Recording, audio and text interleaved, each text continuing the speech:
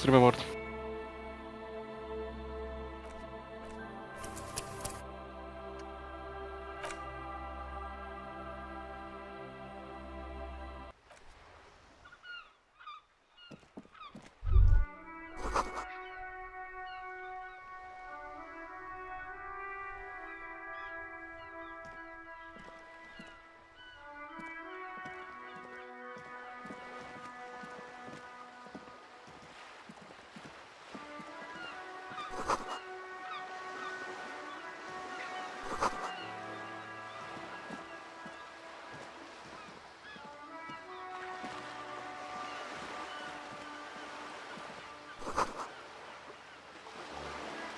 This coin-operated viewer is facing southwest.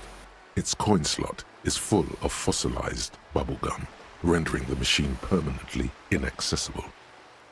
Это не разгадает убийца.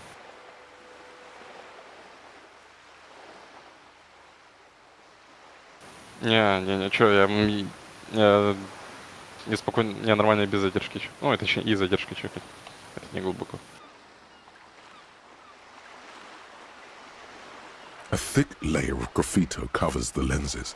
You spell out the word Onuk written on the other side, with N and C scribbled backwards.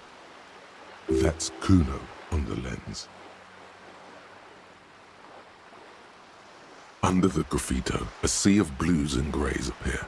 Behind the water lies a coast studded with concrete and reeds. On it, a church on stilts, lanky weather-worn wooden planks, an X-shaped cross topping its tower.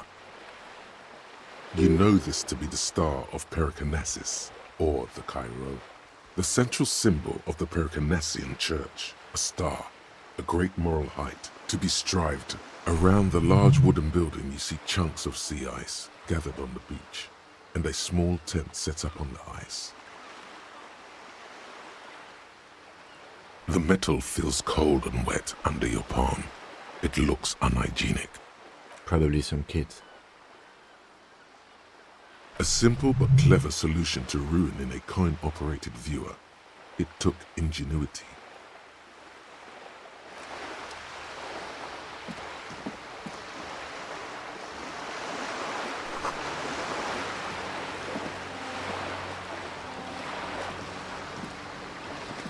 This coin-operated viewer is facing south.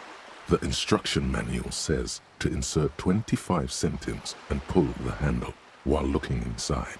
Why place a tourist attraction in the middle of such poverty? There was a revitalization project in '49. A design studio tried restoring Martinez to its pre-war glory. It didn't stick. They got as far as the street lamps and the statue on that intersection. Then something went sour. I suspect that something was Everard Clare, the union leader. He muscled them out. It's how it usually goes around here.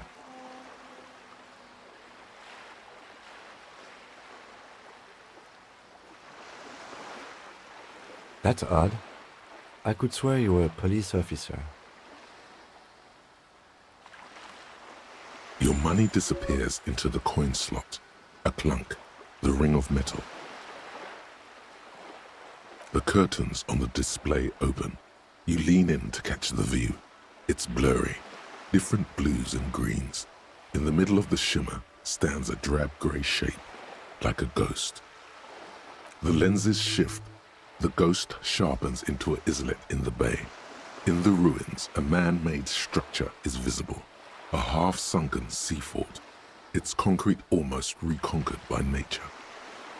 It looks as if it was abandoned quite some time ago. Nothing but a rotten tooth remains of the anti-aircraft tower. A lonely birch tree grows out of it. Really? I don't have the eyesight to make it out. Давай тест. Привет, Перн. Да, алло, да, привет. Привет. Привет. Привет, привет.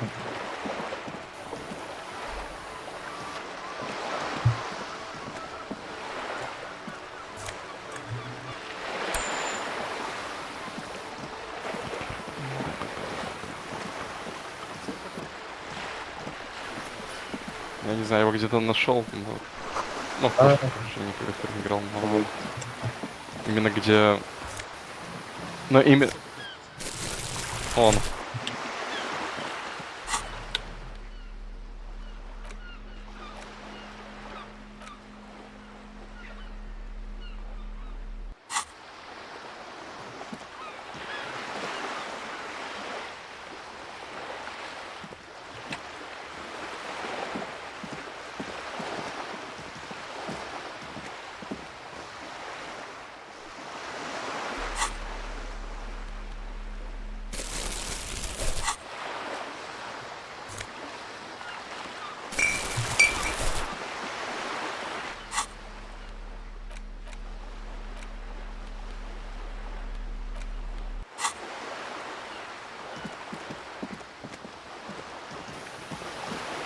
Не знаю.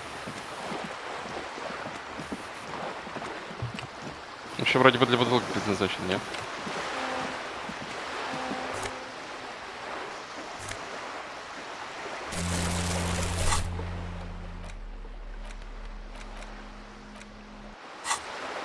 Волшебный пакетик.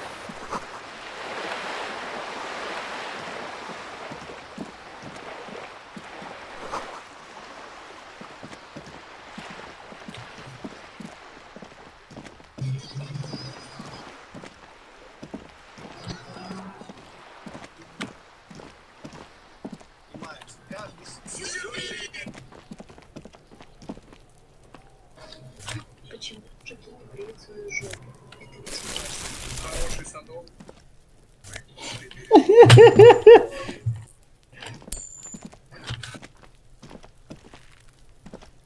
Are you trying to sneak up on me?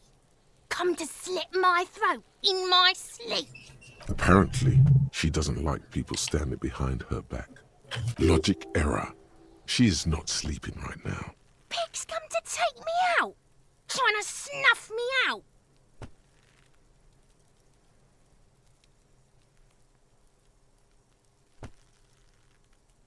Don't get fucking clever with me, pig.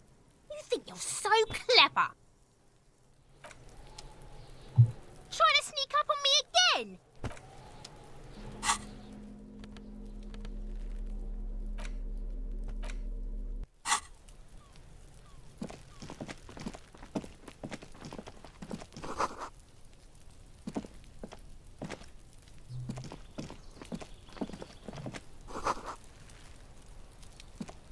There must be another way into the building.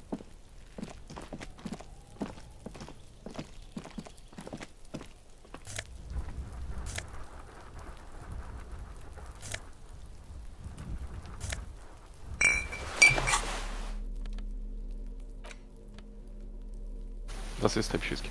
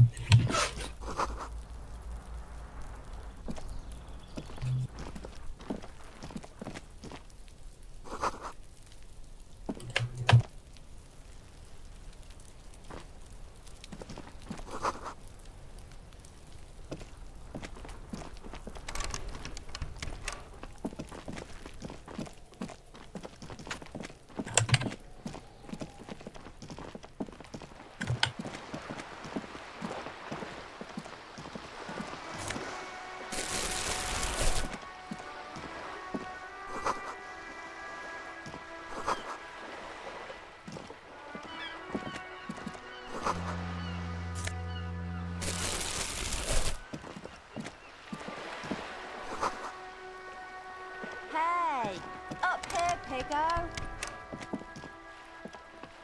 The streets will flow red once more, a great torrent rushing down Rue de Esperance. You wait and see. The streets will not flow red with anything. Who are you? I'm Cindy the fucking Skull. What else do you want to know? Date of birth, blood type, the last time I was tested for Hep C.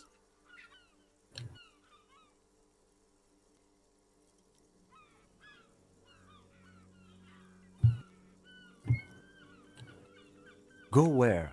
Accosting a minor? Listen to your partner, pig man. Keep your grubby hooves off little old ladies. A brush? An artist? The red splatter is urban expressionism.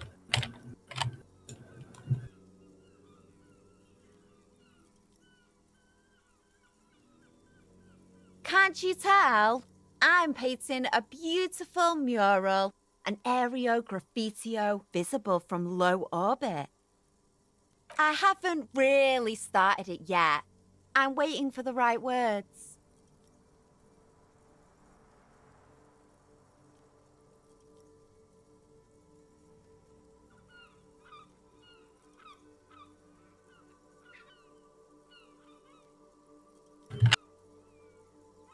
Yeah?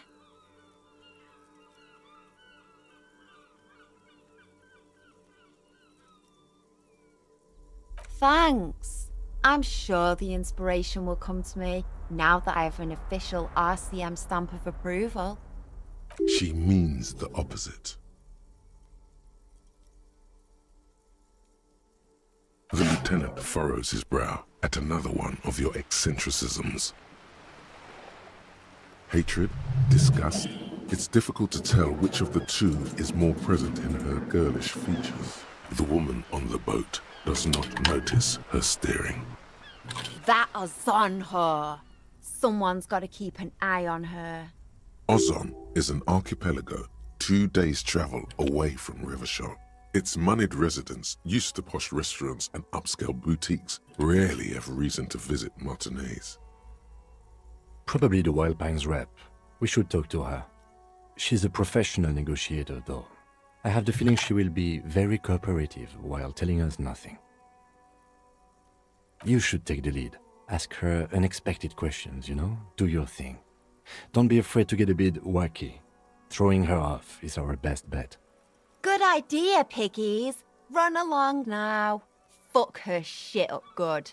Impound that boat while you're at it. I'd like to watch her swim back to Ozon. I ain't no snitch, Pigstein.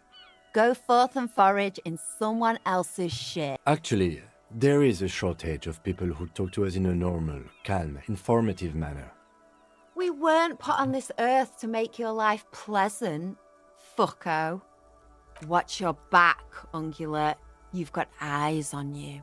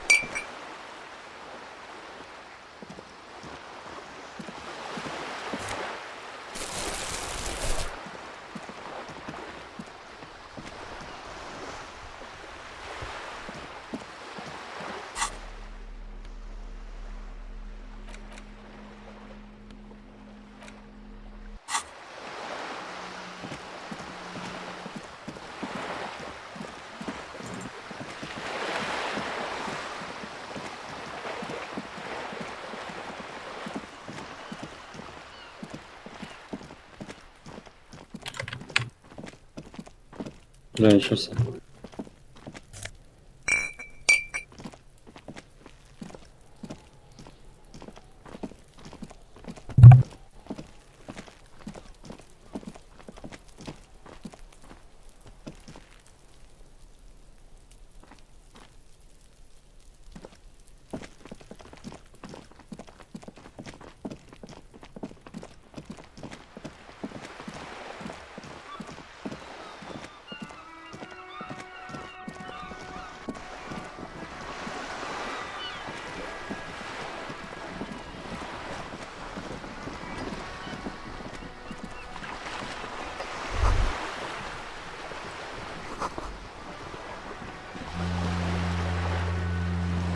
A striking woman leans against the cabin top of her sailing boat, smiling as you approach. Her green raincoat glistens with droplets. A silk scarf is tied around her throat. Good afternoon, officers. I'm Joyce. Joyce L. Messier. I represent the board of Wild Pines, the owners of the harbour. You gentlemen must be from the RCM. I'm glad to see you here. Like steel, there is strength there. If she wanted, she could sink her nails deep into your skin. I was dispatched to handle a strike, not a lynching. Anything I can do to assist the Muziki RCM in this matter, I will, gladly. That is good to hear, madame. My colleague will take the lead on this interview. I should let you know that he is recovering from Прошайничаю у нее an бабки. unusual medical episode. Very unusual. But I can assure you Попрошайничаю of у his нее бабки. ultimate competency. There's a trace of irony in his voice.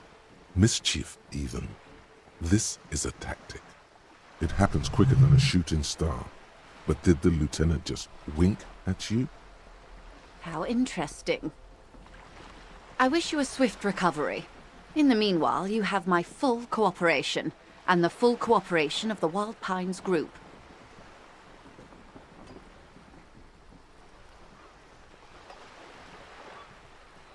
Why, yes I am. Фу. WhatsApp фанат Fallout. Мы делаем абсолютно Of course there ничего. are. We're on an archipelago. How else are you supposed to get around? Yes, we are. We are on Le Caillou. Technically, the neighboring Ozone Абсолютно ничего. and Fas Alamer island groups are archipelagos, while La Caillou, by contrast, is a single fertile landmass, the fourth largest island in the world. It is not an archipelago.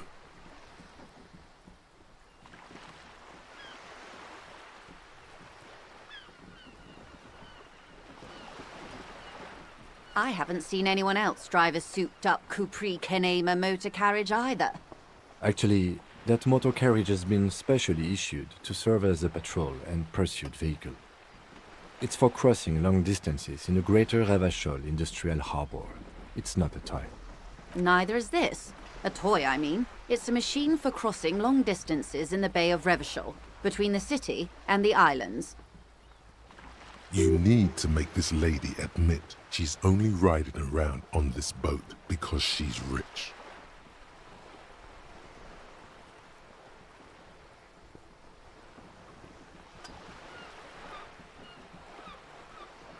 Before you do, it would be pertinent to ask other questions. Gather more info on this boat of hers. The boat? No. It is called Cordelati 19 because that's the type of sloop it is. It's a pleasure craft, a 19 pacer. It also happens to be rated for Category 1 racing, though these days I mainly use it for business. My sloop? I like it a lot. It's the eel's hips, baby. I'm enjoying this part of the interview. It has so little to do with the murder we're investigating.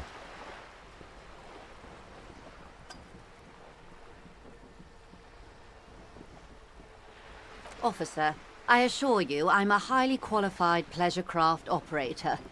The crowns of her teeth are porcelain, white as the boat's hull as she smiles. Her nonchalance might be related to something called the Wayfarer Act, a law that says she doesn't need a license. Sly Fox, you're not aggressive enough to harass her further on this. Oh my, the E word. You mean to say that it's a symbol of conspicuous consumption? That I'm a member of the ruling class?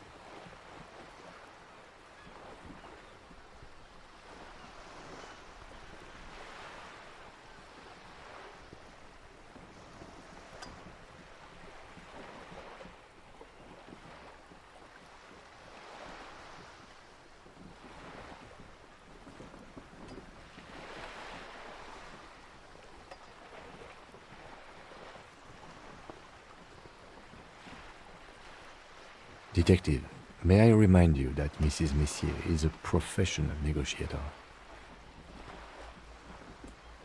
Then what does that say? 33A, this old proletarian haunt here. As I said, plenty of people drive boats, of all social strata.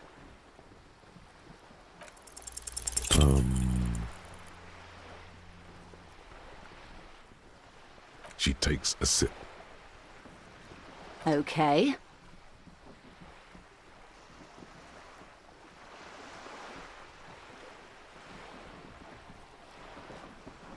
Nothing happens for quite a while.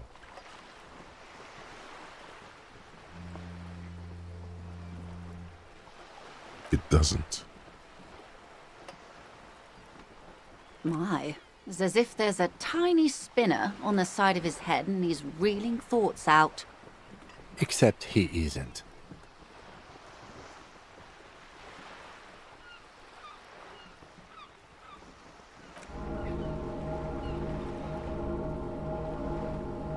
Lieutenant, I truly don't understand what is happening here. I told you his methods are unconventional. It was quite a while ago, but I think... Yes, we were discussing my fast, large, ineluctably middle-class boat. Oh my, the E word.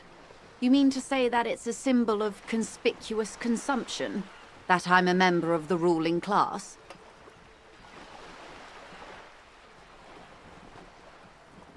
Detective, may I remind you that Mrs. Messier is a professional negotiator. Then what does that say?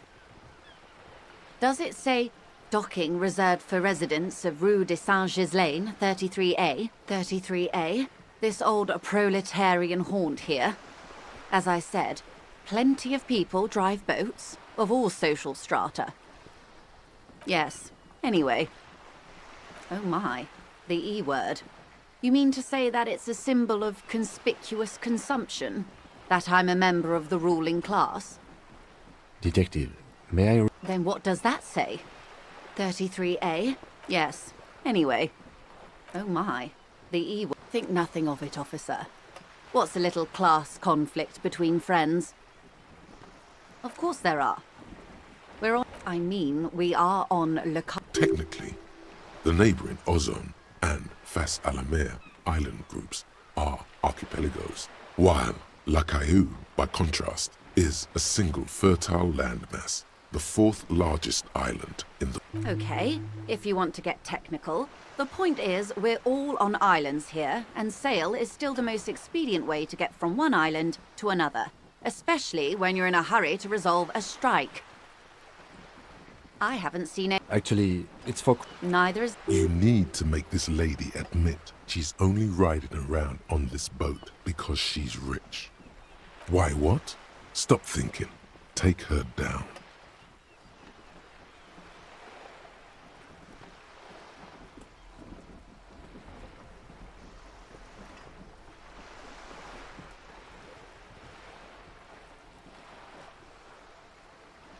Charge. You've got the guns and the ammo.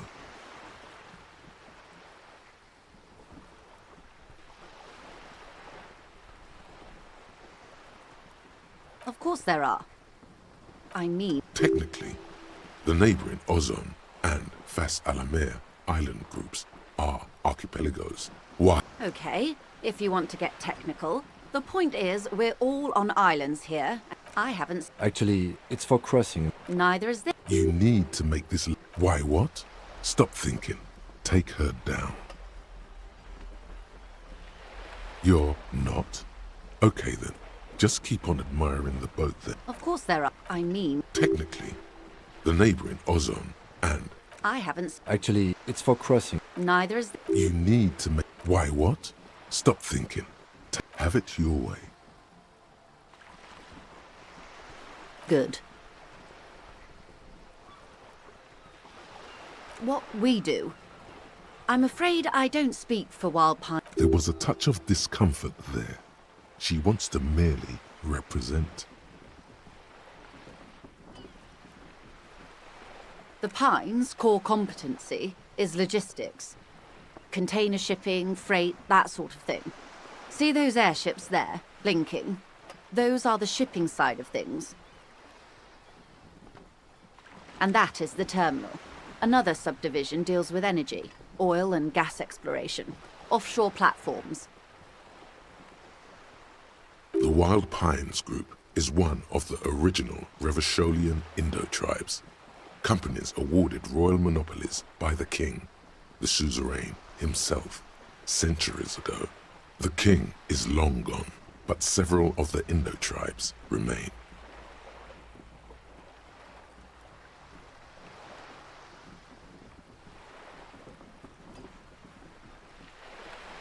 Baptiste Elysium, an unknown entity known as Brightest Star. Why, thank you.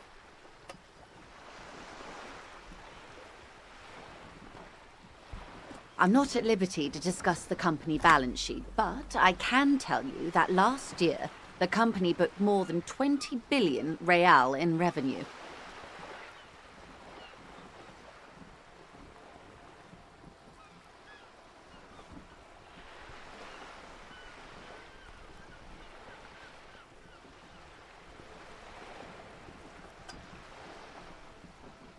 And to think, there are years when the group books losses in the billions.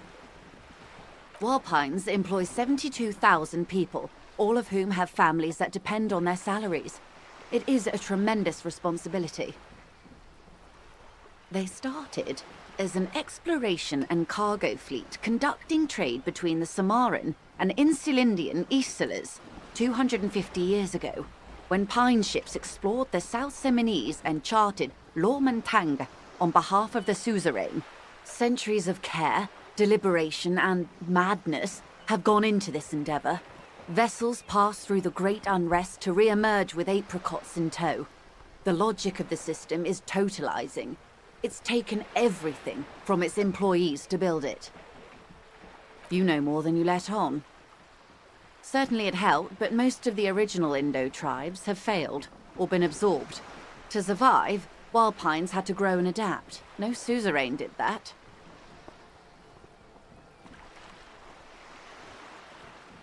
You mean aside from being the terminal's legal owners, who are responsible for moving 8% of the world's cargo?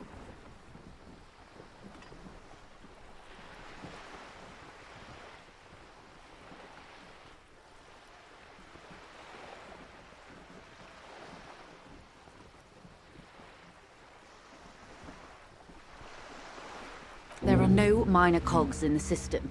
Each terminal must be accounted for, lest the entire system break. Every hiccup in such a system means thousands lose their jobs, the world over. I'm here to assure that doesn't happen.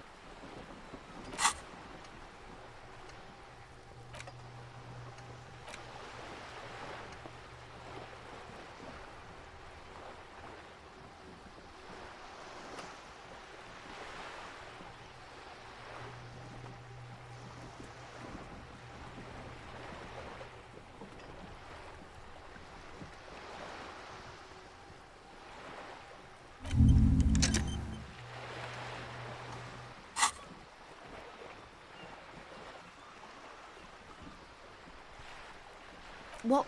There was a touch of discomfort there. The pines and that. The Wild Pines Group is one of the original Revacholian Indo tribes. I'm not at liberty to discuss the company balance sheet, but I can tell you that last year, the company booked 20 billion is a large number. A conglomerate the size of the Wild Pines is like a shark. If it stops moving, it will die. Then what becomes of those 72,000? You know more than you let on. Certainly it helped, but most of the original, they started. Centuries of care, deliberation, and madness. You mean aside from being the terminal's legal owners? Who are... We built this district. We. There it is. She owns up to it. All the best parts of it. Rue de Saint-Ghislain, with its bastions. The plazas, Meteor and Mosaic. Even some of the old street lamps have been put back thanks to the investments from the WP. Before Martinez was swallowed by the industrial harbour, even before it was part of Revachol, long before Terminal B was erected here, the Pines built it as a resort for its Revacholian employees. A company getaway, for a weekend or a summer holiday.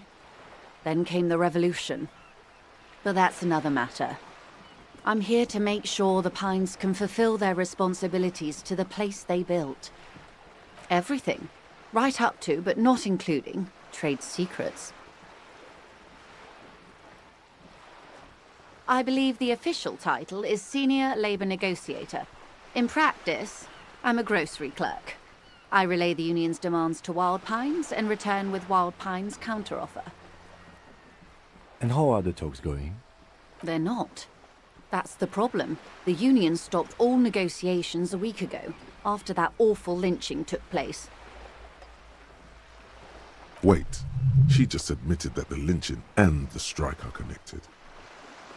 Now they won't even let me into the harbour. There's a 2-meter-20 racist behemoth blocking the gates.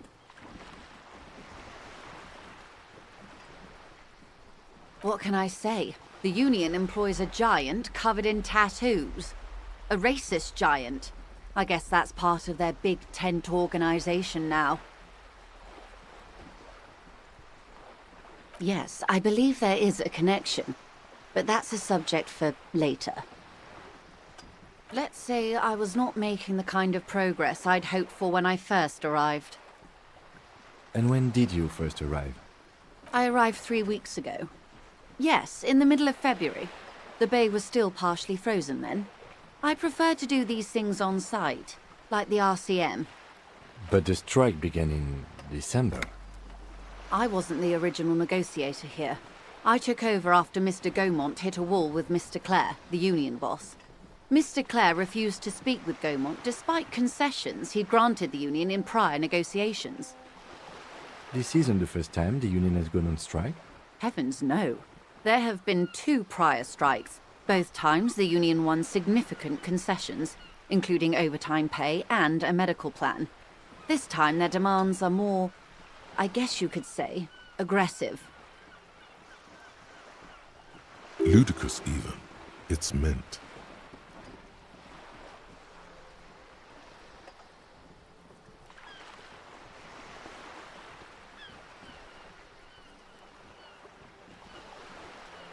Mr. Clare told him to...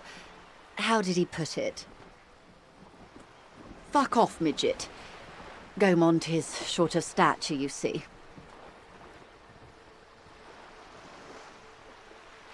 Yes. Keep in mind, this is a negotiator Mr. Clare has worked with before, and who was more than fair with him and the union. There are leaflets everywhere, and banners. What did they say again? Every worker, a member of the board. Most of the workers probably don't know what that means.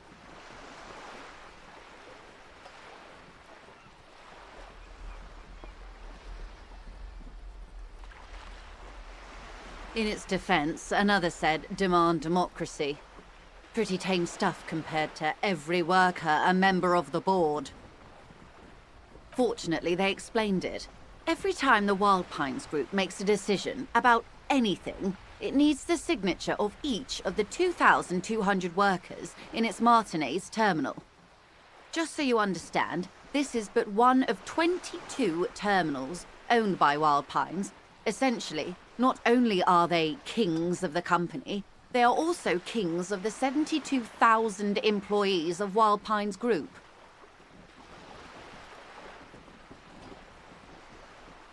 That may well be.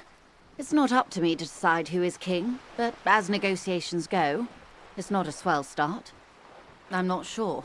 Naturally, I assume that was just their opening position, a hard-nosed tactic with a side of mockery. But there's been no follow-up, just the same nonsensical slogan repeated over and over again. And now, people are getting lynched, I hear. Behind the whirling in rags. A disastrous situation if there ever was one. Excuse me, from whom did you hear about this lynching? I first heard it from the bowyer at the gates. The one whose very name advertises his aversion to work. I think he said it was, "Call me mañana." This checks out. The scabs? You mean the huddled masses of Jamrog, come to plead for work where the Union refuses to? Don't let her answer it herself.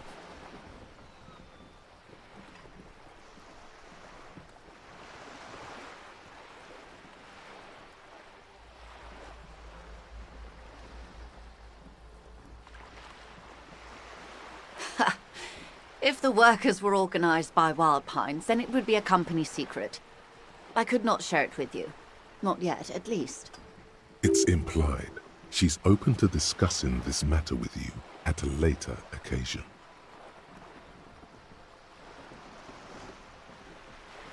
Everard Clare is a man of the utmost integrity. If you can say one thing about him, it's that he always puts the interests of the workers first. Of course not. Everard is fantastically corrupt. I imagine he has a thick, viscous goo where you and I have blood. If you were to prick him with something sharp, you could see it oozing out. A knife, maybe?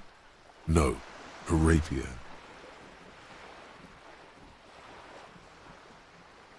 He is the most corrupt individual I have ever seen, and I deal with men like him for a living. If there is anyone more venal, more irredeemably nepotistic, then it's his twin brother, Edgar. Yes, Edgar looks exactly like his brother, except for that lazy eye. He also talks exactly like Everard does, and when one's term as foreman is up, the other takes over. It's how they circumvent the term limits, you see, with a funny little switcheroo. While in office, they've embezzled God knows how much of their workers' dues. The Débardeurs Union was once a perfectly normal institution. 20 years ago, anyway. It must not have been easy to establish under the Emergency Act, but they did it. I can respect that. Organised labour at its best, as they say. Then something happened in the local chapter elections. The brothers Clare came and transformed it into a... how do you say? A mob. The Débardeurs are a crime syndicate. Sad as it may be, I suspect we'll be forced to cooperate with them. Refreshingly honest, officer. The company has tried appeasing in the past, but I'm afraid our concessions have only emboldened Everard and his brother. And your opinion, detective, if I may ask? I'm a curious and talkative person, you see. Would you say the Débardeurs Union is...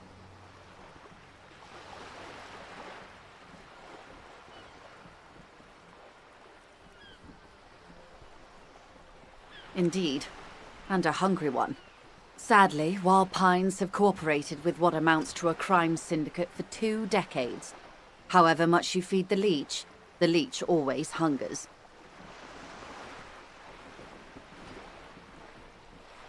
I'm glad you asked.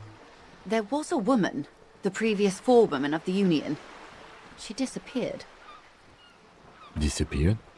Yes. On the last day of the local chapter elections, her daughter phoned in and said she wasn't running anymore, or coming to work. Ever. End of story. This forewoman, her name?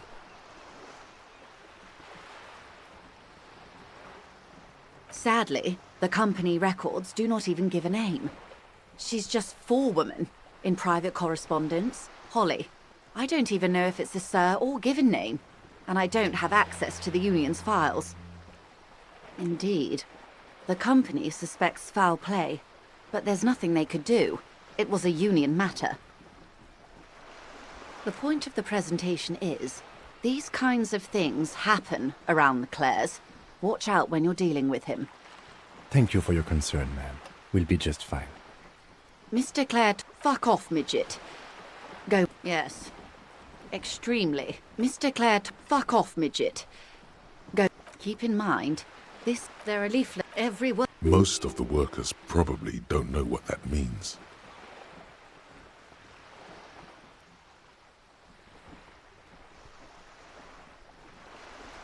Then you might also like their other slogan. Demand democracy. Personally, I don't think it has the same pizzazzo as every worker a member of the board. It's До сих пор quite с ней simple, you разговариваешь, see. либо еще? Just so you understand, this is but one of 22 terminals. Damn, nigga. owned. They're having a blast. I'm not sure. And now, Excuse... I've heard This checks out. the scab. Don't let her answer it herself.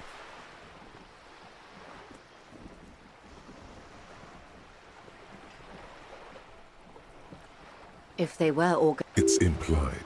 She's open to discussing this matter with you at a later occasion. Of course. How else can I help? Quite a few things. The information I'm to share with you includes sensitive trade secrets. For the sake of my employer, I have to ask for your names and badge numbers. Of course, ma'am. We should have introduced ourselves. I am Lieutenant Kitsuragi from Precinct 57. And this is my colleague from Precinct 41. I'm afraid he doesn't have his badge at the moment. How curious. Why is that, Detective? I see.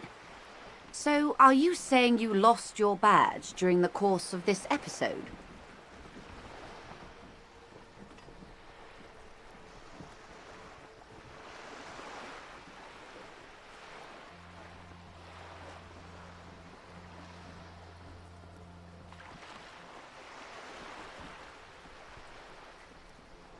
Oh dear. I suppose this does explain some of the more curious turns in our conversation. She must have been suspecting something for a while. As I said, ma'am, his technique may be very unconventional, but he is an officer of the RCM. Of course, I sympathize, but I'm afraid I simply can't share anything more until I've seen that badge. She's a professional negotiator. She should be open to some sort of mutually beneficial arrangement.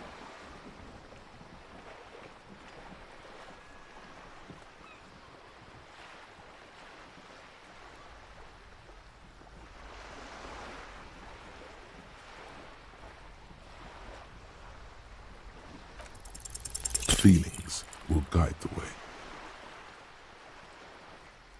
I assure you, it is no small matter for me either. We all share the responsibility for disarming this situation. I hope you have a badge for me as soon as possible.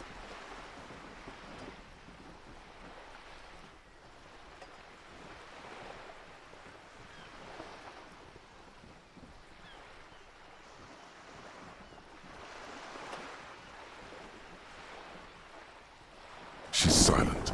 The wind flaps the sail above her.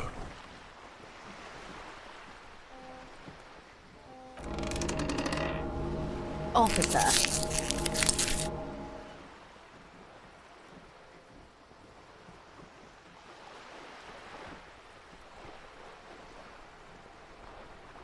You know, I don't mean to sound cold, but if you want something, you have to give something back.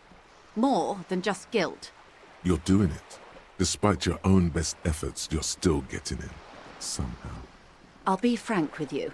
If I'm going to break protocol, I need to be able to justify it to my superiors. They're going to want to see something tangible. The Union is conducting drug trade out of the harbour.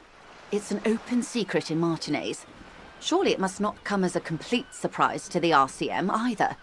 Or you can find your badge, which honestly seems like a lost... Detective, a word in private before we continue.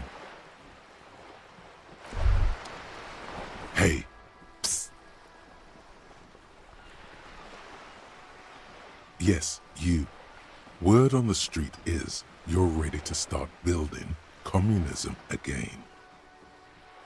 You keep saying things like, down with the bourgeoisie, eat the rich, sodomize the landowners, impale all people who have more than 25 real in their pockets, literally murder all human beings regardless of their political beliefs.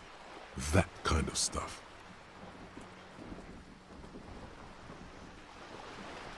Oh yes, the mass of Поменяй ambivalence. вопросе. Don't deny it. You're about to rip it off and reveal the monstrous seven-eyed lamb of global communism. That Hello. everyone can see that. Чего там до So сих tell пор me, гоняете do you так have any называемую questions кашечку before we fire up the big communism по имени milk? Дискализу? Or do we get right Мономир down играет to и it? стримит. А, он стримит, ёпту дивизию. Failure. It's about failure. Yes, abject failure. Total, irreversible defeat on all fronts. Absolutely vanquished, beaten, curb-stomped and pissed on. Until you came along. You will reverse the fortune. You alone. Against every living thing. Against every human alive. 800 trillion real in the hands of an impossibly well-organized ruling class. You against the atom, the charm and the spin. Where the whole world failed. Matter failed to bend to human will. Human will failed to get out of bed and tie its laces. You alone, single-handedly, will rebuild the dreams of the working class. You are the last communist. Now get to work, comrade. Very well. I guess no one will build communism then. Tell the working man it's over. No objections. It's mathematically impossible to achieve a classless society. Anyone? Anyone else? There's no one. Okay then, lie down and let the water carry you downstream. This is not going quite as I hoped it would, Detective. Honestly, I was expecting you to use your unorthodox technique to keep her off balance, and not volunteer us to be her henchman. This woman is running circles around us. She might have known about your misplaced badge all along, or she's simply an adept improviser. Either way, we've played straight into her hands. Maybe this is all her plan. She might have heard about you.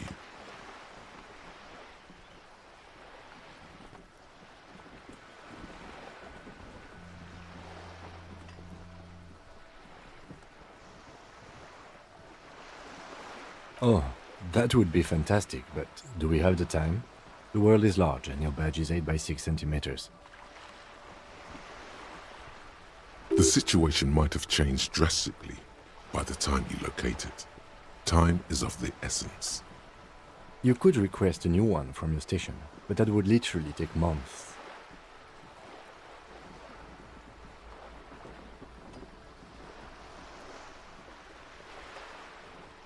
No. If there is reasonable suspicion, we must investigate. Otherwise, she could claim we are siding with the Union, or that we are on their take. We'd never hear the end of it.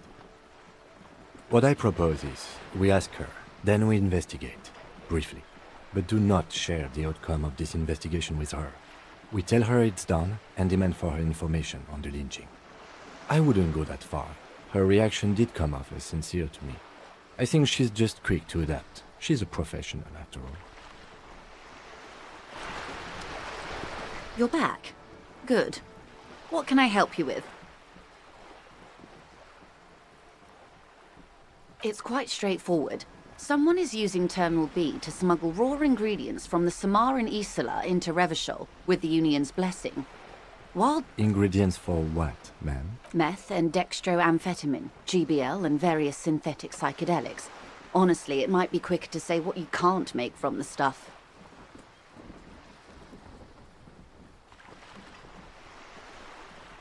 Yes. After they clear the terminal, we lose track. The actual production is taking place at various sites in and around Jamrock Quarter. Wildpine seems to be well apprised of the local drug trade, ma'am. Do you mean to say the union also produces the product? We're in logistics. It's our business to know. And no, yes, but you won't get anything out of Evrat and the Dock Workers Union. Still, every chain has its weak link. The handoff. The motor lorries at the roundabout.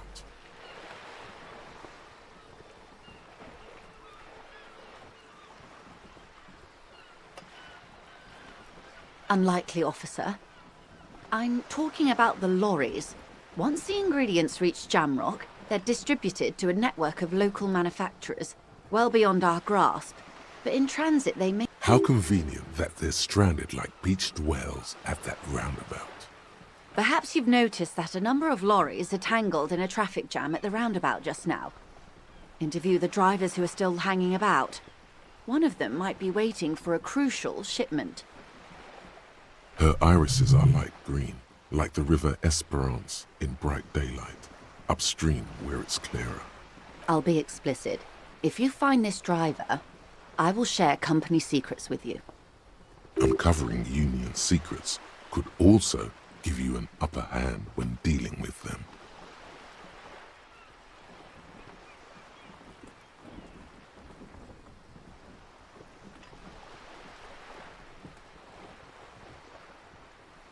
We did. On more than one occasion. Apparently there's some sort of We know the company has launched its own probe into the union's alleged involvement. We also know it's come up empty. It's not just the... Well, here's your... How do you think they're financing this strike? There are thousands of unpaid dock workers going strong for the 4th month straight. There was a shakedown of local businesses preceding the strike. Many were squeezed to bankruptcy to fund it. With all due respect to these desert cacti, the contents of a few cash registers cannot provide for 2,000 men. The local businesses can scarcely provide for themselves. Precisely. Smuggled out of that very gate at night, most likely, then loaded onto lorries and driven to Jamrock. You simply need to find one driver who will open up to you. No. We asked East Motor Track to raise the drawbridge. The road company is a partner of one of our subsidiaries. However, this is a limited time opportunity. Once the complaint has been processed by the Trade Committee, they'll have no choice but to lower the drawbridge, and the operation will continue. Thousands of litres of raw ingredients will pour onto the streets of Revachol. Not the east across the river, but the west. The vulnerable... Well, at least this solves one mystery. What is that, Lieutenant? Why I had to call East Motor Track and beg them to open a drawbridge for me. I'd wondered since I first drove in, on my motor carriage. I am sorry for the inconvenience, Lieutenant Kisaragi, but we need them trapped here. This is a unique opportunity. I'm sure you understand. Yes?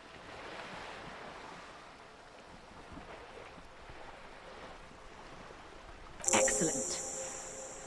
According to my reports, there are at least 3 lorry drivers lingering near the roundabout. Hopefully one of them will know something. It may come to nothing, or it may just blow the case wide open. I can keep the drawbridge up for a few more days at least. You should have the time you need. In the meantime, let me know if there's any other way I may be of assistance. Of course, Detective. Take care.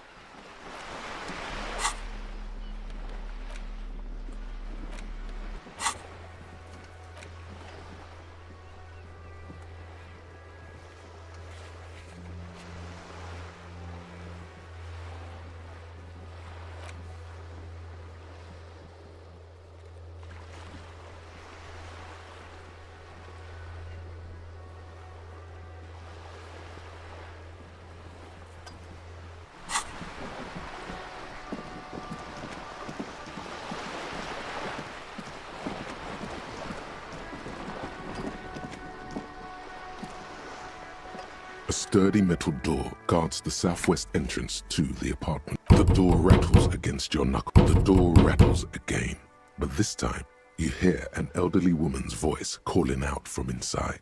Stop banging on the door! I'm not letting any more strangers inside. Ha! The police? Everyone knows the police don't come round here. No, I already told you. I won't be responsible for any more. Go check the backyard door. Maybe someone there will. Backyard door. There must be another entrance to the east. Madame, I assure you, we are real police officers. There is no reply. Just faint sweep the door. Stop banging on the door. Doesn't matter. From within comes the faint sound of a broom sweeping. Ha! The police? Everyone knows the police. No. I already told. Go check the Backyard door.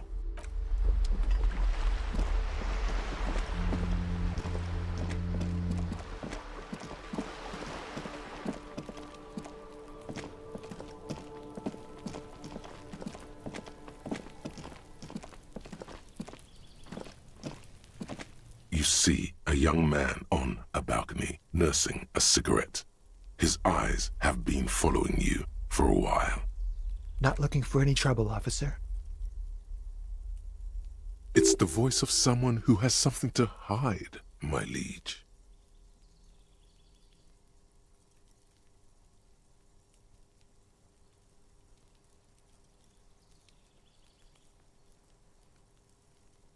I don't want to be seen talking to the gendarmerie if that's okay. I just want to finish my cigarette. Don't let him go. This could be your witness. The balcony has a great view of the whole thing.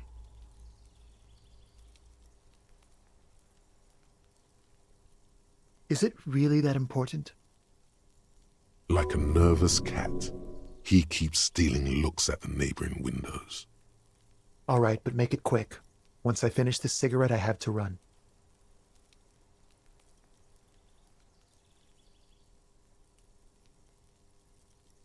My name? My name is Martin Martinez. That's definitely not his real name. No, of course not. Could you please lower your voice?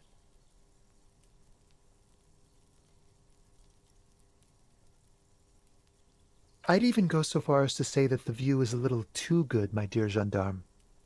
Do you have an estimate of when the body will be taken away? We will remove the body as soon as possible. Now tell us, where were you last Sunday? Oh. You already asked me that, didn't you? Wait, is someone else investigating the lynching?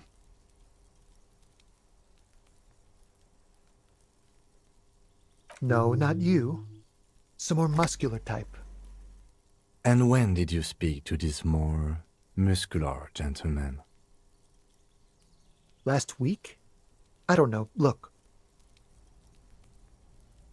He's an actor declaiming a soliloquy. See how you hang on his every word? You didn't answer the question. What were you doing last Sunday? I had a friend over. It was my Sunday friend. He doesn't reply, gesturing no with his cigarette. In the neighboring windows, you can see faint reflections of his silhouette, all from different angles. My name? That's definite. No, of course not. Could you please lower your... I'd even go... We will remove the... Oh. Wait, is someone else investigating the lynching?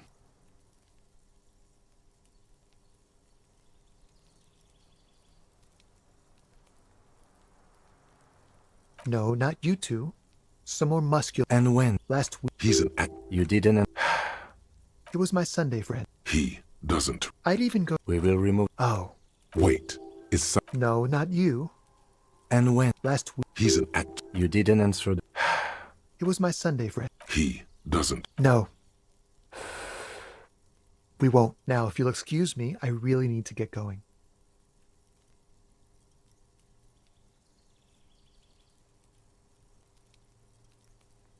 Good luck with the investigation.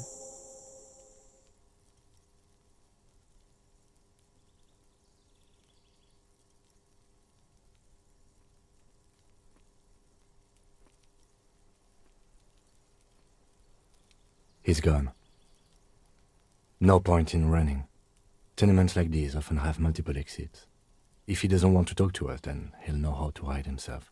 He could be a witness. Him or his Sunday friend. Either way, we need to look into that muscular type. There has to be a way of getting inside the building. Let's go check out the door near the pier again. Once we found a way in, we can ask around for his apartment.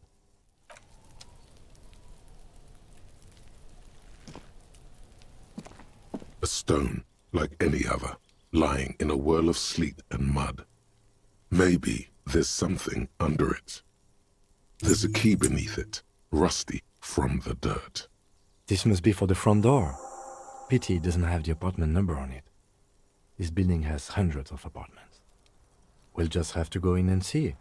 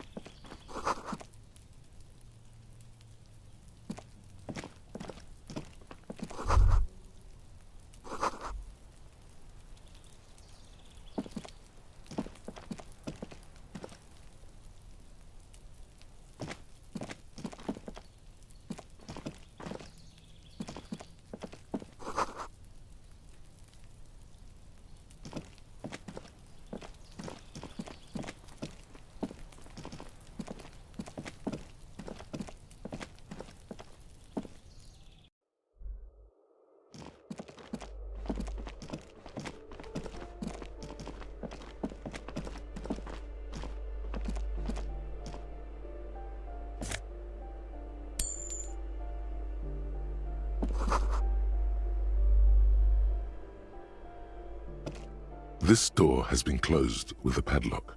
A chalk-drawn number on the board says, number 11. It's a solid lump of metal, but the shackle is deeply corroded. A solid pair of chain cutters would make short work of it. No reply. Why would we want to break into some random citizen's apartment?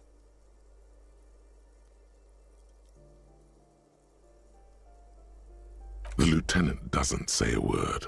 His face wiped clear of any, but he knows it wouldn't make much of a difference. I suppose if one were committed to it, there's a pair of chain cutters in the kinema.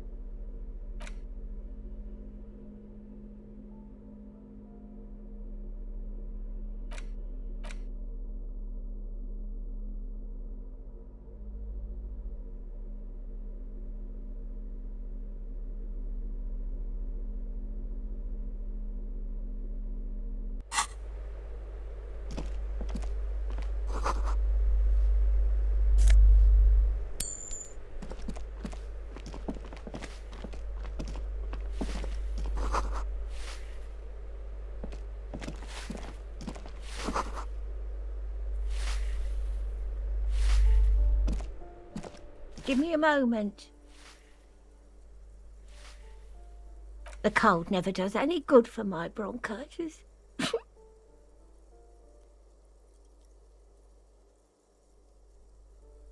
Go ahead, then. What do you want to know, policeman? She's the cleaning lady. She knows the floor plan and the residence.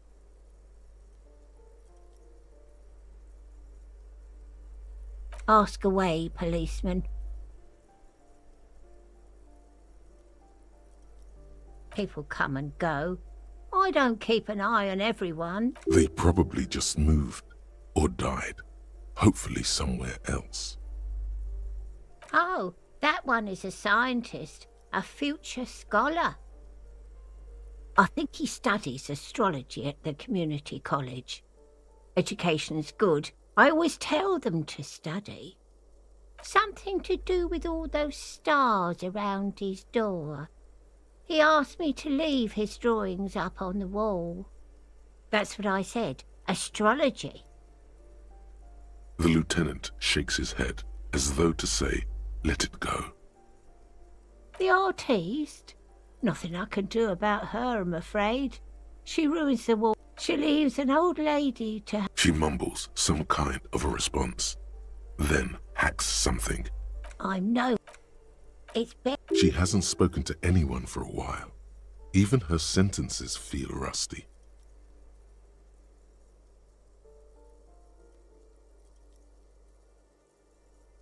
Yes. I know who you mean. The scrawny boy who's always smoking like the devil, right? Somewhere in the building, a child starts crying. You hear a radio tuned to a talk show and someone taking a shower.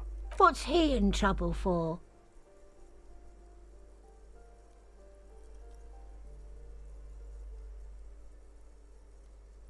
Talk?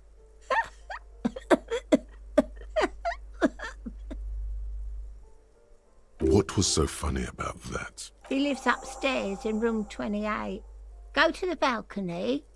It's one of those doors there. He's usually home in the evening.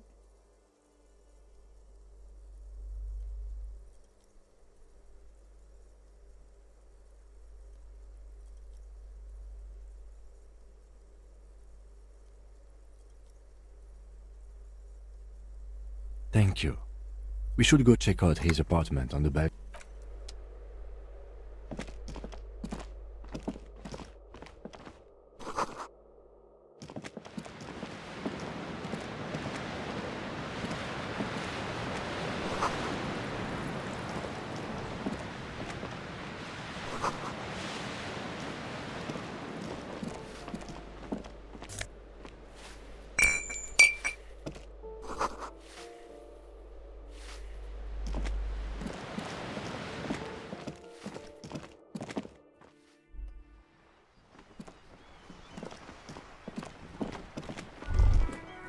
Ruination has come.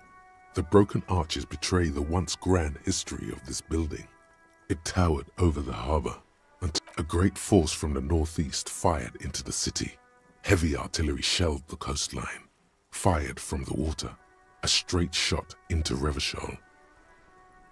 The tenement acted as a defensive wall against the worst of the shelling until it was destroyed, and they had a direct firing line. Those arches acted as support for something greater than what you see now. Only 3 stories stand where 9 to 12 once did. Restoration has failed. The waves of the Martinez Inlet roll over the fallen remains of the building. The dark waters obscure the better part. What didn't fall into the ocean was used as scrap. What wasn't used as scrap was thrown into the ocean. A fleet, the combined armies of Occident and Grad, with Mesk volunteers. They massed airships further down in the Bay of Revachol. The artillery was so powerful. The ships not only required gyroscopic stabilization, they were anchored into the ocean floor as well. Many are still there to this day. If you squint, you can just barely see the shadow on the water, far in the northeast. Cannons still ready to placate Revachol. Coalition warship Archer can shoot 50 shells a minute, on 20 co-aligned arches. They will reach the city in 58 seconds.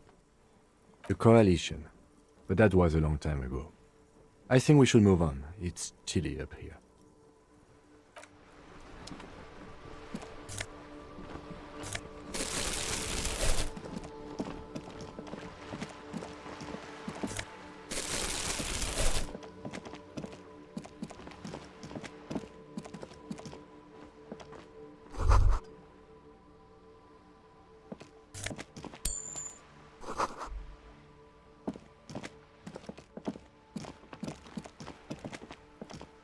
Ooh, the piggies have learned how to saunter up staircases.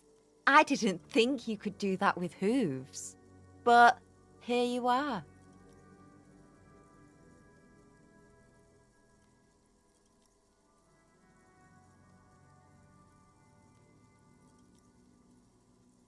Yes, Uncle Maynard. Huge trouble. You're gonna take out your metal detector and your collection of bottle caps and shrapnel. That smell coming from her paint bucket, it's not paint, it's heavy fuel oil. Red-dyed heavy fuel oil is only used in government vehicles, or at least that's the idea. What did you think I was using? Aquarels? Sucked it out of a cop's fuel tank myself. Back in Jamrock.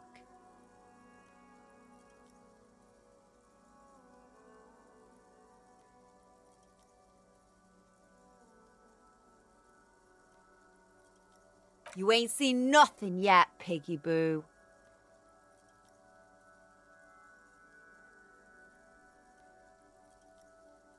I ain't no... Actually, We weren't put on this earth to make your life pleasant, fucko.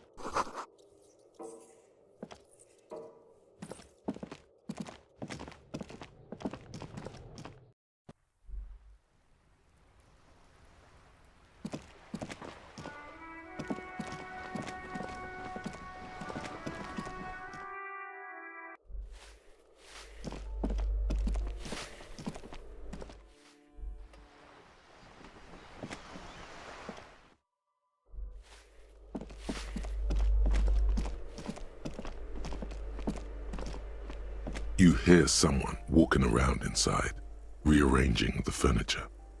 The walking stops abruptly, but no one comes to a poor communard from the looks of it. The room is barely bigger than a closet. Do I have to open the door?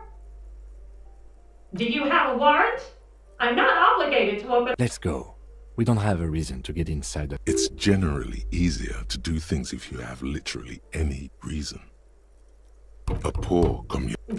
Do you have... let's go. It's general.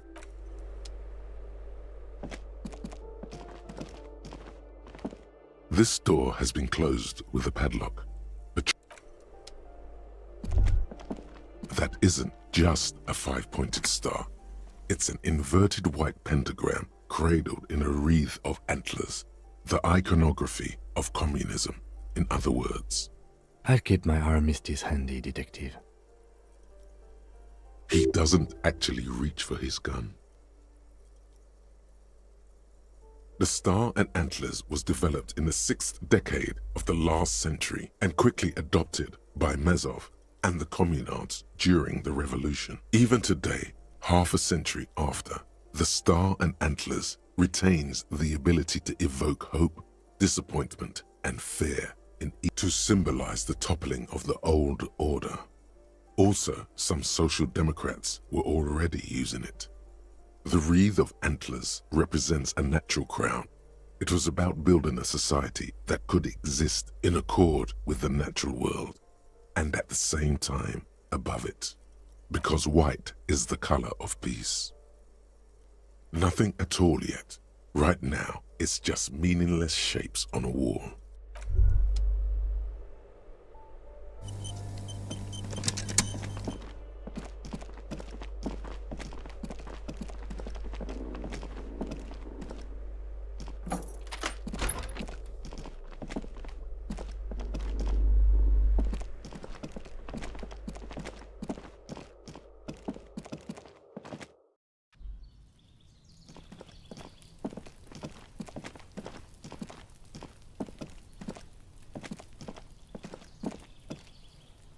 This door is made of metal and appears to be reinforced. Number 28.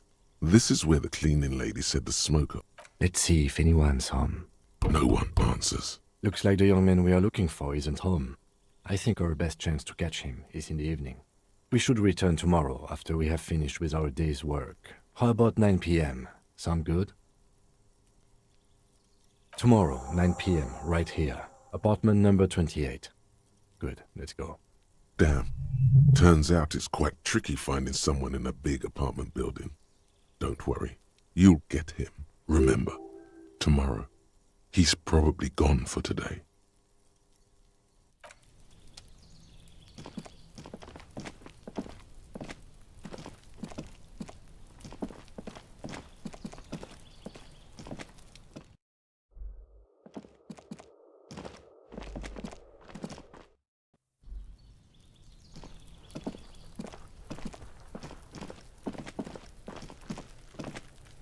Trying to sneak up on me.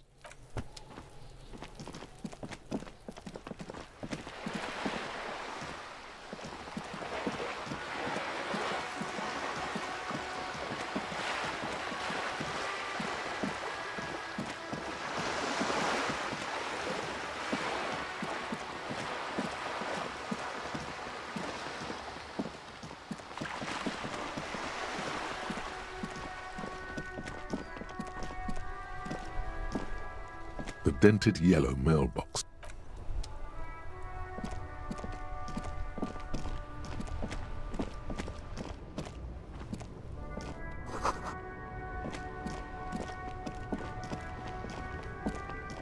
Inside, you see a set of steering levers, a radio microphone, a pull-out toolbox, and a metallic drawer slides out from under the seat and clicks into place. The tools inside are neatly organized. The handles are long and sleek. Snap, snap, go the cutters in your hand. You can do good work with these. Cut chains, locks, and ropes, especially belts. The pry bar feels nice and cold in your hand, heavier than you'd think, useful for opening all sorts of doors and lids. It's robust, weatherproof, and well-made. Police issue. Lets you see things in it. The pull-out toolbox.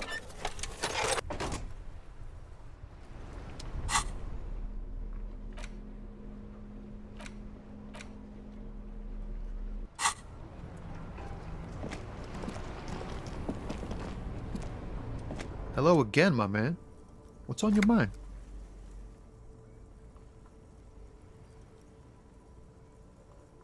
Ah, man. Me and narcotics go way back. Had some good times surfing the psychic waves of my own consciousness, you know? But those days are behind me. There are other addictions in my life now. Why the inquiry, my man?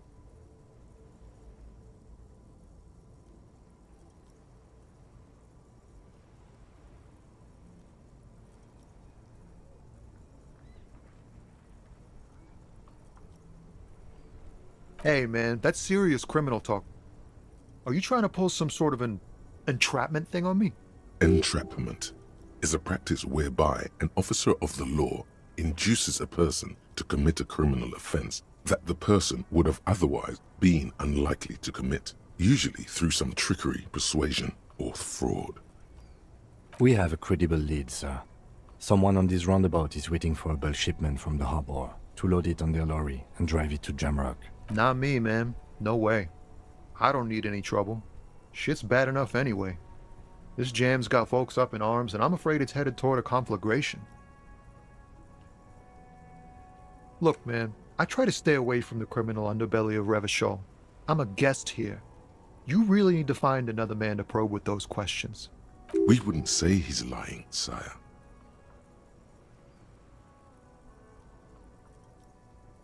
Ah, man. But those days, hey, man. Entrapment is a practice whereby an officer of the... Then what's your deal here? We have a credible... Not me, man. No way. I gotta guard the stuff. Bosses don't look kindly on missing cargo. And it gives... A rhymesmith. This is quite credible. It goes with its cadence and way of speaking. Look, man, I try to stay away from the criminal... We wouldn't say he's lying, sire.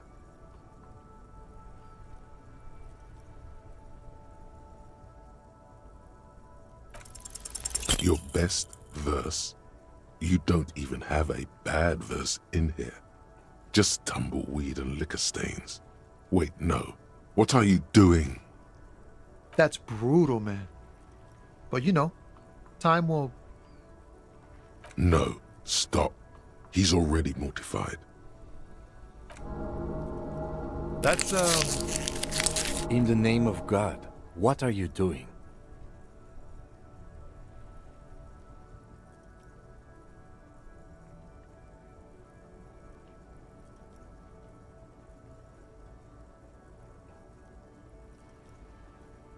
Yeah, I get that, and it's cool, but... Yeah. He's not lying. He liked the end. Yes, and I also thank you for stopping.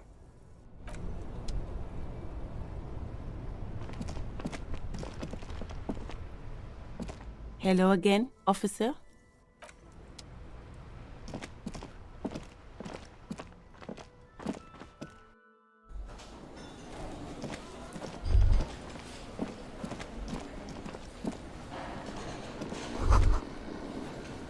That sugary black rum stain on the counter makes you teary-eyed with joy. It's almost touching how syrupy and sticky it is. How long have you been up already? Attaboy. It's coming back to him. You had your mesolimbic reward pathway worried there, not thinking about drinking all that time. It was like you weren't yourself.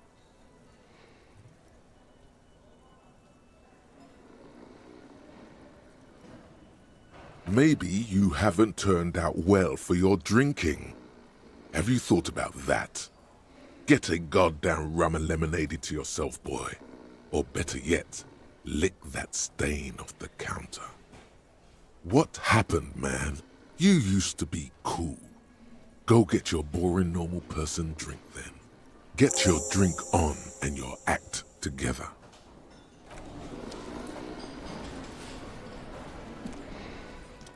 A colorful piece on the counter rolled out of his open hand. You see a blister pack of headache medicine. It's a dock worker's ID, doubling as a shift card, and the man does not mind. You probably need them more than he does. You've just picked up some magnesium. This item is stored in the bottom left corner of the screen above your character portrait. Use magnesium to heal your morale if you have morale damage. Your fingers find their way into the shackle, flicking open its spring-loaded gate. The metal loop holds the plastic ID and a leather-bound pocketbook. The man emits a loud snore. Is he about to wake up?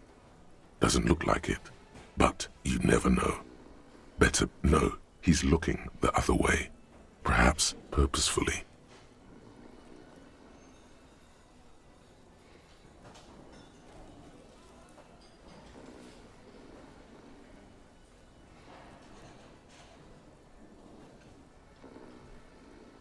You find a black paper note with a woman's profile on it. Seems like this woman lived centuries ago. The note says 5 Real. It feels nice and greasy. You slip the plastic ID card out of the loop and pocket it.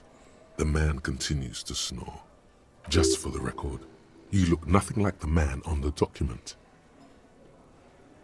The sleeping dock worker has little to say about your actions. He remains silent.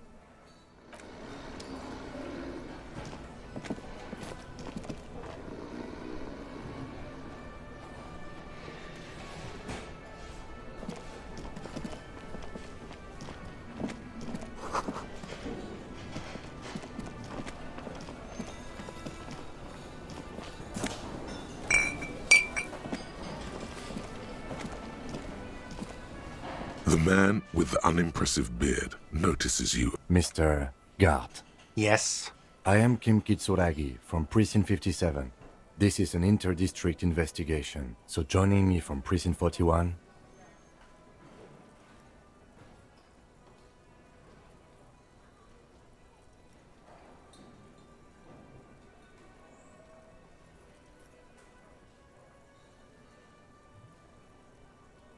Right. Now... No, I only just got here. Do you have her... As a matter of fact, I do. This sounds like something you can use. You said you just got here. What, of Martinez? No. I live in Jamrock. I only sometimes come here to keep an eye on it. But you still know your way around. Yes, I know where... I didn't imply that. He probably means this is where you step in and ask your questions. His face expresses profound doubt in your having this. She went away because none of your... Have they not been telling you you're a cop? Okay, you got me. She went away because of the dead body out back. And because I... Thank you. I asked an employee out. She didn't want to come, but felt obliged to. It was a bad idea. Now, what is so goddamn fascinating about that for you? It's got nothing to do with the lynching. Good for you. Was there something else? No, I'm not the bartender. I have 3 cafeterias I manage. I don't know who killed him. I'm not the police. That's your job. What are you, crazy? Of course I didn't kill him. I don't know who killed... The lieutenant turns the page in the No, I'm not the bartender. I'm... That period of my life. I hope it is.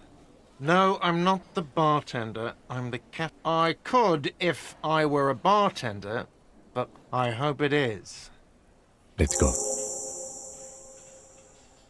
Not so fast. You owe me 130 real.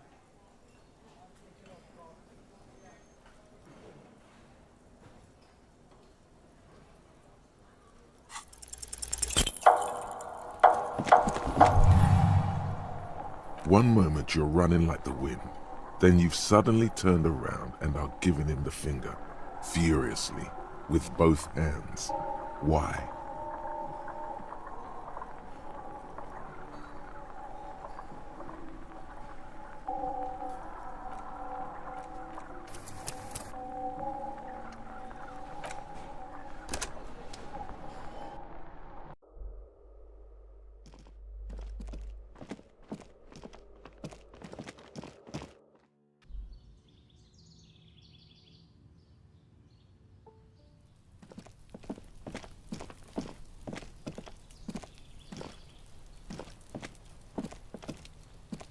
This door, number... Let's see if it... No one. Looks like we should return tomorrow. Tomorrow. Damn, remember.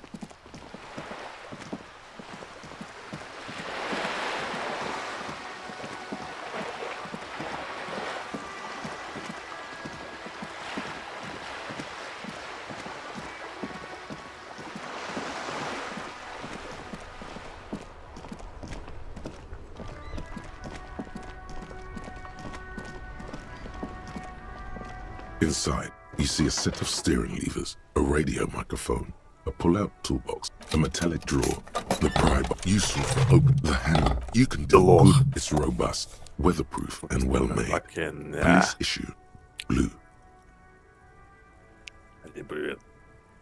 Lets you see things in the pull-out toolbox. О, ебать, slides дорогой, здорово. back into its nest. Preheater gauge, cost. Наконец-то ты Толкин. Последний раз я слышал Толкина, когда мы, блядь, какую-то хуйню в роботе играли. Просто босс. Просто начальник.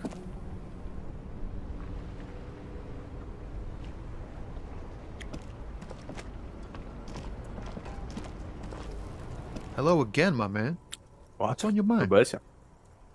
А, так у тебя буквально хуйня. У тебя буквально хуйня, самый верх, фиолетовая хуйня, нажми по ней.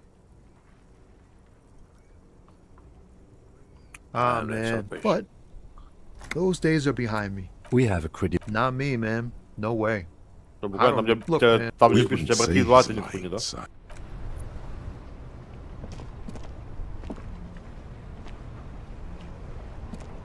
Да, был. Держим, самим круто.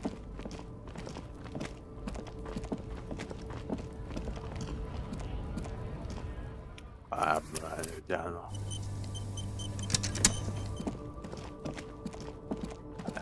Блядь, где эта хуйня?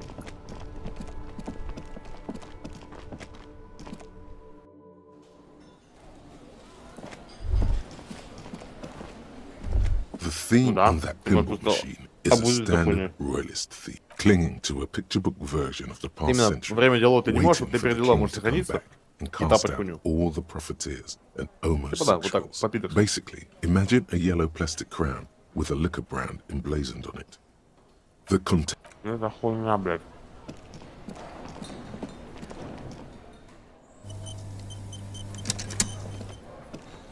The man. Mr. Yes. I am Kim Kitsurai. What?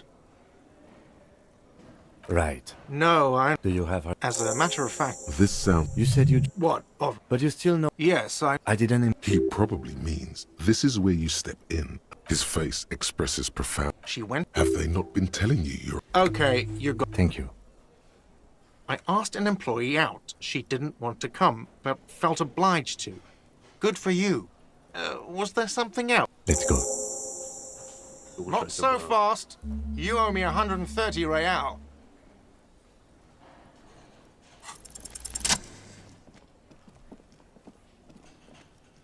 As you blow this joint, behind you, a whiny voice shouts. Real mature, man. Real mature.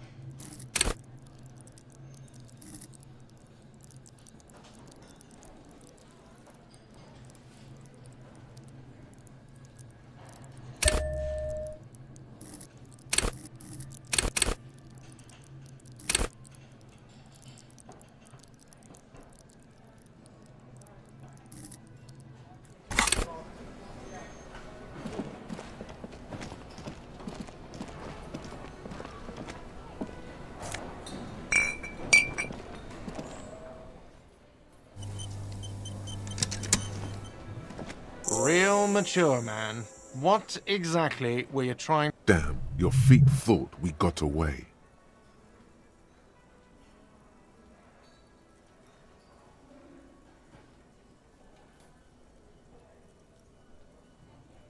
You know what? The stupid drinks you've had are on the house. You know why? Because I know you can't pay for them. Not now. I still have to charge you for 3 nights and the broken window. That's 100 square.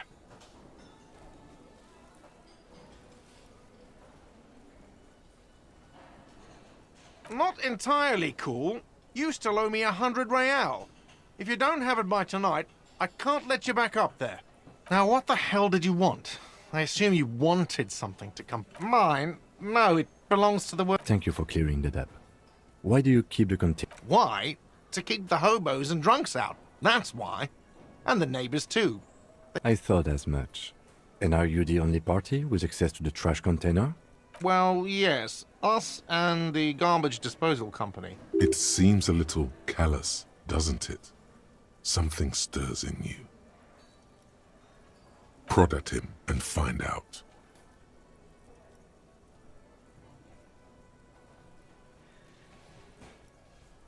What do you need them for? It concerns the case. Please cooperate. Just bring them back once you're done, please.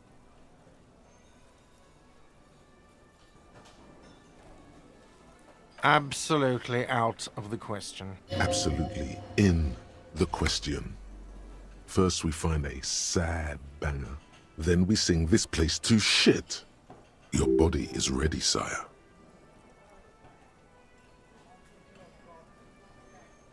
What thing? Yes, not the whole damn union, thank God. Just the nastiest and loudest faction. They come here in the evenings. Dumb, unruly types. Think they're big shit. We should find out who this Lord faction is, occupying the booth. Loudness means talkative, and we need info. We don't. We have to wait. They'll show up sooner or later. Men get hungry, even men on strike. You glance at the clock on the wall behind the manager. Huh. Good question. They're probably getting drunk or protesting something somewhere. Or laying low after the, you know, lynching. They probably fucking killed that guy or something, and that's why. I have a feeling we'll make their acquaintance sooner or later. What? By the way, you should come back to this thing-based questionnaire. Another thing. Great. Yes? By the way, where is home?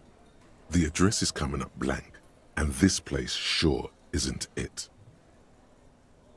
But you've been at this hostel cafeteria for only 3 nights. Where were you before? You had to be somewhere. Why did you say that?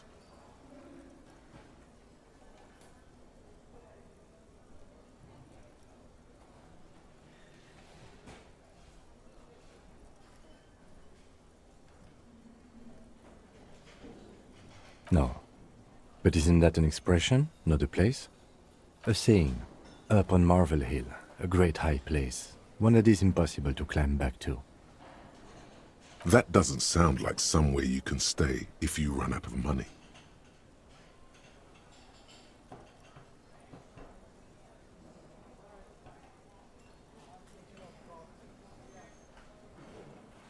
Entertain the thought when you get the time.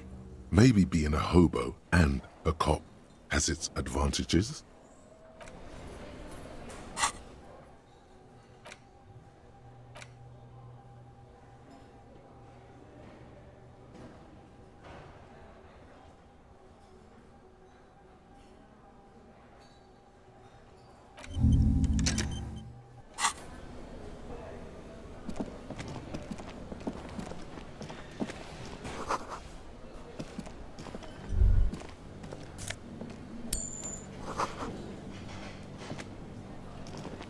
A thin man is smoking below an exhaust hood, occasionally sipping from his mug. As you step in, he nods toward the table and says something in a completely foreign language. The only words you can make out are Garanzi and Quebec.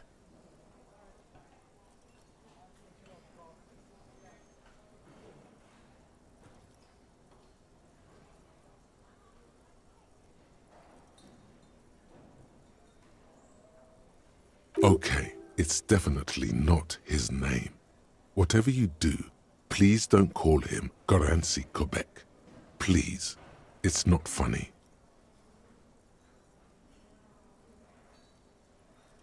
The man puts his cup down and replies something, his left hand drawing arcs in the air.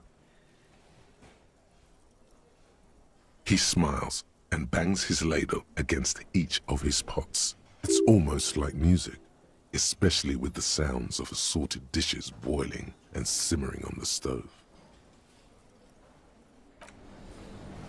The man ponders his... You see a heavy steel door with a prominent dimple lock. It's painted blue. You do? It's a door in the back of the kitchen.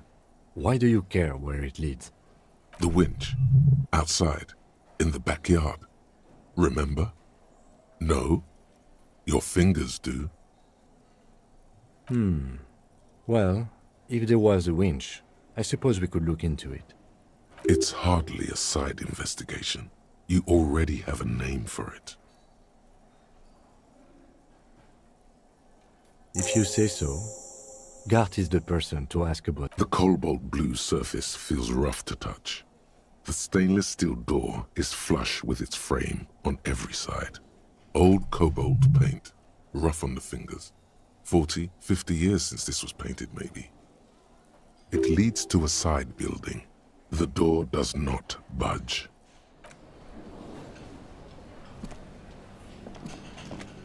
The man ponders his cooking utensils. He looks up at you, then looks away quickly.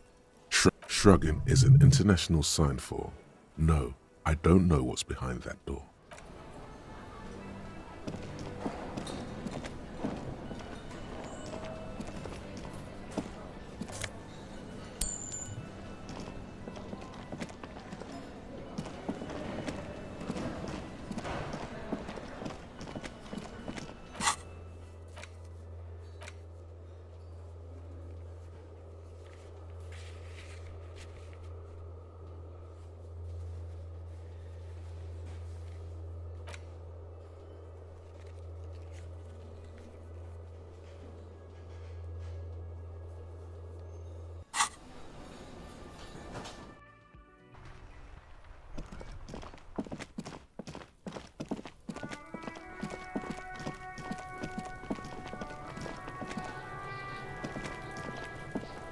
This trash container is locked. The sliding lid has a padlock that says, with a well-oiled crack, the lock pops open. Don't.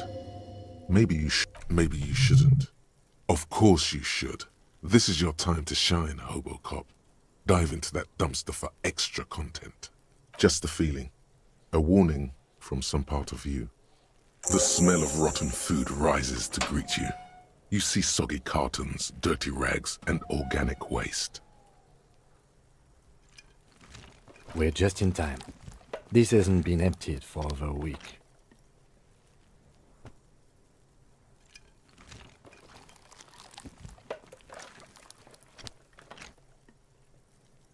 You see milk and egg rest with one broken egg in it. Some pasta wrapper. Picking up the soggy packages somehow feels familiar. You've done this before. The movements are recorded in your elbows, the methodology in your fingers. You're used to this. No, searching for evidence in the good practice for dumpster diving. A box falls into pieces in your hands. Batiste Soleil cereal. There are plastic pasta packages, but among the threadbare kitchen towels, something catches your eye. A pair of denim trousers. As the legs of the slime-covered jeans begin to unspool from the garbage, a rank corpse smell fills. The victim's clothes? Cadaverine odor is faint. If these belong to the deceased, they will drop them in here, officer. Guitar-marked blue jeans. Pockets empty or emptied. He wore them with a belt, too. A white belt. The loops appear stretched, but the belt is missing. That's it. Do you see anything else in there? Something slimy catches your eye.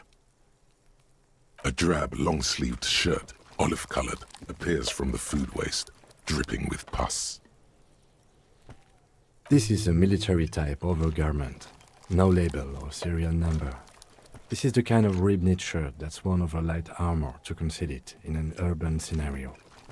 The rest of the rags are just kitchen variety waste. Just garbage. All right.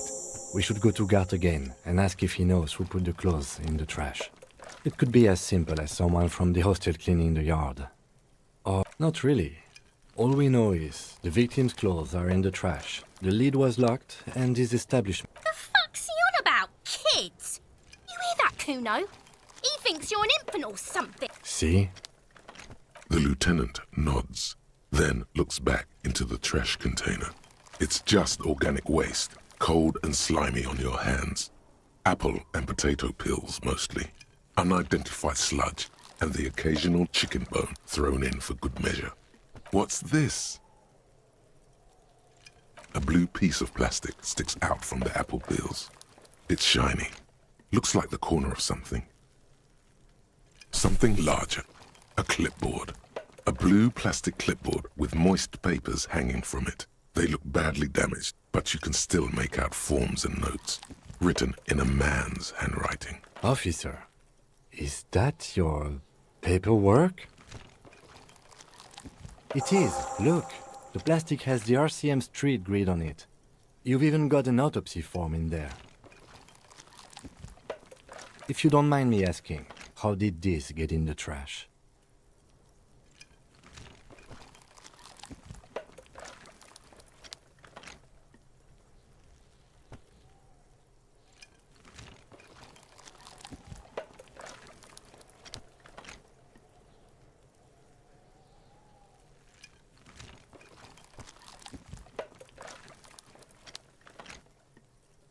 Well, lucky we found it. You should take stock of what remains, just to be sure some has not made it into the hands of the RCM's adversaries. Organized crime and the like. There might have been police secrets in your notes. It would also not hurt to start taking notes on the case. Now, tell me what your eagle eyes see. Or are we finished? Some items, such as the ledger you found, are interactable. Go to your inventory and select the Interact tab to...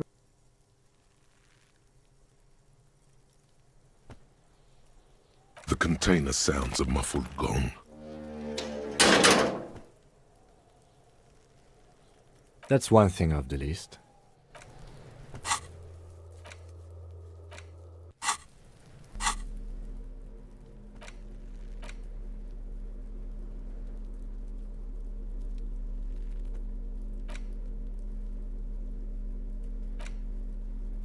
It's the ledger you found in the trash. A pitiful cabbage of white and yellow papers hanging from plastic board, barely held together by a metal clip. This sad display is made complete by the faint smell of urinal cleaner. There's a piece of toilet paper, or is it cleaning tissue? No, it's toilet paper, desperately sticking to the back of the blue plastic clipboard. It's a metaphor for... Thank you, waterlogged ledger, for spelling it out for us. It's just toilet paper sticking to the back of the plastic clipboard. You can take it off if you want. Still wet, the toilet paper peels off the plastic easily. All you have to do is shake it off with your finger and voila! The ledger now looks marginally better. An aluminium block runs the width of the board, biting down on the paperwork.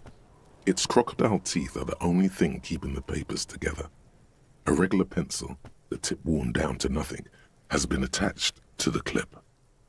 The surface is interrupted by a silvery sticker. It's rectangular, sparkling with iridescence. Looks like an official mark, made to be low visibility outside the right. What? That thing. It's a halogen watermark. We use it for adding information to RCM property.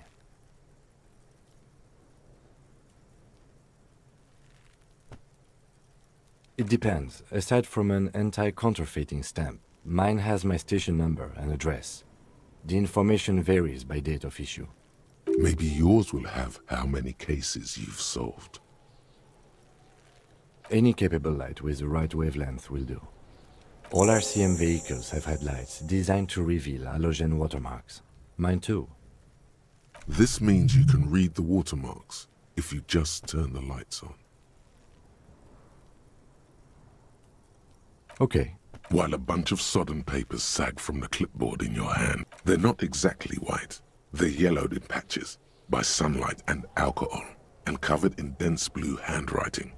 Ink escapes into watercolor patterns, reaching its tendrils across entire pages. Once in a while, there's a red stamp that exclaims, "Case files commit to paper." The case files themselves are plenty. You count more than 100 sodden, crumpled up, earmarked pages falling apart in your hands. They appear to be sufficiently organized and extremely dense, if mostly illegible. Work, strife, poverty, the Jamrock Quarter. These are handwritten logs of investigations dating back to January 51, this year. The exact number is hard to estimate due to missing pages and an odd naming convention. But there are at least 20, maybe 30 cases undertaken, not completed, mind you. It's the middle of March. You have attempted 2 cases a week on average. What do you mean? Is that all?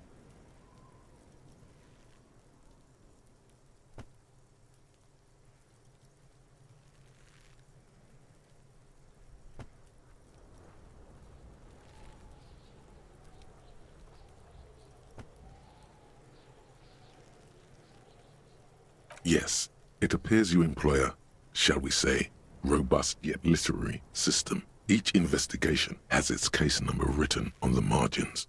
Yet, still more tellingly, most are accompanied by a name.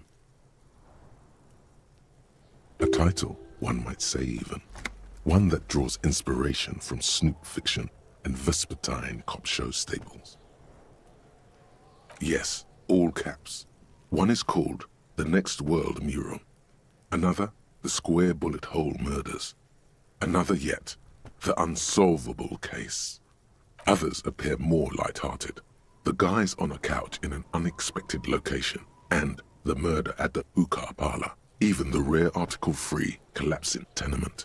Murder features prominently throughout. It's going to take an effort to piece these case files together, but it can be done. Once you're done inspecting them up close.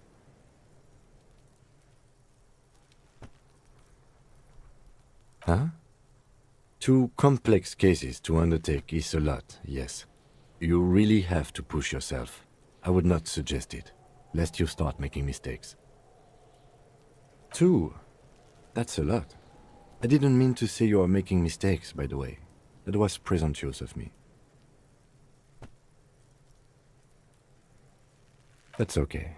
We all do, sooner or later. Like a fan of gills, the checkered papers dry in your hand.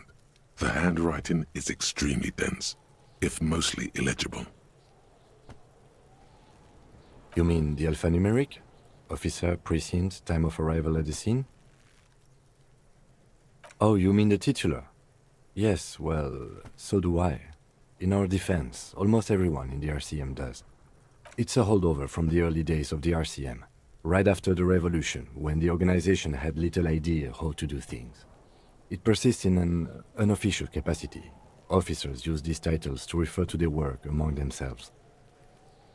Again, in your defense, I seem to have named one, the man with the hole in his head. That was a real person. His death was real. Still, I named it that, to amuse myself. I pray his loved ones never find out. Rail spiked through the head. He died. It was a workplace accident.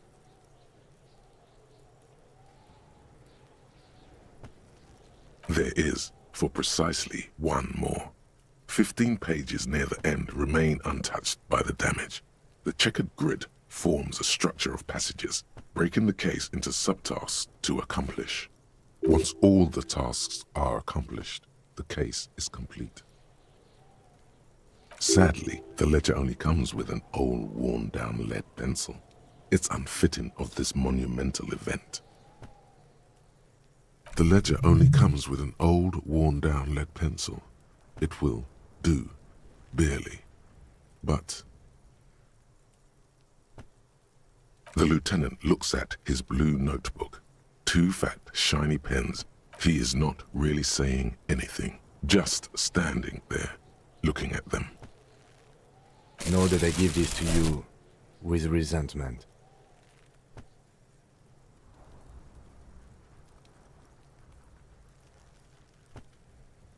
The tasks you've completed flow out of the blue oblong pen in a brash freehand uncannily similar to the rest of the letters. The wording comes easily. It's almost robotically simple, a language developed for mental rigor and simplicity. Inspect the victim's body. Interview the cafeteria manager. It's not exactly poetry, but poetry would be out of place. A satisfying slash sounds across the paper. You're done, it seems to say. And you're a swashbuckler with that pen, Harry, and it feels good. Feels like completion. Things to be done and things already done. The composition of reality. This is an extremely useful tool for a detective of the citizens' militia. Now all that remains is to name the case. No, actually. Any ideas?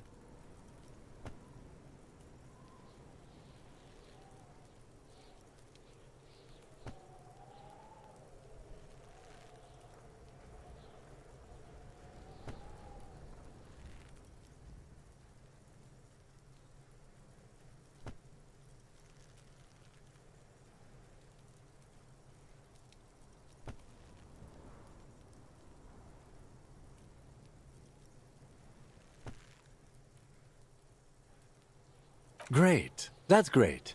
That's actually what I was thinking too. The Hanged Man. Good, strong name. We have a very good name for the case now. I'm going to start calling it the Hanged Man. It's good we sorted this out. Hello. The notebook is annual. It says 51 on what remains of its cover. A molten strap of hard. Everything prior to this must have belonged to a previous volume. In short, there was more. Что делал?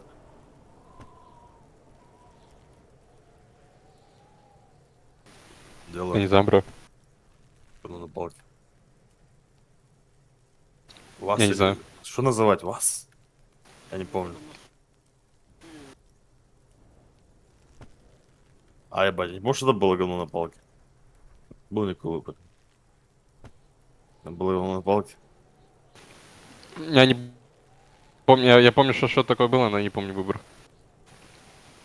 The notebook, you don't exactly close Да. them so much as a Я, distance конечно, yourself удивлен, что from ты the говоришь. smelly papers, but they're a little further from your nose now. In the back, you see thin, translucent copy of paper. Some yellow, some bright red, all covered in boxes, like marching armies. These look like official forms, waiting to be filled out. Then rip them from the binder and hand them out. 3. The topmost are misconduct fines. The middle ones are station calls. You don't have to be an intellectual giant to do police work. Сегодня. Ник использовал Гитлер Икс. Не знаю, у меня был These чувак, are который quite sinister in типа, есть turn. такие фичи, что They если give ты a типа date немножко and time for the ссылку, ну, то person есть to ты сделаешь appear что-то, at допустим, the Инстаграма, specified ты all скинешь, in и a ты print немножко so изменишь, small it could be ну, a то есть добавишь monetary перед ней penalization буковку, то ranging оно from нормальное 20 to ну, то есть будет 250, нормальный but эмбед they в Дискорде, но там проблема в a том, что dozen pages of там thin какой-то copy X paper, добавлял, и в bright итоге red in каким-то color. образом это You see the становилось parameters опасно. of a То есть deceased я когда ее colour of через, irises, predation допустим, marks, Аристотель прогонял, там condition of sexual всякие organs. bullshit детектил, Yes, IP-грабер, all that remains я не now знаю. is to fill those forms and hand them to Ну, people. короче, там The rest of the stinking 50% cellulose is much worse чеков for wear. Being флагнуло arson, этот сайт. Я так, petty это было theft, не очень. you don't exactly close them so much as it's made of dark blue plastic, hard enough to beat someone to submission with. The edges are rounded, however. The U4 size board feels U4-sized pages hang from the clip. It's made of dark, something Тут, я думаю, rattles тоже такое inside, говно, что ever so lightly. Is просто он there добавил, ну, a написал hidden Гитлер, чтобы оно and something эмбот small нормально inside? включился, но я думаю, что это Light, немножко существенно. made of paper or cardboard, or dried flowers perhaps. Permeables. It's not hidden per se. The compartment is made Тебя for есть? permeable materials Ган. that would get damaged if something happened to it.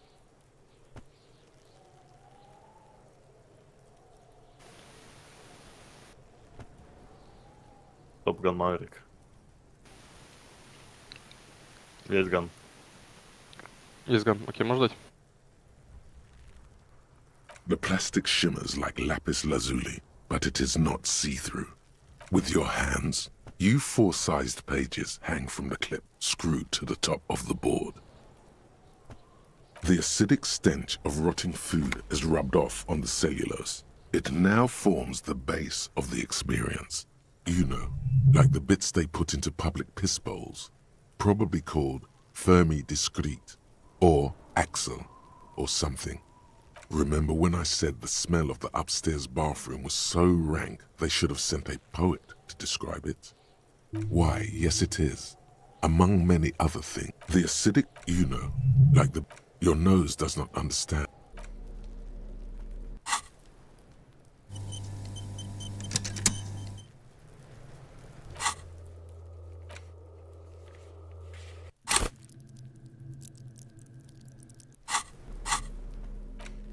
It's the ledger you found in the trash. A cabbage of papers hanging from the board, with the permeables drawer inside.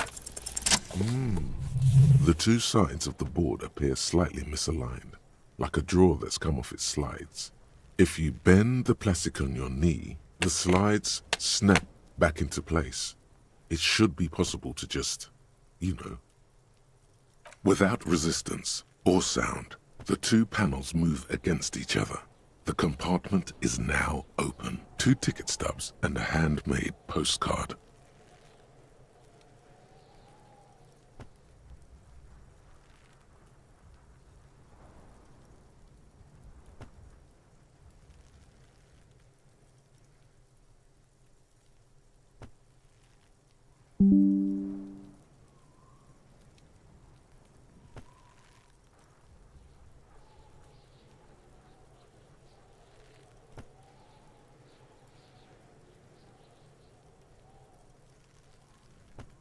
Там проблема для меня стала больше уже не...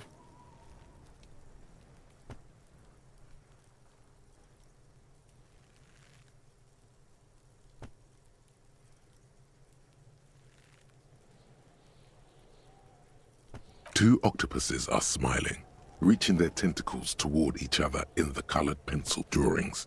The tickets permit access to the zoo in Revachol East. The aquarium costs extra. These let you go there too.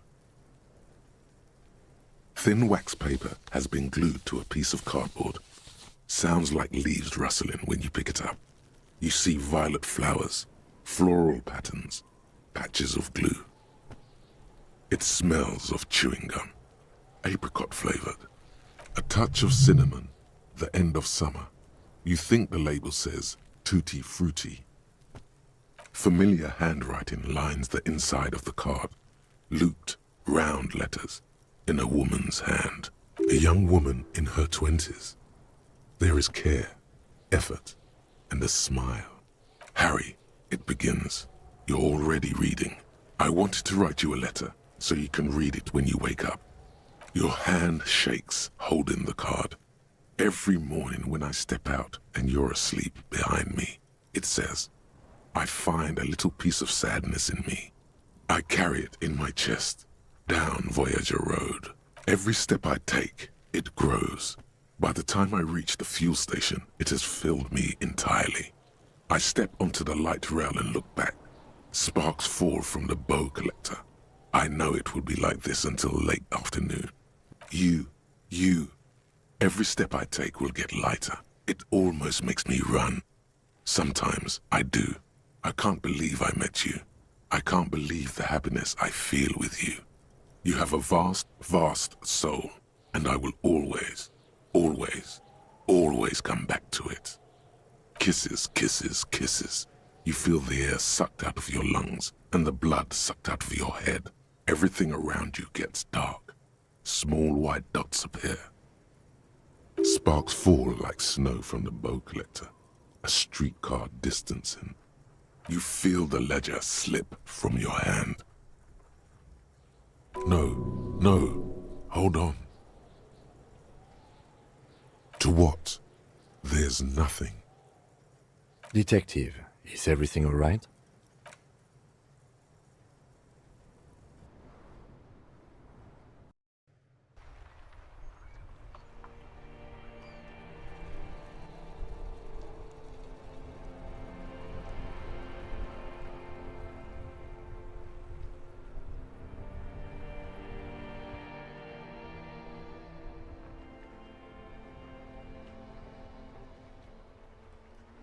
There is nothing.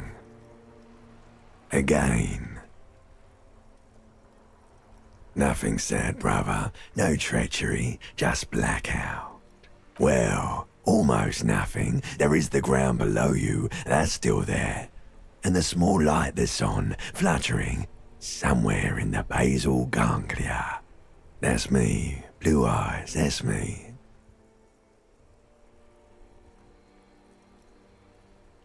Who was what?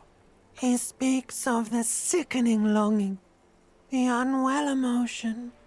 Even in the darkness, he's grasping for it. Still trying to hold on to the great sorrows slipping in the water. Slimy. The call when you're dead, brother. Here in the paleo-mammalian cortex, we call it the shadow. Because it's always there. Tell him, tell him. Ah, yes. In the olfactory system, they call it the apricot chewing gum scented one.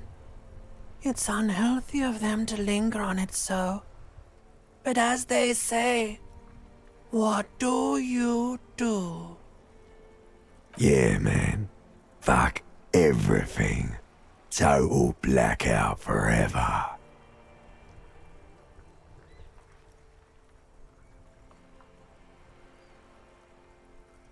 There is no Voyager Road. There are no roads, no houses, no lights in the windows. Bloated corpse of the past resurfacing. Beautiful.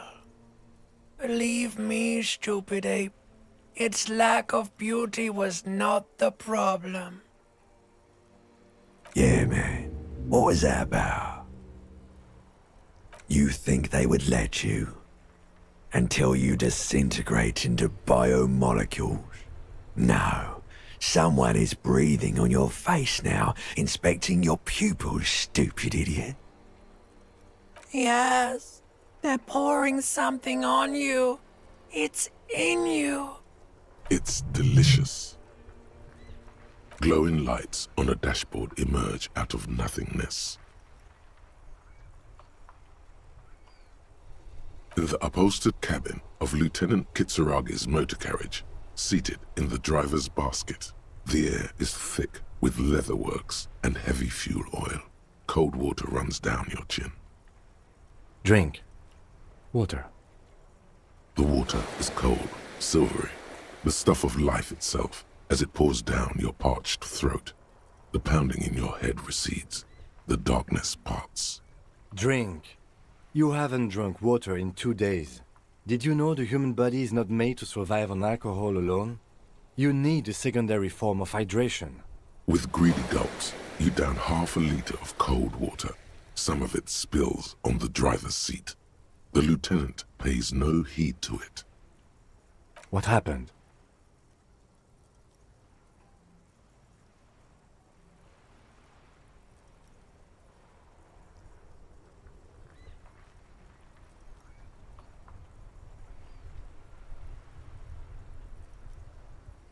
You were reading your paperwork. Then you passed out. I carried you to my kinema to take you to a hospital. Then you came to. 10 minutes, maybe.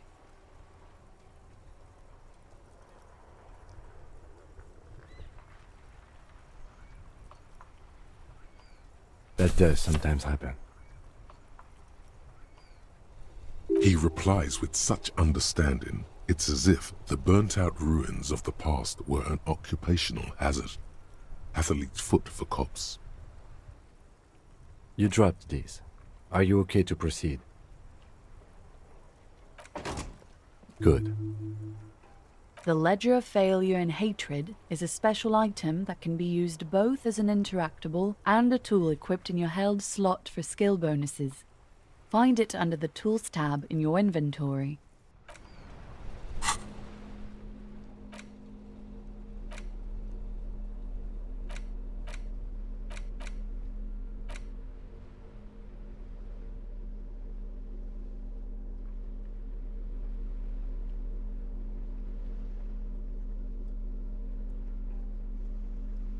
It's the ledger you found in the trash, a cabbage of papers hanging from the board.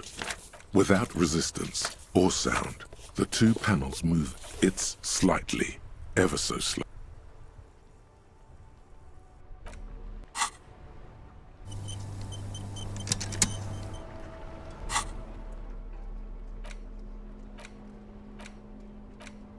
It's the ledger you found in the trash. A cabbage. Yes, you can piece them together using the alphanumeric code on the margin. It always begins with HDB 41. Then, date of initialization and time of arrival on the scene, followed by the title. For example, HDB 41120111700, the Next World Mural. Why, yes, your precinct number is. Every last alphanumeric in the files begins with it. And these are your case files. It's safe to say HDB are your initials. That is improbable. It takes about half an hour to piece one together using the system you've devised. Where do you want to start? This one is relatively easy to reconstruct. Overnight on 1202, a graffito, nay, a mural, appears on an 8-story tenement overlooking central Jamrock. The building is a sparsely inhabited ghost tower. Cause of failure, rent too high. The mural is enormous. Two silhouettes, a man and a woman, are kissing. True love is possible only in the next world. For new people, it is. People call it that thing and that fucking thing. It's visible for miles. In 2 days, the station's complaints desk gets clogged with requests to remove. The graffito crew is easy to track down. Only the bell lectures have the literage of industrial paint to cover the surface. One of the graffito artists is rumored to be rich. They take responsibility for the execution. The case files do not show you finding the author of the design. The crew agrees to clean up after themselves. However, your partner, JV, is against the removal, citing public support for conservation. This leads to a debate in Precinct 41, which then spreads to the streets of Jamrock, ending in a rare plebiscite organized by you and the rest of Row 3. The 9,000 people subjected to the mural's message, all of Lakeside, Central Jamrock, and Villalobos, plus half of the eminent domain, participate in the vote. Although the case begins with what appears to be a lot of rambling on the streets as to how juvenile and stupid the mural is, given a choice between two options.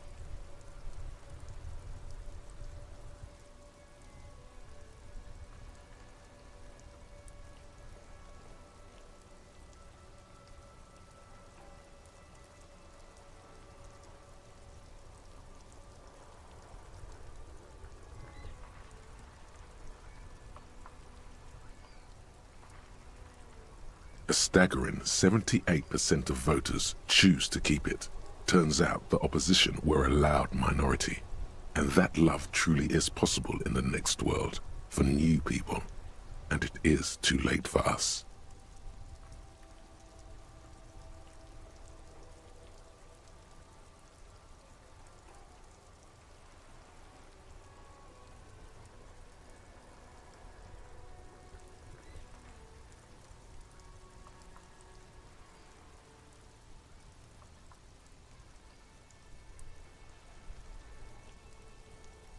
No one cares what you believe in, man with the smelly toilet ledger. What do you want to tackle next? Or are we done? AKA Leslie and Burke, AKA the public indecency drunk and the property damage drunk, is a cursed case. It has been passed from unsuspecting officer to unsuspecting officer for 10 years.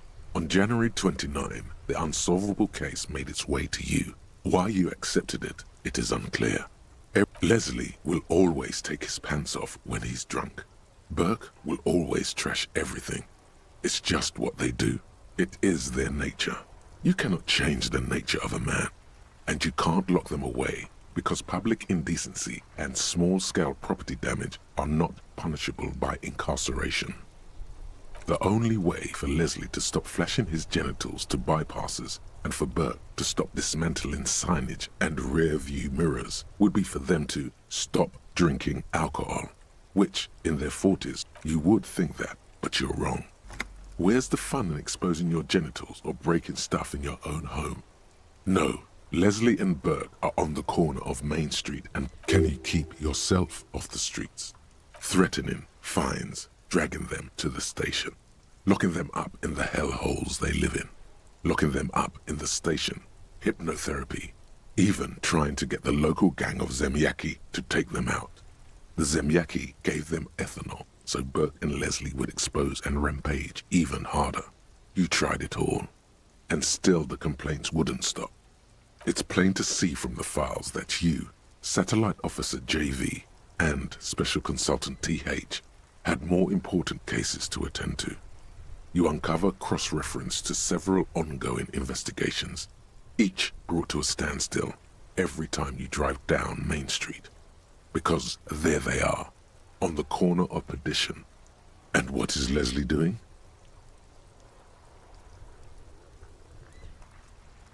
No, that's Burke. Leslie's shtick is flashing his genitals, remember? How were you ever so... He must have confused it with the property he likes to damage. But the joke's on him. You're also drunk. Drunk out of your mind on potent Pilsner. You slam the hardened plastic board in his face, then proceed to beat him unconscious with it. In the process, the ledger sustains damage. The compartment within, reserved for permeable documents, is jammed shut. You stop your assault on the now unconscious Burke to open it. But he came at us, and at us. I think he was trying to kill Burko. While trying to kill Burko, you slowly come around. The permeables compartment is open. You've smashed it open on poor Burko's kneecaps. The good news is, Burke can't walk anymore. Can't get out of his apartment, an invalid. With Burke to tend to, Leslie cuts back on the indecent exposure. Maybe he flashes his genitals to Burke. Who knows? But both drunks are off the street. The complaints stop. The unsolvable case is solved. Which is also why the officer responsible narrowly escaped. It would be very interesting to read about these, wouldn't it? I mean, there seems to be a square-shaped entry wound in the victim's forehead.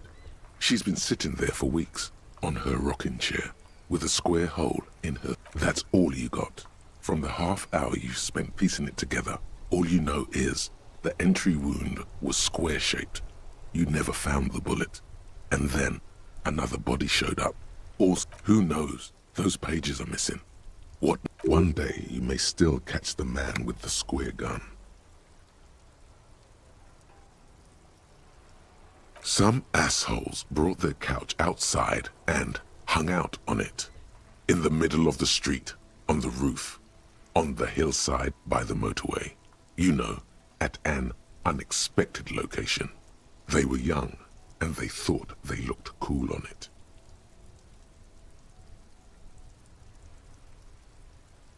Insufferable dicks. Young people are the worst. So anyway, you got a complaint about the damn sofa, or couch. They were leaving it out in all these unexpected and whimsical locations. They took it to, where they also took photos of themselves on it, and smoked cigarettes, and drank coffee because they felt it's intellectual. Cigarette butts, coffee cups, stupid couch. You had to clean it all up, and you did. So congratulations to you. Case solved. No, you didn't have time for that. These notes show that you have what is called a real goddamn job. You don't have time to be murder. Tum-tum-tum. At the hookah parlor was a case originally assigned to an officer called Joseph Mills, who is now dead, of circumstances completely unconnected to murder at the hookah, beaten to death by a throng of Villalobos gang members when him and his partner J.M., only initials mentioned, answered a call one night.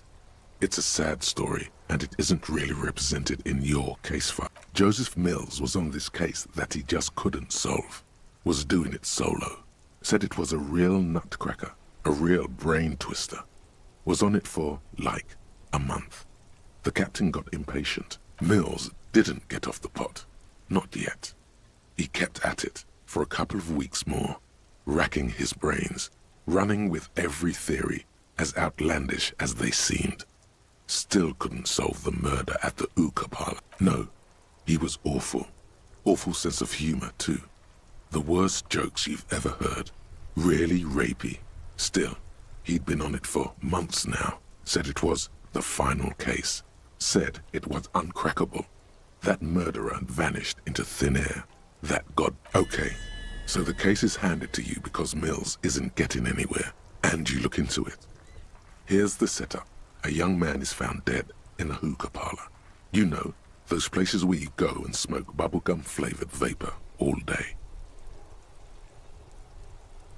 Yeah, so anyway, young man in his 20s found with his skull busted open, right on the floor of the hookah parlor, in the middle of the day. No one else is in there, only client that day. In perfect health, too. Some kind of movie producer. No one enters, no one exits. He's just sucking on his watermelon hookah all morning, all noon, like he usually does. Mills has no idea. Invisible assassin, movie deal gone sour. Girl at the counter did it. Nothing fits. Eerie. Man just dropped dead. So you go to the parlor. You see cushions around the table. See? You can't even read the thing without solving it. Yeah, it was that. Turns out hookah does do something. It turns off your brain's oxygen supply. And you don't notice it until you get up to go to the bathroom. Smoking hookah. Didn't you hear? Murder. Beaten to... Joseph Mills didn't get off the pot. No. Okay. So the case is handed to you because Mills... No. It's soot and water vapor. It doesn't... Yeah. No one... Mills has no idea. See? Yeah. Smoking hookah. Not much has changed in the meanwhile. It takes about half an hour to piece one together. Not much has changed in the meanwhile.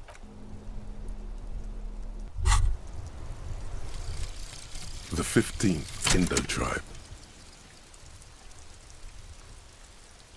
Because there was. The 15th Indo tribe was comprised of 8 kids from Forberg and North Jamrock, running from wild dogs in the valley, hiding scents under rocks, and stealing clothes off clotheslines, and sometimes even the copper wiring of phone lines. You may have been one of them. This must be a childhood memory. The 15th Indo tribe was your Indo tribe, set to rule in Cylinder. The rest of the kids are dead now. Car accidents and drug overdoses. Hobocop.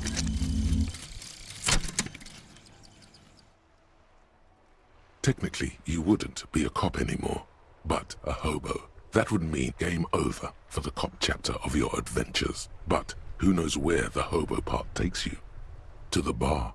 The old L'Assommoir? To the pier or the sewers?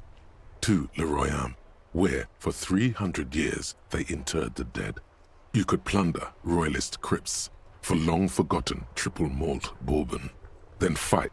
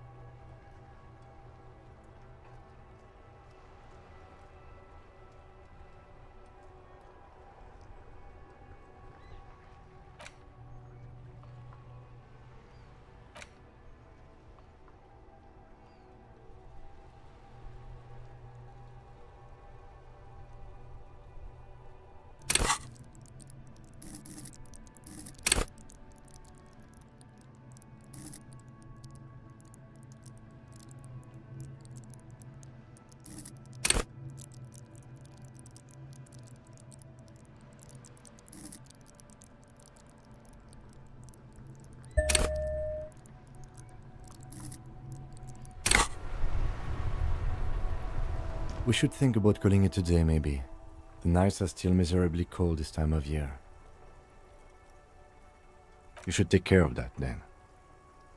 Let's talk to him anyway. An officer of the RCM shouldn't be sleeping in the street. We'll figure something out.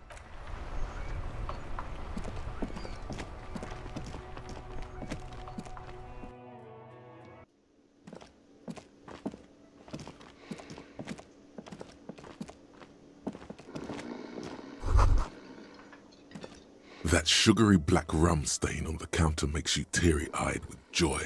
Oh, excuse me. Do you have...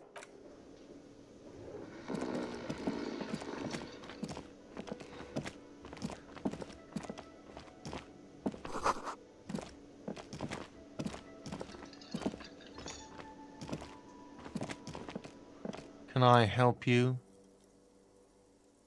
Thanks. I hope you found what you were looking for. How strange. I certainly didn't put them there.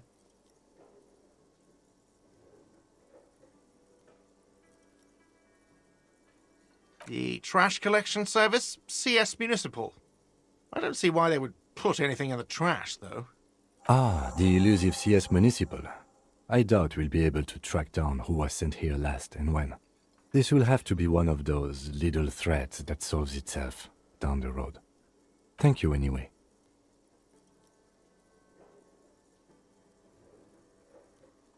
Sylvie had the keys before I got here, and I can vouch for her. I can vouch for all my staff. None of us would tamper with the crime scene. I think fugue states are more your forte, officer. Yes? Yes, have you got it?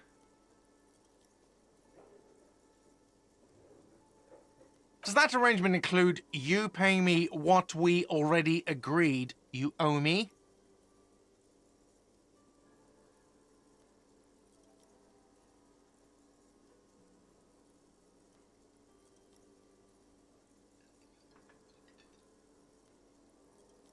I understand your predicament as the manager. However, I feel I must remind you that we are here to conduct an important investigation that also affects your business. Forgive me for saying this, but your colleague seems more committed to drinking, and... I mean no offense. It's really nothing personal. I just have to protect the interests of this establishment.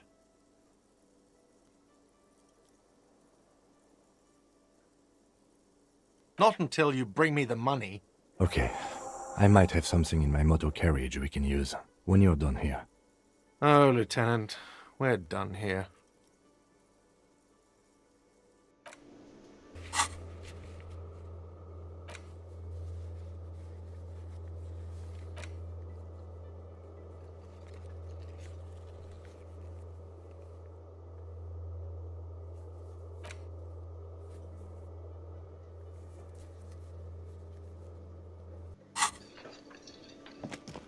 Yes?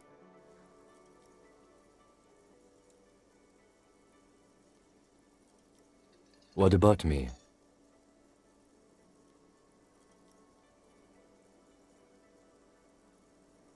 That's correct. That makes him a Binoclard.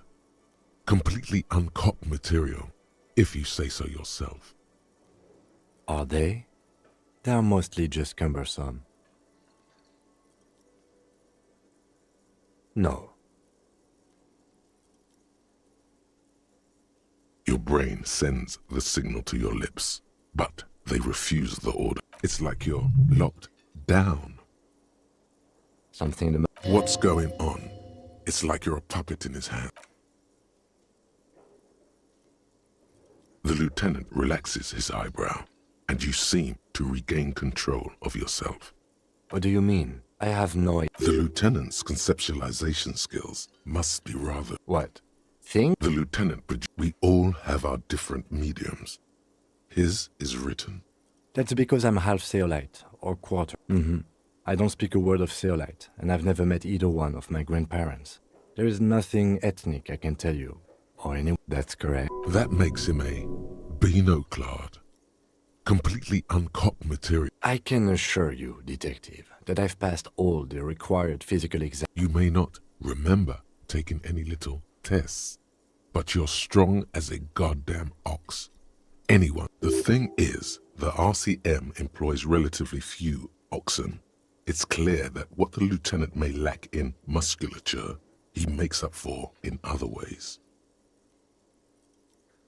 That's good to hear. I have little patience for the swinging dick style of police work. It's patience and intelligence that solves cases. Was there anything else?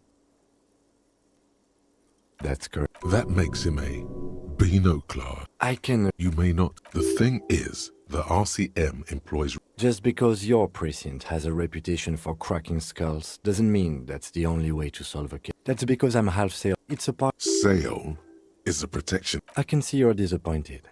You are right. No. The lieutenant nods. What do you mean? I have no... The lieutenant's conceptualization skills. I can't... The lieutenant... We all have our different mediums. His is written. Good. Let's change the subject. What about me?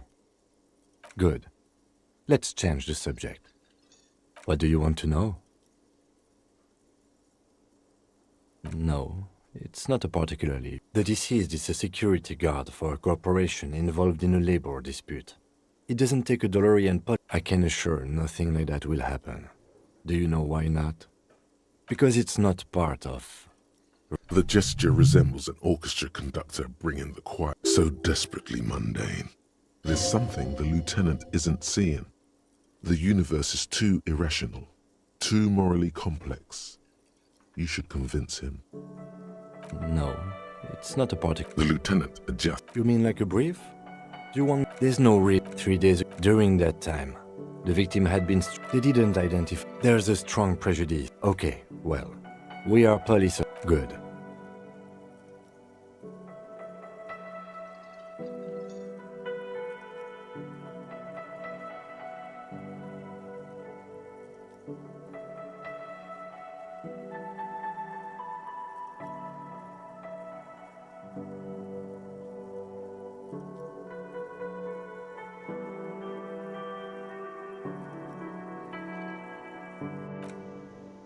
Yes?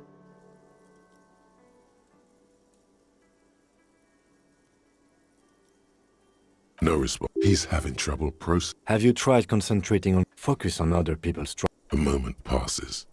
The lieutenant...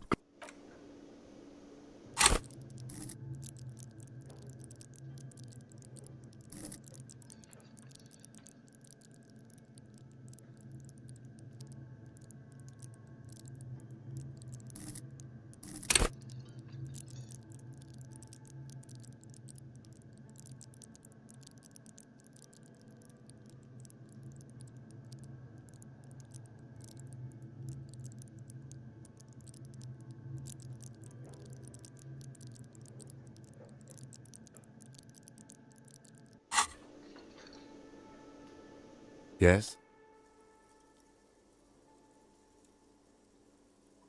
What about me? That's correct. That makes him a Beano. Are they? That's because... I don't speak... No.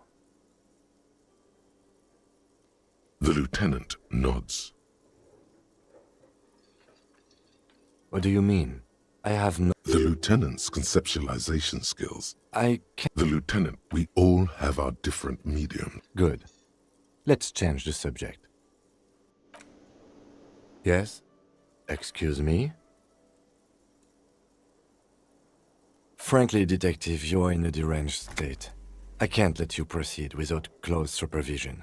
In fact, under normal circumstances, I'd be duty-bound to report you. Take it as a token of good faith between our precincts that I haven't done so.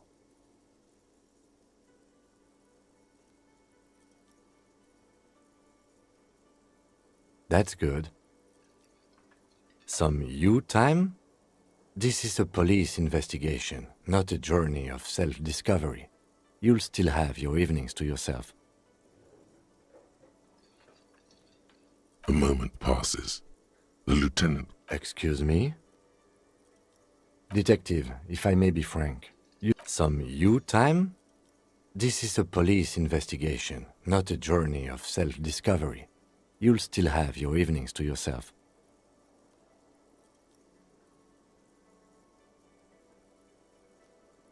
Mate, it's important not to let... The lieutenant is pretty sure style is just a euphemism for nihilistic. Excuse me? Frankly, detective, you are in a deranged state. Some you time? Please do. We wouldn't want your regiment to spill over into the... The lieutenant is pretty sure self-care is just a euphemism for nihilistic binge drinking.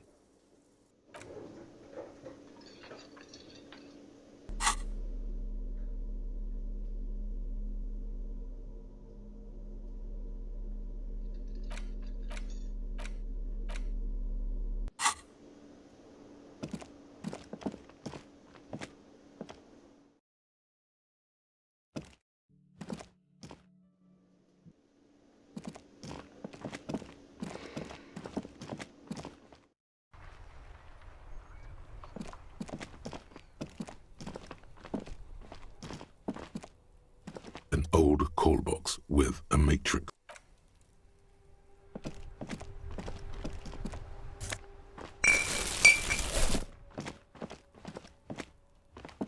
An old call box with a matrix of push buttons lists all the companies in the East.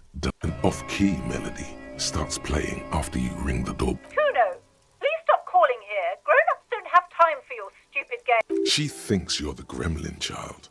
What would he say to this?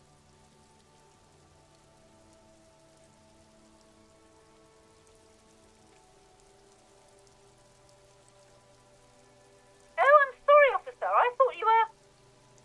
But the doorbell is broken, and the bookstore shouldn't even be on the list anymore. So I can't help you. Please don't call here again. A single beep indicates that the line has... You hear the same waiting room music, but no one picks up the receiver anymore. You hear the same waiting. You ring the doorbell. What an ominous name for a hair salon. Doesn't bode well for anyone's hair. All you hear is static, but no one answers the call. You ring the doorbell, but nothing happens. You wait for a minute or two, but all you get from the call box is... Looks like someone has melted half the plastic off with a lighter. You hear static from the intercom speaker. It sounds as if someone has picked up the receiver. You can almost hear them breathe. Yes, hello. This is Triton Peniel Electric. Have you come to place an order? She sounds almost antique, as if her voice was being played off an old wax cylinder. Wait, but what happened to Slipstream SCA? There's no Tricentennial Electrics on the list.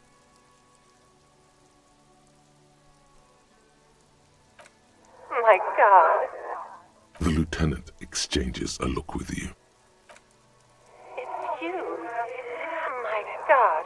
I didn't think I would hear your voice. She must be mistaking you for someone else. Who cares that you don't remember her? Just go along with it.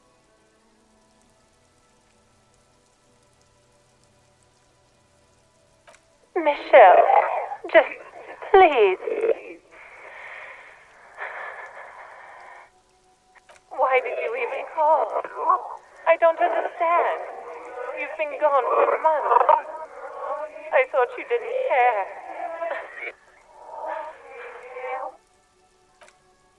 Ever since I came to work here, it's been different. As if my mind's been wiped clean. A spot of static overrides her words. When she speaks again, it sounds like she's submerged. It's so nice. It's so nice to be able to finally meet again.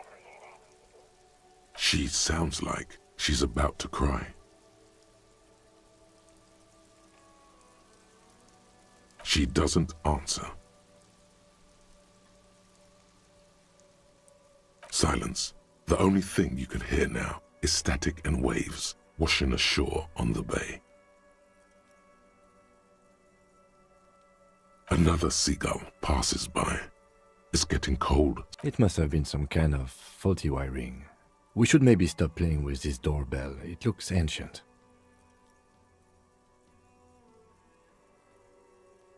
You press the number sign on the keypad that terminates the call. 12 name cards on the call box read. Silence. No one's home at Fortress Accident. Silence. No one answers the doorbell. Nothing happens after you ring the doorbell. They don't want to talk to you.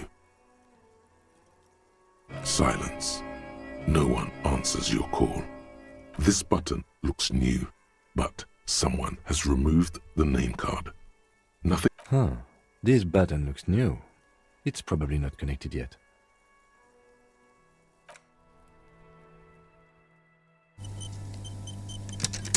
An old call box with a matrix. No.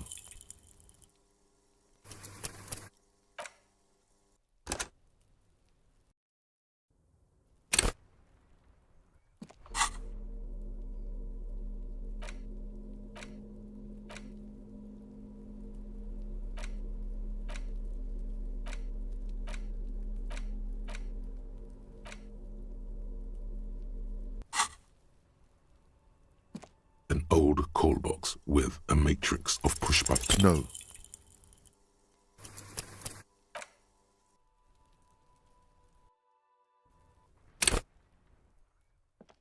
An old call box with no.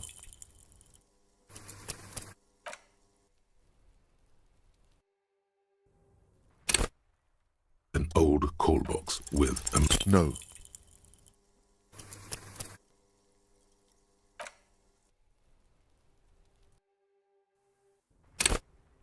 An old call box with no.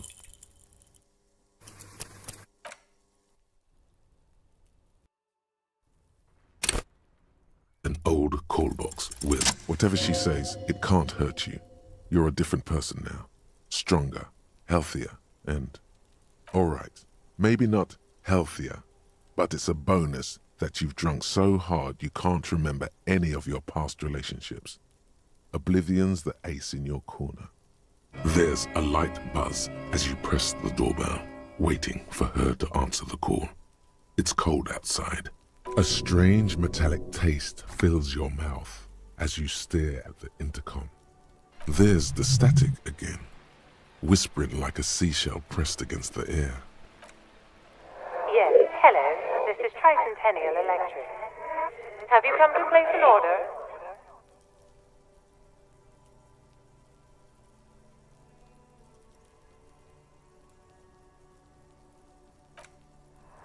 My God. Here come the bad vibes again.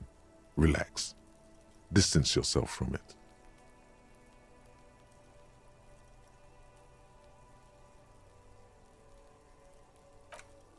It's you. My God. Wait, is she...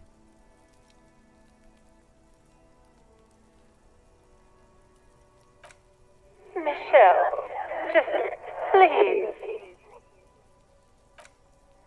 Why did you even call? I don't understand. Is this some kind of joke?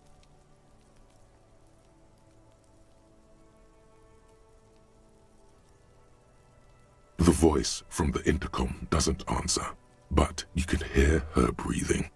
Wind blows into your microphone. Your hands are getting cold and your breathing becomes visible, forming small silvery puffs in the air. Ever since I came to work here, it's been as if my mind's been wiped clean. It's so... And then it hits you. She tries again not to cry, and still doesn't succeed completely. Her quiet sobs sound old and distant, as if her voice is being played off a wax cylinder. Her sound melts into the static from a long-distance phone call. From time to time, you can hear people talking in the distance, but can't make out any words. This is where you hung up the call the last time, but the recording is still going. A phone rings in the office with an old-fashioned chime, and someone walks by in a pair of heels. The static is like a warm blanket. No one replies, but the static grows stronger like rainfall. Then a female voice speaks out, completely different from the one before.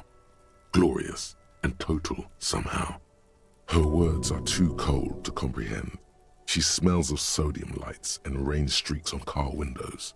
Eyes like pilot lights watch your shape in dark hallways, guttering. So... it was a recording trapped in the circuitry from some ancient tenant. This sometimes happens. Shall we conclude here? We have... I don't have time to explain it to you right now. Maybe some... Don't take this the wrong way, but during our short stint working together, something weird is almost always happening to you. That is true.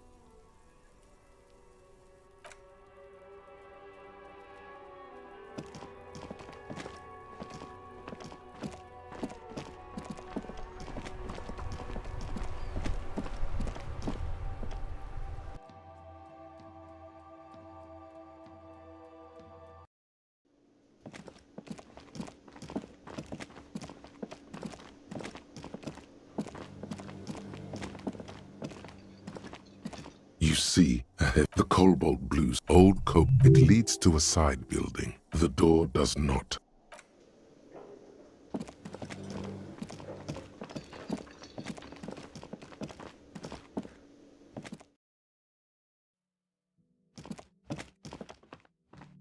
The door is closed. Still, the lieutenant gives you a quick glance. This door...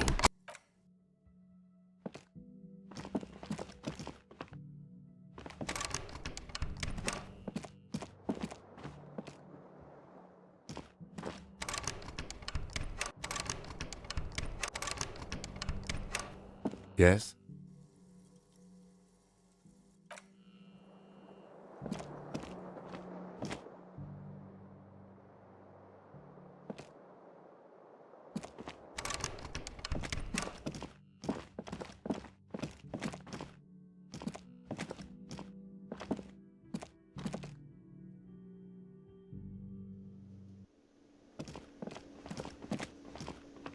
Can I help you?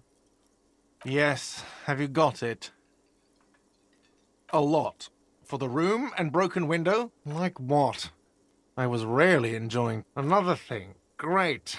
I love the... Oh yes, that door, sure. There's nothing mysterious. No, I don't have a key. I don't know how to get there. And I don't care either. It's not awesome. He's attempting to maintain an air of indifference. It's absolutely not convincing. Fine, okay, a little.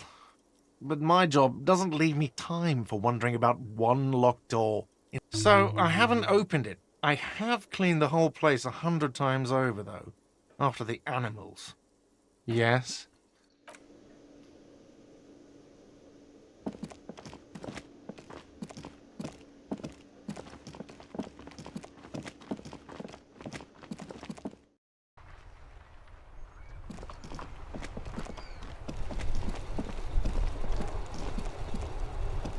The worn and beat... You can revisit the bench if you...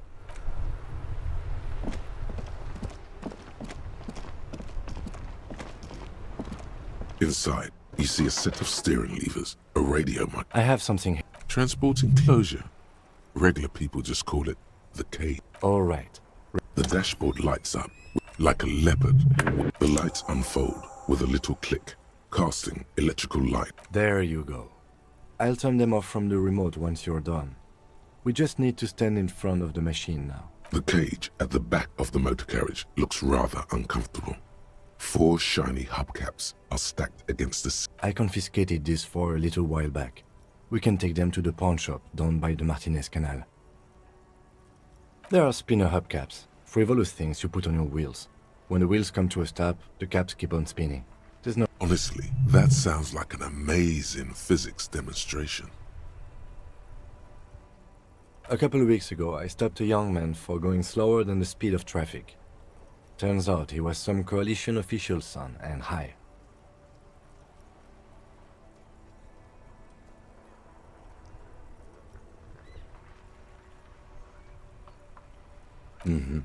I took them and arrested him for driving under the influence.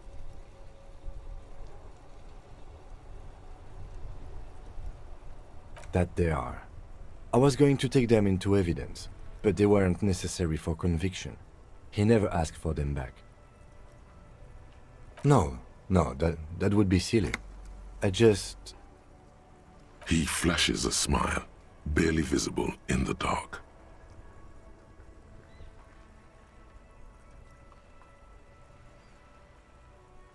As I said, they're useless anyway. Yes, there's one 100 meters south of here. I think it's called Roy's Nest or something. If I'm not mistaken, it should be... Items that can be pawned at Bird's Nest Roy's appear in your inventory under the Items tab. You can pawn these items when talking to Roy. The lieutenant nods as you take the spinners.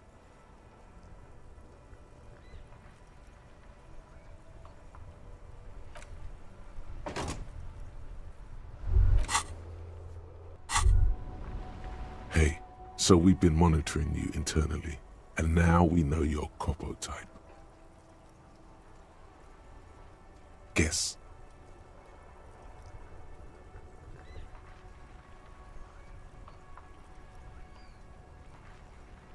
Yes, sorry cop. The cop who's sorriest. Let's make it official then, shall we?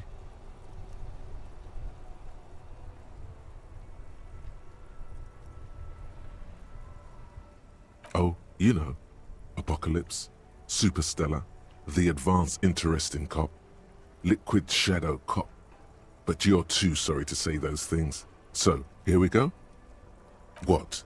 Jealous of the sorry cop? They'll be super fine. It'll be totally okay. You can dual Copo type from sorry to anything.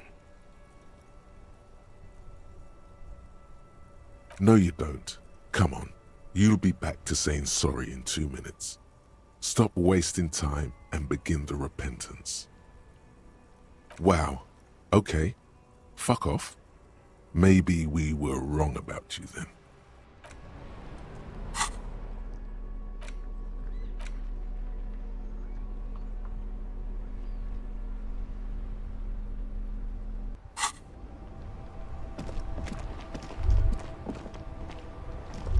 As you hold your ledger's clip under the headlamp, an iridescent hologram appears.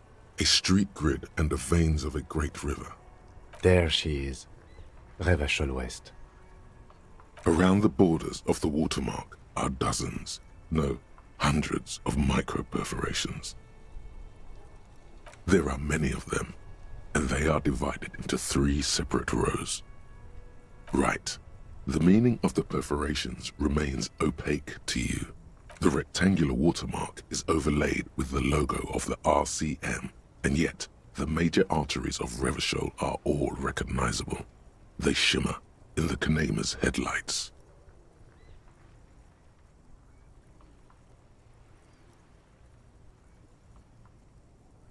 Let me see.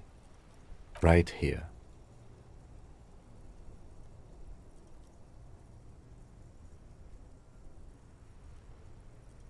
It has its problems. The rectangular rat break. Ah, Martin. Let me see. Right here. Oh, yes. Coal City. The rectangular. Let me see. Right here. No, it does not. There are many of them. The first row has 18 dots. The next is the longest. You count 216 perforations. Considering that nice, large number, the last row has 3 perforations. That's it. Those are perforations. They represent your record as an officer of the RCM. They are your statistics as it... Alpha male officers who are proud of their numbers often do. Son, Here is where we score your life performance. You better hope it's good. The first row represents your years of service. 18 years. Okay, not bad at all. What did you do before you volunteered? That's what it says. I might have guessed even longer based on your age. What did you do all those blissful years of your youth?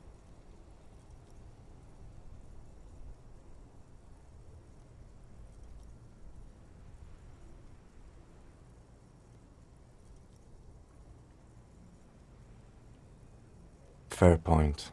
This next row, the one that wraps all the way around, is your number of closed cases. Closed is good. It means finished. You've got, wow, more than 200.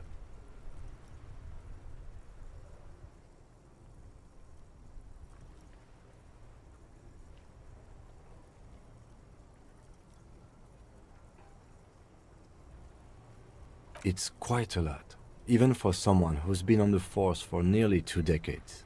Usually, clearing more than 10 cases a year puts you in the 90th percentile of all RCM officers.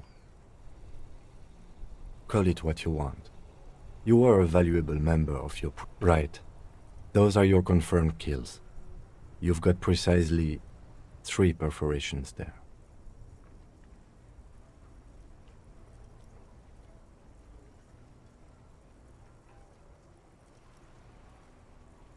For an RCM officer, especially Precinct 41, which is in the Jamrock, there are certain officers who treat their kills like some kind of ghoulish game.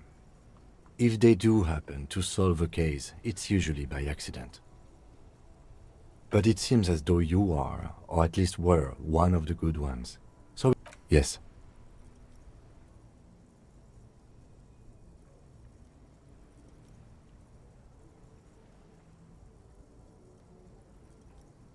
Everyone has their own method of coping, some more effective or self-destructive than others. Personally, I find it helps to keep up a few hobbies.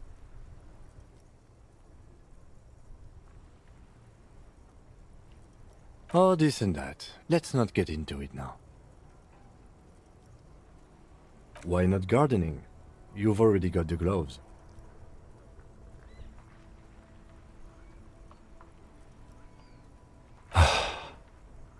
If you want to pour out the booze you've been carrying around on duty, I'm certainly not going to stop you.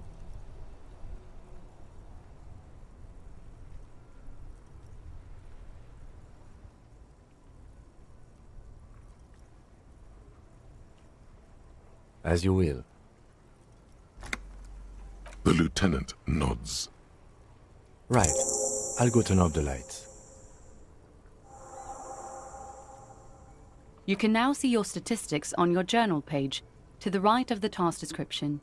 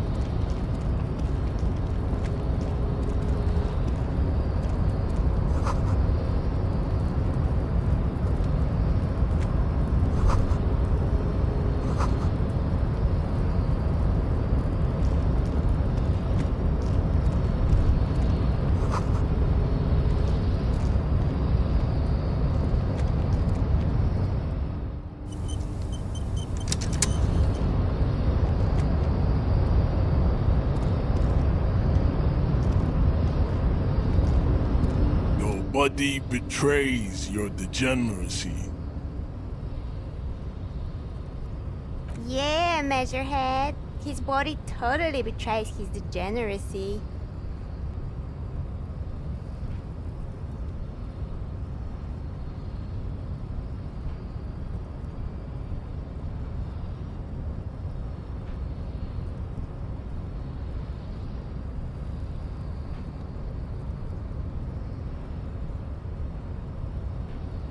You have succumbed to Al Ghul. You reek of it. An invisible sword of Al Ghul emerges from your throat. You cannot see it, but others can. It is making the woman in my company sick.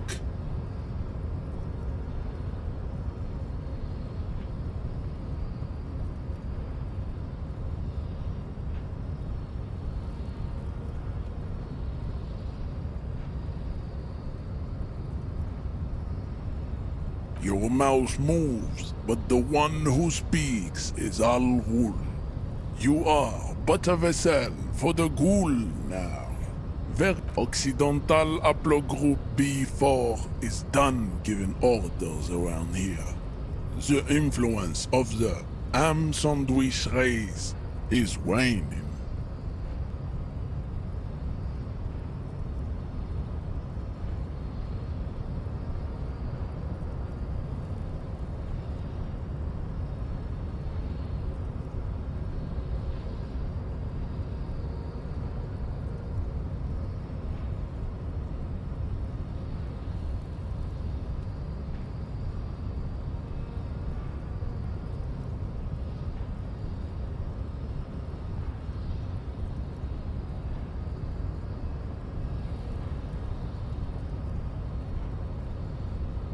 Begging for help, attempting to pass fear for cooperation. How far the Occidental Haplogroup has fallen. You were once a noble and powerful race. You gave the world eugenics, electricity, and powerful weapons of war like missiles and aerostatic aircraft. You made great gains in metallurgy, race theory, and statecraft. You dominated lesser cultures, like the deformed Hemians and the inexplicably potato-obsessed Khoikos. But now your ascent to the genetic summit has halted. You will be superseded. Isn't that right, babe? It is, baby, yeah. You know it. There is a button right behind him, just out of reach. It must be the one that opens the door to the harbor.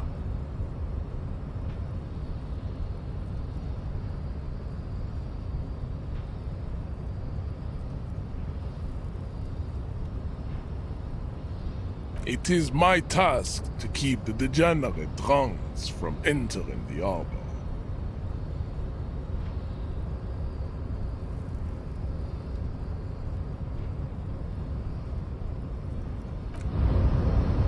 Last we saw, your race was being superseded by enough with this begging. You should leave the stage of history with dignity by inviting the other races to a great world war. Bring your troops to the Seminine Islands and to Boogie Street, and we will pulverize you. When you are gone, we will build a museum for you. The walls will be lined with bottles of Al Ghul, your beloved beverage. Inside, we will store the odes to homosexuality you call art, and your microcephalic skulls. There may be a peaceful solution to this. You could internalize Meshahed's race theory. He would take you as one of his own.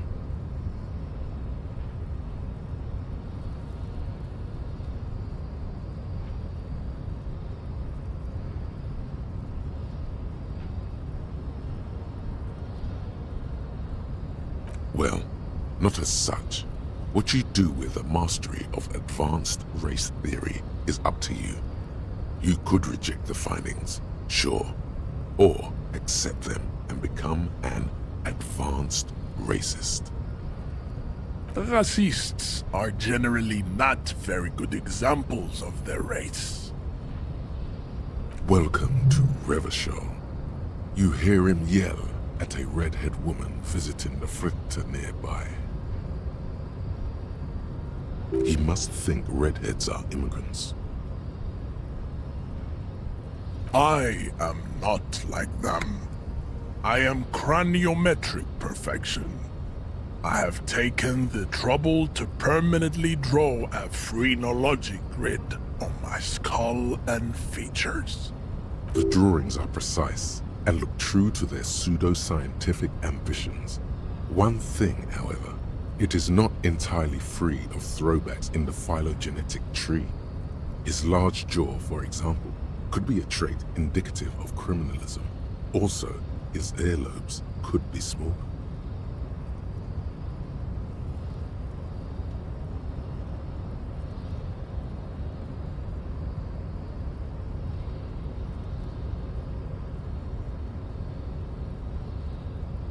That atavistic stigmatum makes pussy say yes, plenty. Babe, thanks. But I got this.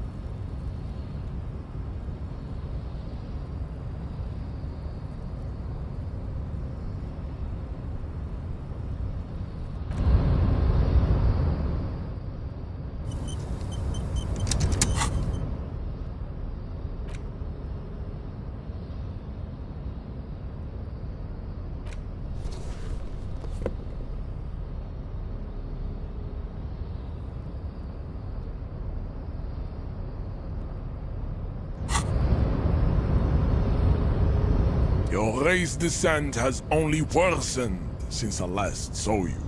You have really let yourself go.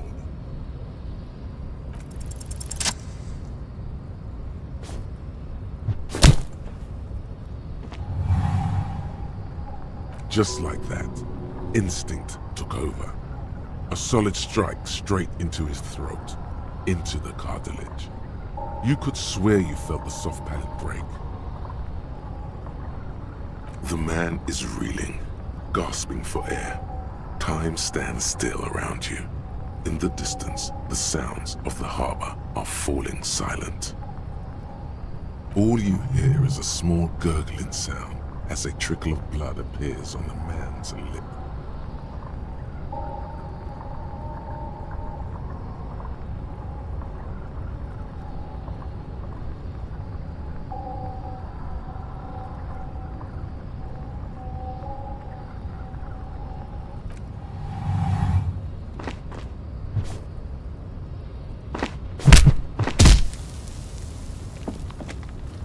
The man lands with a dull thump, like a broken down puppet of muscles and sinew. For a moment, he still tries to keep his head up, dazed eyes looking at you with unimaginable surprise. To your left is the button. As you slam your fist on the button, the man collapses entirely, his head rolling to the side. Looks like you're the new measurehead now. No one is the new measurehead. Let's go before he gets up.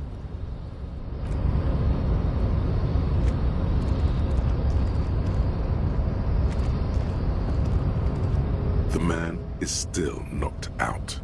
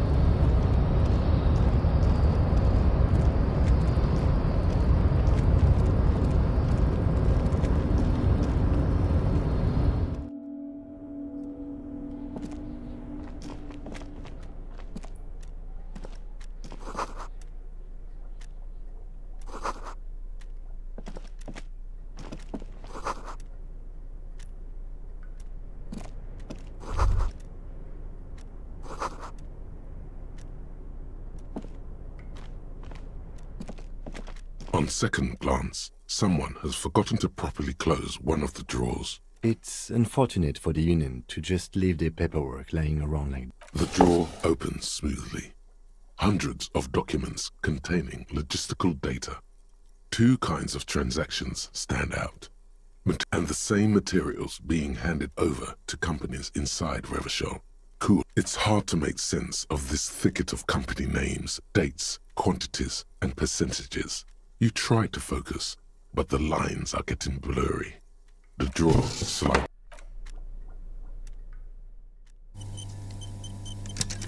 The file cabinet stands steady. Look how blurry all the lines.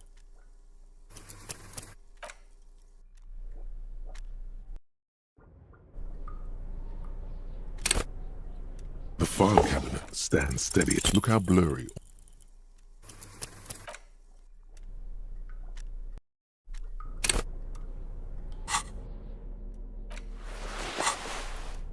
The file cabinet stands steady as ever. And the unlocked, look how...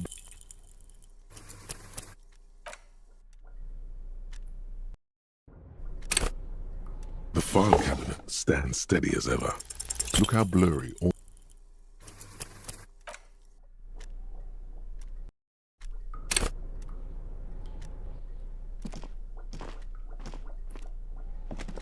The file cabinet stands steady as... Look how blurry...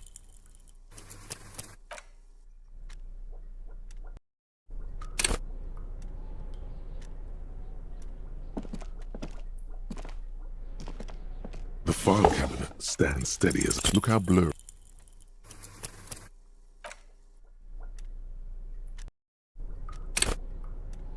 The file cabinet stands steady as a... Look how blurry...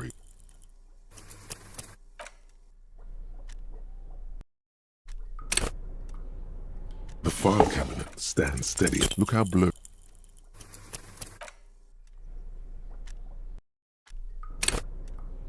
The file cabinet stands steady as ever. Look how blurry...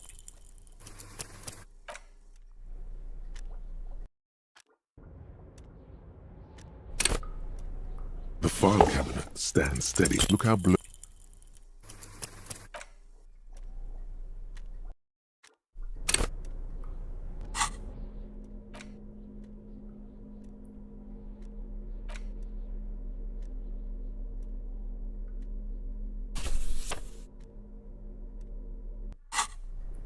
The file cabinet stands steady. Look how blurry.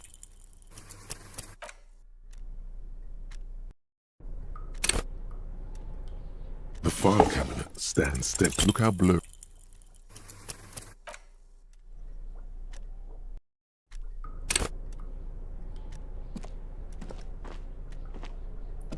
The file cabinet stands steady. Look how...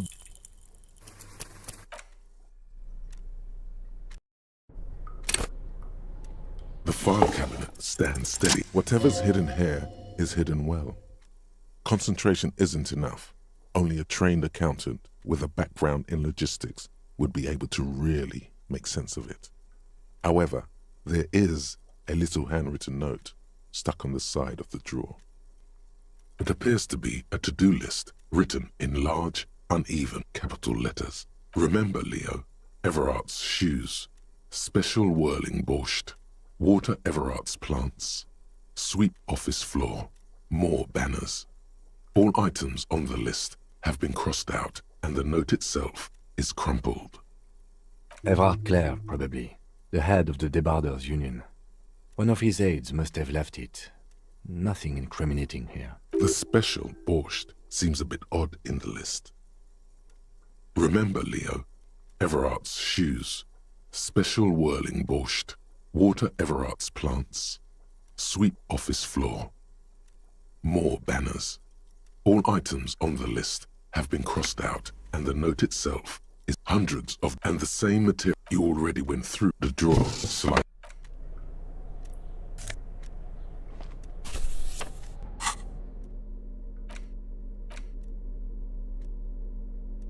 The front of this quarterly journal features a large satirical portrait of the late King Friesel. From the sides of his head, a pair of white antlers spread to the corners of the cover. Because Friesel was incompetent, foolish, and cruel. In short, the embodiment of everything the communards wished to overthrow. It's to your disappointment, there aren't any full-color pictures to direct your attention. After rifling the pages with your thumb several times, you return to the table of content. The magazine is divided into several sections: international developments, Kunst und Kultur, and local concerns. Just inside the cover, there's also an editor's note. Comrade, as you know, this journal takes its name from Mazov's immortal expression, du cristal à la fumée. This was his way of describing the way the rigid, crystalline structures of capitalist ideology turned to smoke under communism. But, like the structures of capitalist ideology, we too are at risk of going à la fumée, unlike many publications which are content to spoon-feed their readers reassuring drivel. Only 4 issues in, and it sounds like they've already alienated their readership. So please, if you value our radical Mazovian perspective on contemporary politics, culture, and international affairs, please consider subscribing today. What do you expect? It was laying around the office of the Debarders Union. They're probably bankrolling the thing. You flip back to the front of the magazine. The table of this section includes a long, tedious critique of the latest round of free trade negotiations between the EPIS nations and the Free State of Semenine. You also skip over an article about heavy fuel oil smuggling along the Messina border, something about bear wrestling in Samara, book riots in Yugograd. Whoa, whoa, whoa. Bear wrestling. Flip back to that.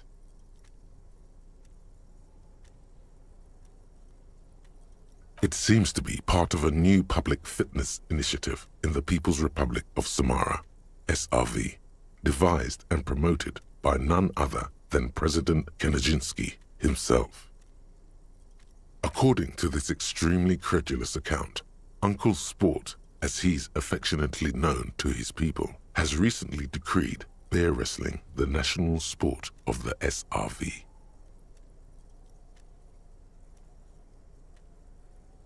Of course not.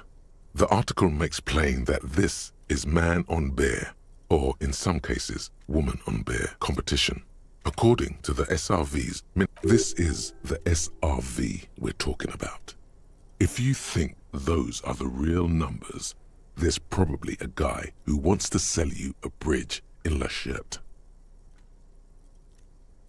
That's very much the idea.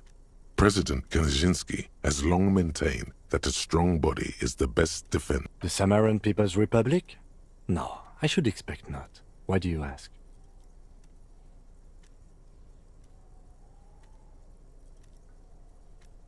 I suppose that would be something to see. You flip back to the front of the magazine. It takes a moment, but gradually it dawns on why they decided to title this one section Invalda is beyond you. As you leaf through this section, you come across several reviews of recent radio plays, as well as a brief artist spotlight featuring a local artist identified only as CS. The main feature, though, is a long essay titled Tip Top Tournée. The Tip Top Tournée is an inter-Isolari racing series, mostly known for its high speeds, ludicrous sponsorship deals, and high death toll. In Revachol, it's held quadrennially on the prestigious Zero Carousel racing circuit. You think you're settling in for a relaxing recap of the most recent season, maybe sprinkled with some nice anecdotes about a few of the more colorful drivers. Instead, you find yourself skimming a 10,000-word feature about all the politically problematic aspects of Tip Top Tournée. Where to even start? For one, there's the crass commercialism of it, so all of it, basically. Oddly enough, this article has 2 bylines. There's no way those are real names. Have you ever met anyone named Exilus? Come on, they're plainly pseudonyms. More than that, they're likely anagrams.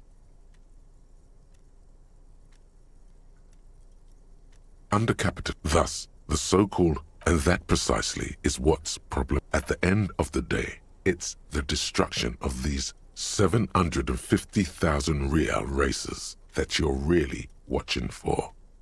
You see, one cannot avoid the conclusion that Tip Top Tourney is simply the apotheosis of spectacular entertainment.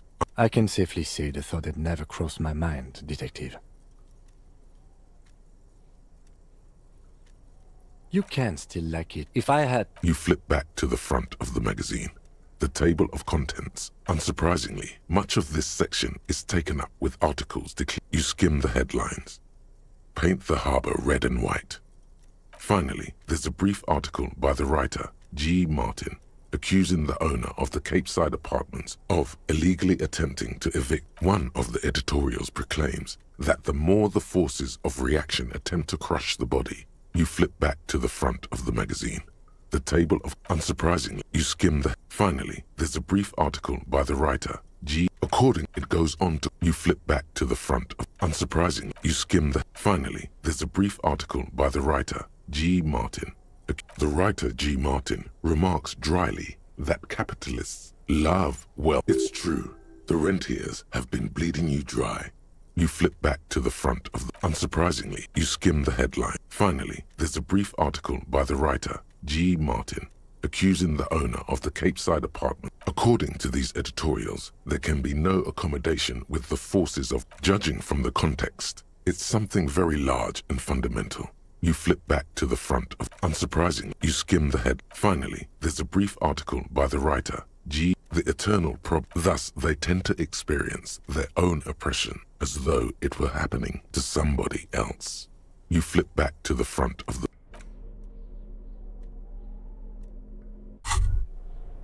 It's clear you like the hard stuff, Bruta.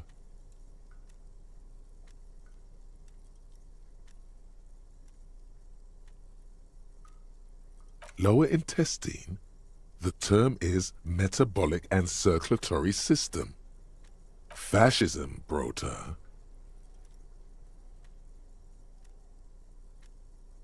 Many things, but it's mostly about trusting your gut. Who does your gut tell you is the source of Revachel's problems? Quit stalling, Bruta. We're talking about the weakest, worst, most insane thing. The weak link.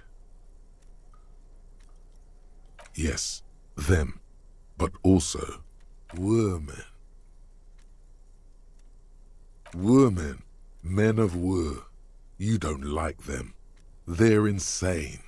Their idiocy needs to be scrubbed off this world with rubbing alcohol. Woo men need to go back to the fucking kitchen. That's what fascism boils down to. The rest is also important. But the main thing is that woo men need to know their place.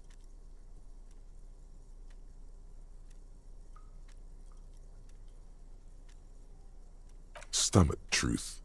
You're having a stomach truth.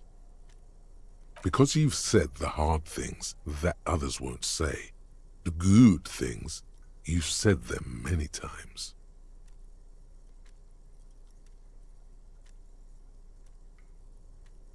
Okay, yes, let's call it that.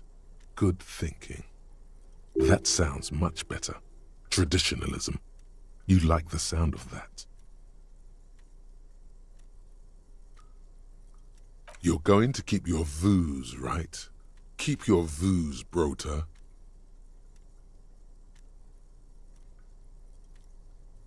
There's a slow, painful growl somewhere in your intestines, knocking on your alcohol-engorged liver.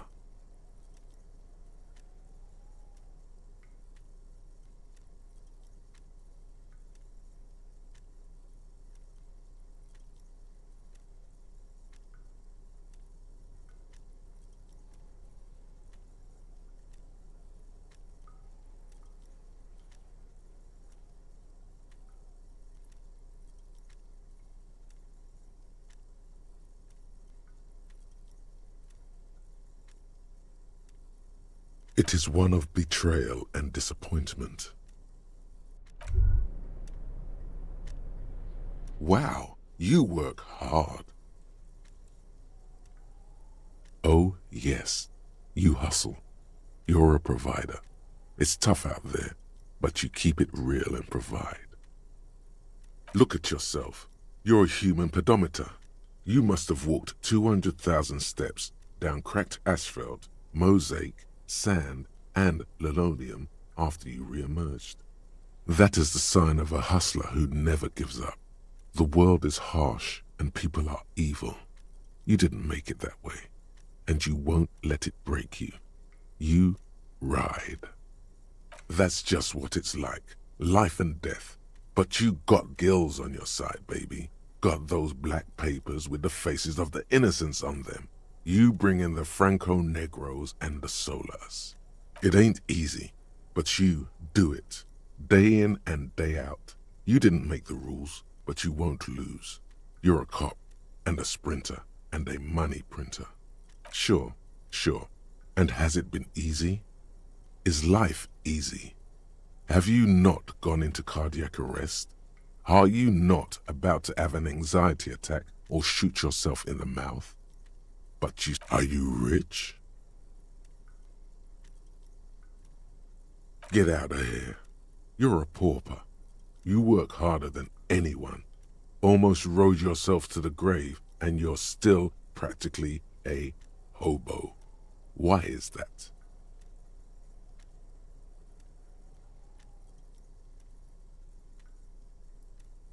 Because of the taxes.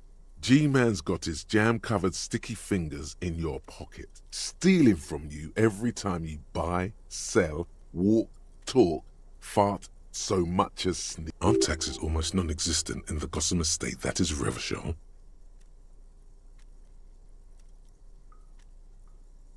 You and I both, but they got those indirect modes of taxation.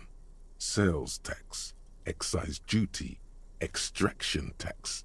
This tax that doesn't even have a name. Plus, there's the stuff people in other countries pay for that makes them ask for more money from you here. The Gossamer state's a myth. In total, the coalition government, 98% of all your money.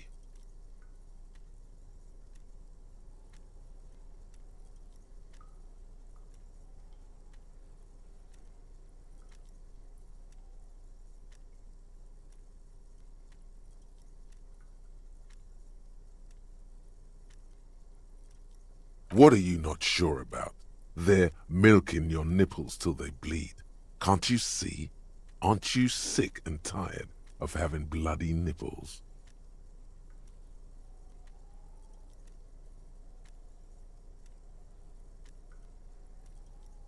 It's all about the tax issue, hustler. No other problem in the world is as pressing as top marginal tax rates. And don't you fucking forget it.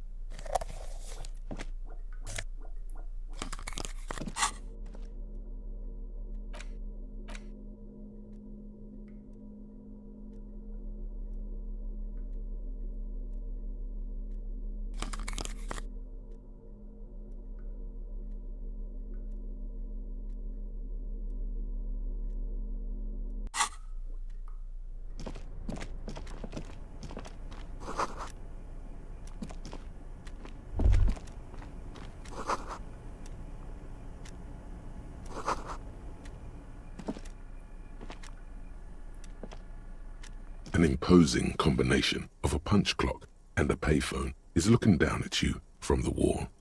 A note on the side says, "Tokens unavailable due to strike.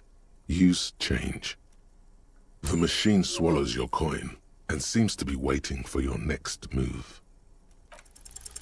Your fingers run over the dial pad. 005.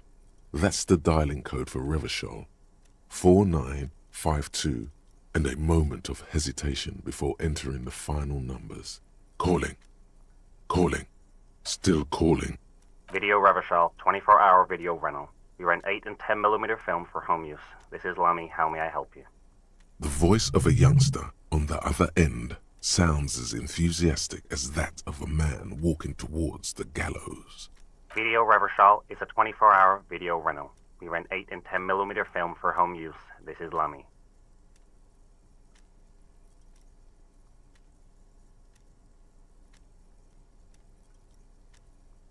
Sir, I don't know. It's a video rental. Maybe you rent videos here. No. Maybe you called to extend your rental period? Do you need to extend your rental period? If you need any further assistance, you can visit us on the corner of Voyager and Main. I can't help you over the phone. Are we done? The call is terminated by the other party. You're left with the discomforting...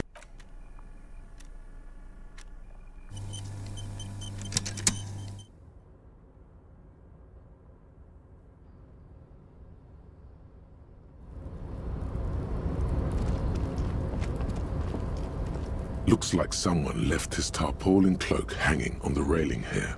The white rectangle of the Revachol Citizens Militia is clearly visible on its back.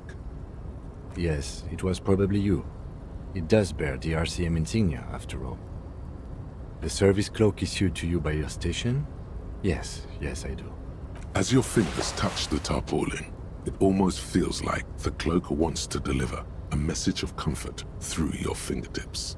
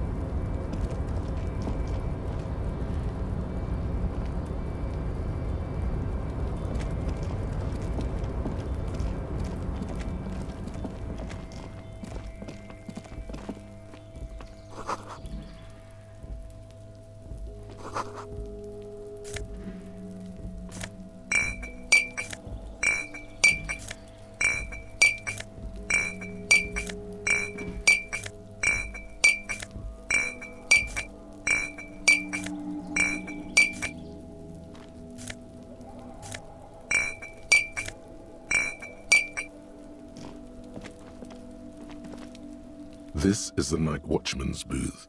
The name on the door reads, René Arnaud. Listen, it's okay to take a few minutes to yourself.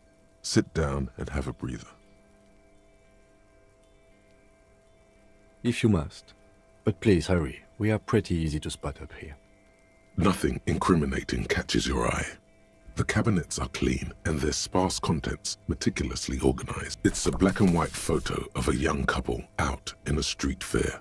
The man, René, is dressed in a Royal Carabinier uniform. The girl is young and very pretty. Why did you take that picture of René?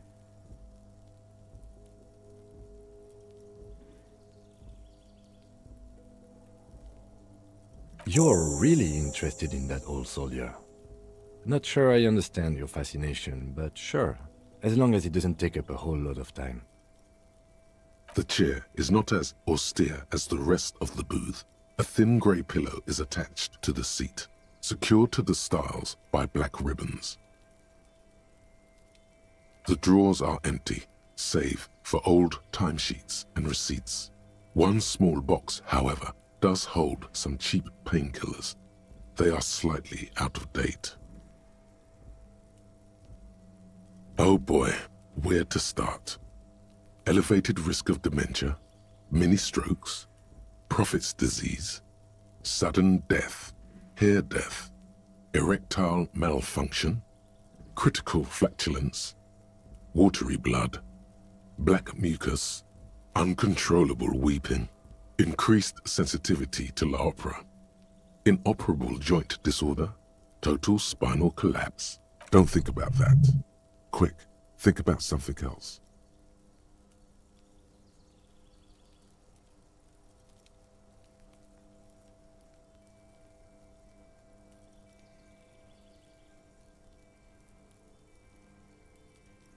The imagined dazzle of light overwhelms any list of potential side effects.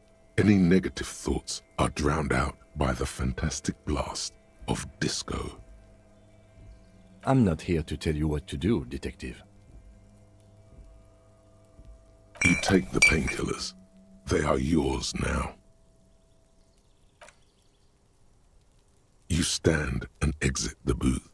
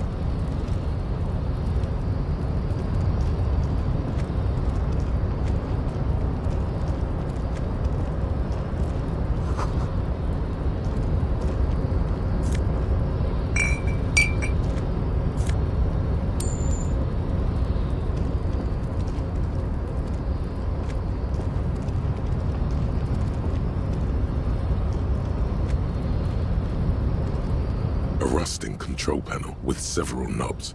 2 buttons marked Marche and Arrête are faded with use.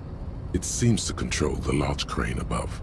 A container is Marche, on, Arrête, off. With a loud grind, the crane shifts overhead, moving a massive metal container through the air.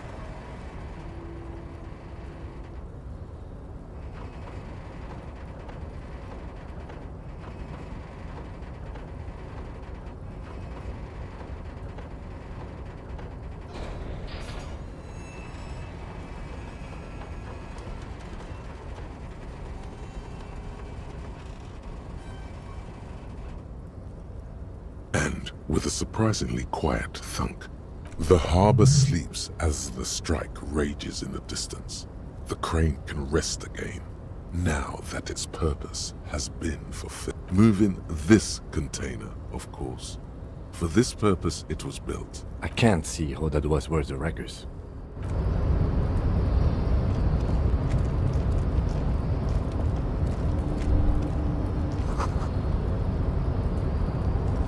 Before you stands a cargo container, just one of many in the yard. You do? Because I don't. There are 1 million containers here. Why are you fixating on this one?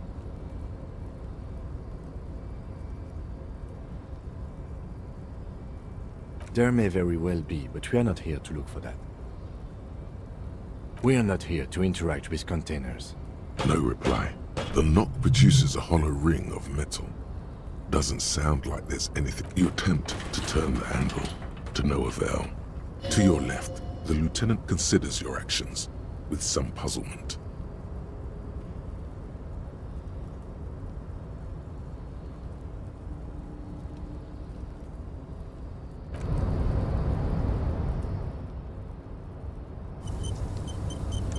You're back before the cargo container. Its drawer. Why are...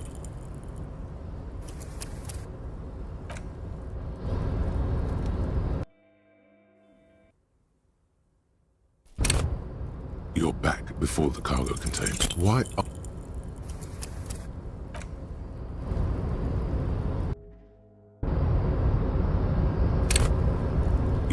before the cargo container. Why?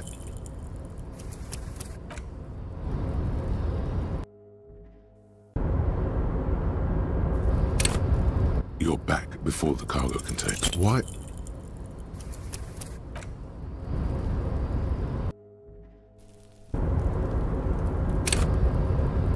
You're back. You're back before the cargo container. Why?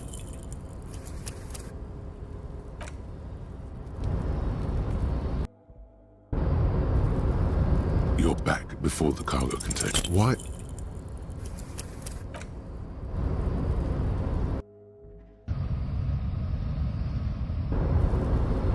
You're back before the cargo container. Why are...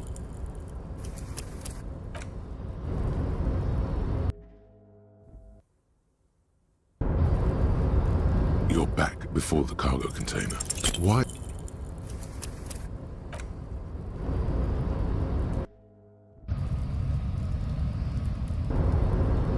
You're back before the cargo container. Why?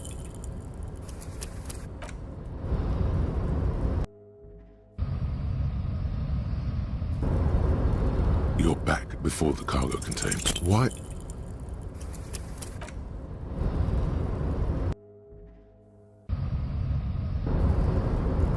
You're back before the cargo container. Why?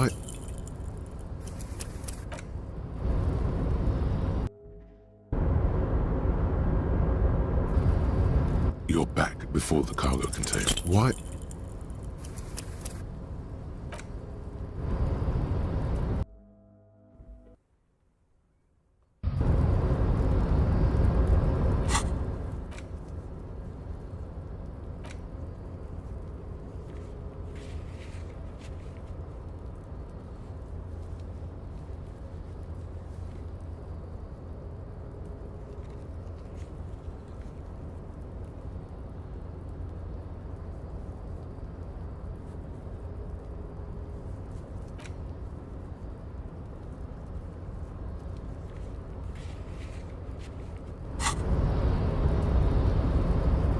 You're back before the cargo container. Why?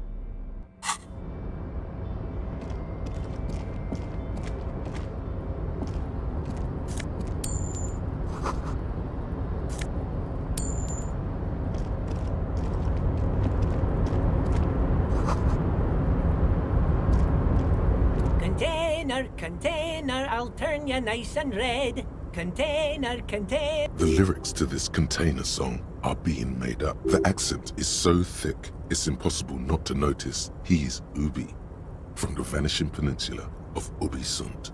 Container, container, used to be Wild Pines. Container, container, now belongs to Everard. Everard, Everard, Everard, he looks after everyone. Huh? Well, hey there. How can I help you, mister? I see you are not a union man, mister. Did you get lost? You're not one of them scabs, are you? I mean, I don't personally mind. Folks is just folks, you know, and just some of the other guys don't look too kindly on the scabbing kind, if you know what I mean, mister. Oh yes, born and raised in Irish, mister. Mum had to leave my dad after he got a bit violent. Took us here to the new world. I was about 10 then. Too old to lose my accent then. People say us Ubis are up to all sorts of trouble with sheep and other animals and whatnot. I just want you to know there was never any of that where I come from. Thank you for clarifying that, sir. Oh, I'm just making some covers for them containers here. Yes, I am. Yes, I am. So it's easier for the crane operators to spot them. The containers in the yard are green in Wild Pine's livery, and the mountains rising behind Leo is all red in Union colors. It's like some red infection was spreading outwards from the container yard's core. There appear to be cisterns underneath the Union container covers. Yes, they are hiding it from the inside. All the red containers have the Debarders Union logo on them. No, not really. Mr. Everett doesn't tell me all the big things. Says I go and tell them to everyone. Oh, I don't know, mister. They say it's some chemicals. Most of them have labels on them, I think. Oh, no trouble at all, mister. No trouble at all. Oh, most of the guys are down at the gates, keeping the scabs from coming in. We're on a strike. The whole union is. You don't have to work when you're on strike. So no one is working? Not everyone is down there, of course. Mr. Everard is in his office, where he always is. And Jean-Luc is guarding the gate. But Titus and his boys got into some drunken trouble and Everard sent them on a nice vacation. For a week or so.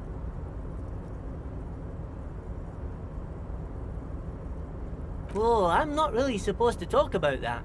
That's union business. Him and his boys stirred up something in town. Probably drank too much and got into a fight or something. I heard Mr. Everett telling them to take some time off. I guess the boys got a bit too rowdy and had to let out some steam. I don't really know the details. That's just how boys are, you know. I haven't been in a fight since I was in Easy, Leo. Let's keep this on the hearties. Look at him. It's not going to be anything useful anyway. Don't fight it. Better to go with the flow.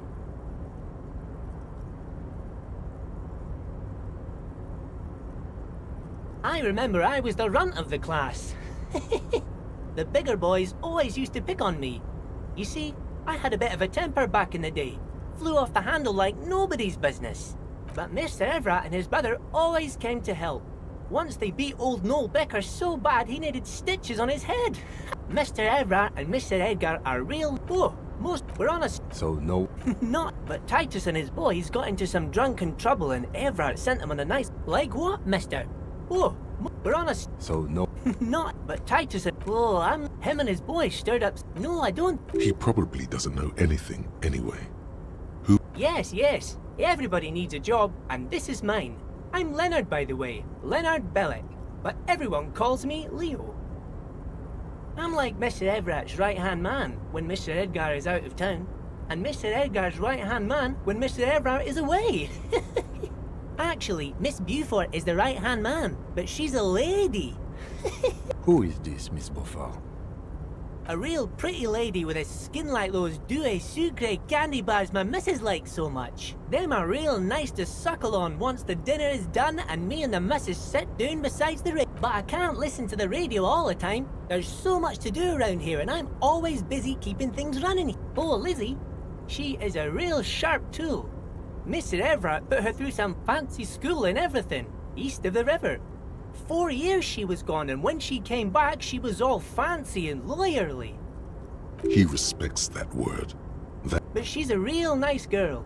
Grew up in this here neighborhood.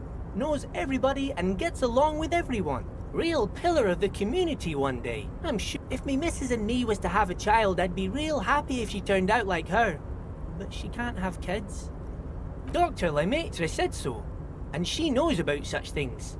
Been a doctor for almost 50 years she has. So Everard trained a lawyer named Miss Beaufort. Interesting.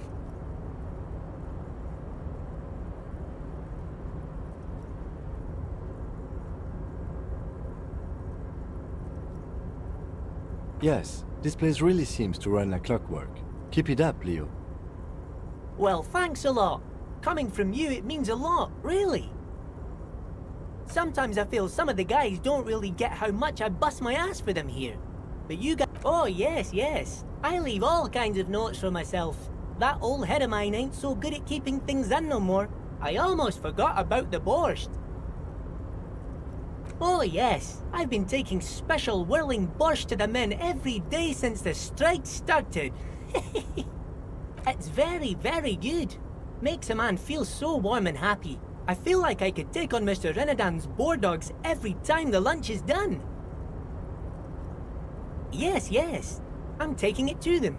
The borscht keeps them happy and in fighting spirits. Makes you all warm inside. They brew it in the whirling in rags. Oh, the whirling's cook. He makes it. Them is always talking with Mr. Manana in that weird language and laughing together. He doesn't speak what we speak. He's from Grad. Oh, sure, mister. Sure. You do that. Yes, sir. He didn't actually understand what you meant, and now he's just nodding along. Oh, that one. That should be empty as far as I know. Lots of containers here have nothing in them. They're just waiting to be loaded up. Told you. Oh, you want Mr. Everard then? He's an awfully nice fellow, he is. Him and his brother are both nice fellows. They've lived their entire lives in this here neighborhood. Guys like Mr. Everard and Mr. Edgar, his brother, are real good guys. Made Martinez what it is today. Mr. Everard and Mr. Edgar and I went to the same school we did when we were boys. Oh, Mr. Everard is usually in his office, of course. But he already left for the day. He always leaves around 10 p.m. Bye-bye now.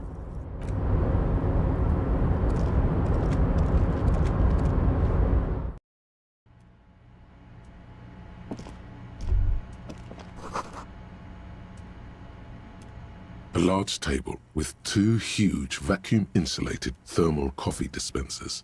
Someone has forgotten a small plastic card. Next, you snatch up the red plastic card. It features a black contour of a crane lifting a container. The name, Etienne Hogarth, is written in the middle. Below it, in smaller text, member of the board. It comes with a magnetic strip meant to open electronic doors.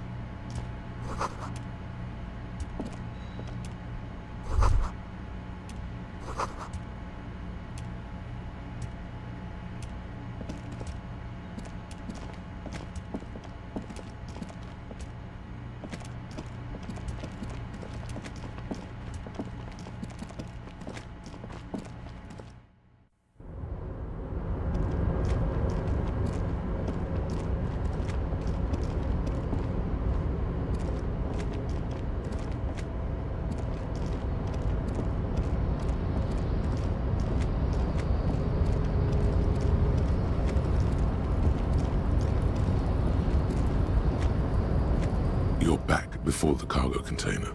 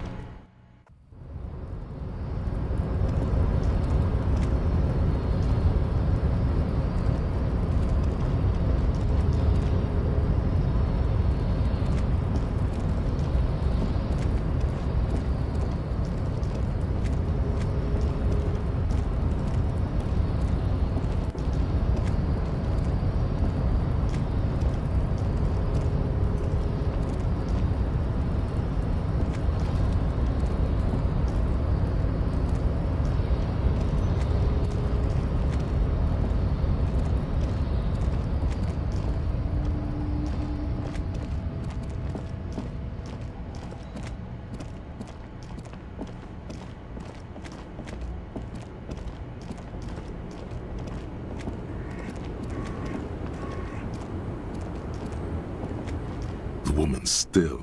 If you want her attention, you... Where am I? Who are you?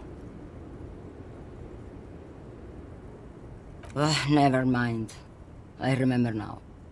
I'm still stuck in that traffic jam in the 50s. Back in Mefka, during the time of the revolution. The sidewalks and cafes are filled with young people. I was on my way to see a new Boyadero pictures until you came along, that is.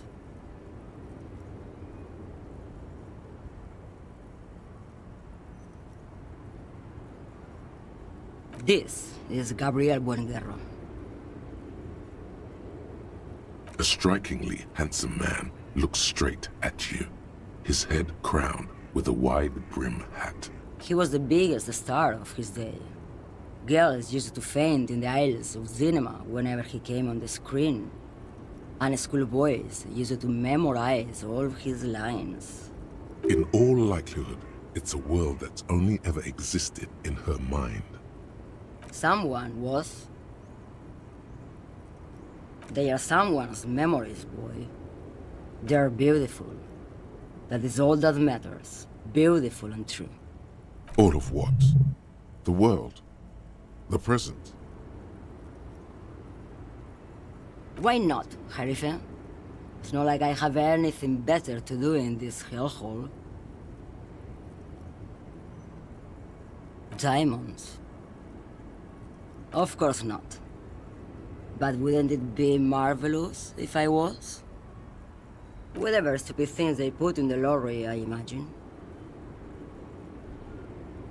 I quit concerning myself with that a long time ago. Besides, I don't drive the lorry for the cargo, if you know what I mean. Then it's contraband, lawman. What? Do you want to take an old woman in? Be my guest. Lock me away like Bad Hand Hermenegildo. Bad Hand? Hermenegildos' bad hand strangled 300 people. What can I say? Some people just really like strangling people.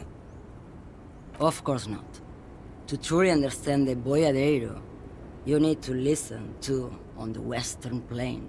A boyadero, Boya for short, is a cowherder from upstream Magritte, the great steppes of northern Mesk. He is a rugged individualist and explorer. It's an old ballad about a young girl who falls in love with a daring boyadero. He promises to marry her as soon as he returns from the Western Plain. Of course not. The boyadero returns from the Western Plain a changed man. One night, as he and his beloved are out walking along the river Maigret. In the background, you can hear the orchestra swell as the screen fills with the maiden's imploring eyes. No. The boyadero strangles his beloved and throws her body in the Maigret. Then he rides off, because the Western Plain is calling to him. The most beautiful. A true boyadero needs a whole horizon to himself. He can't be tied down by man or woman. His beloved was selfish. She didn't know what... She's just a distracted old woman. We should maybe let her get back. So he doesn't think she's a smuggler? You hear that, Lowman? I don't think your partner likes you spending too much time with me. Nothing. I just don't think she's connected. He doesn't want your frail mind caught up in something here. Oh, don't worry about me. I'm one of the best camioners around. I drive routes no one else will. Lomonosov's Land, Udashnaya Zemlya, the Western Plain.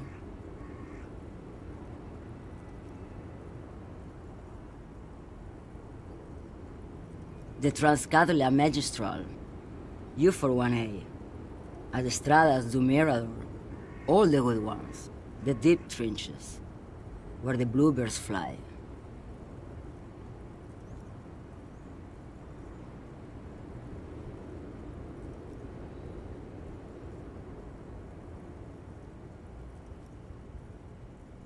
Irmao.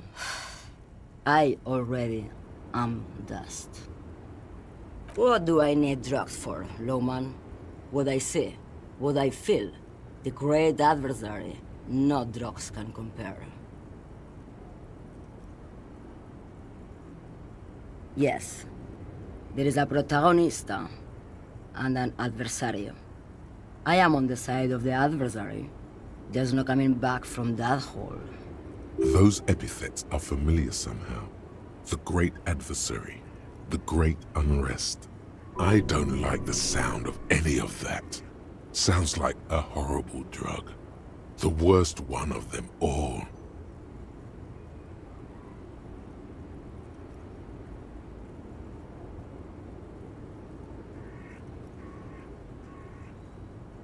If you don't know, Maybe if she thought you're corrupt.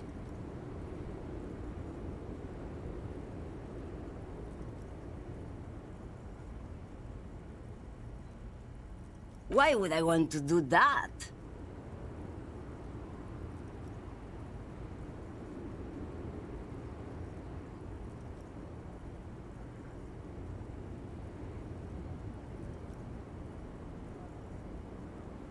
Lowman, what in the name of God are you talking about? Maybe. Probably not. Makes no difference to me either way.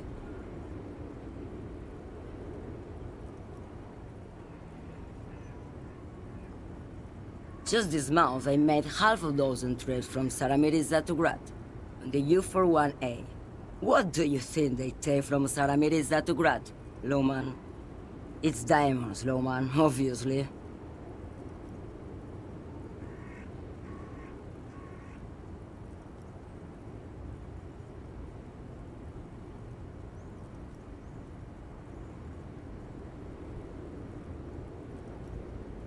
Easy. He's the skinny man who thinks he's a poet. Never trust a poet. Also, he's the only one I can see from here. That's correct. There is no visibility of any of the others. Diamonds are good for you, Lowman. You should try them sometime.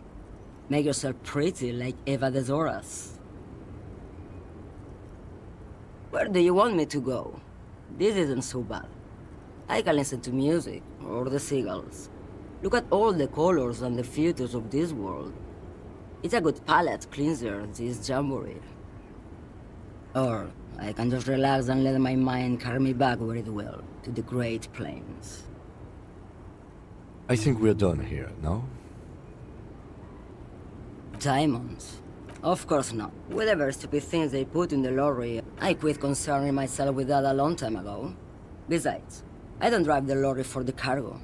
If you know what... Of course you don't. She's just a So he... You hear that, Lowman? I don't think your partner likes you spending too much... Oh, the monos of the Transcatolia Magistral. You for 1A. At Estradas do Mirador. You go right ahead, Lowman. Is that all you woke me up to say? Yes, go. Enough jamboree. I need to get...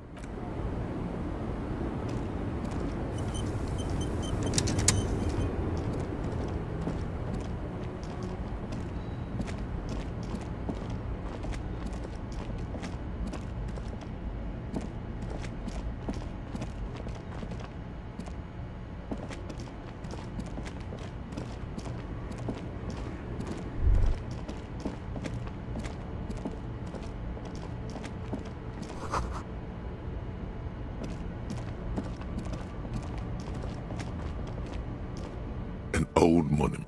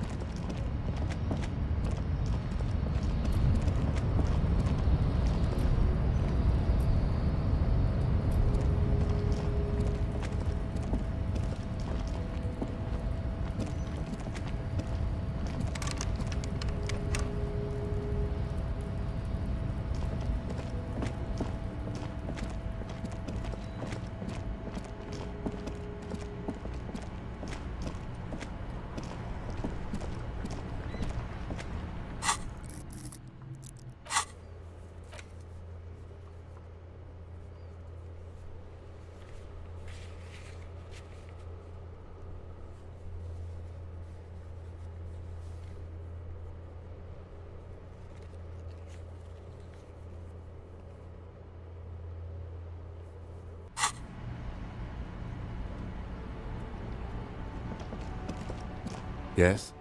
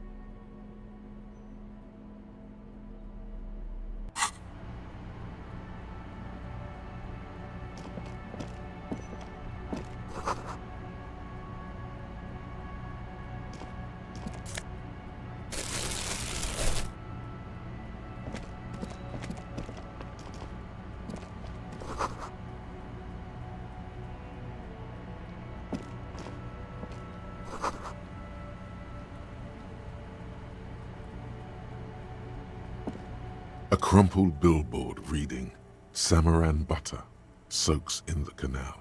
Two ugly lines mar the bright countenance. The sign billboard has fallen on the waterlock, keeping it open, and thus out of order.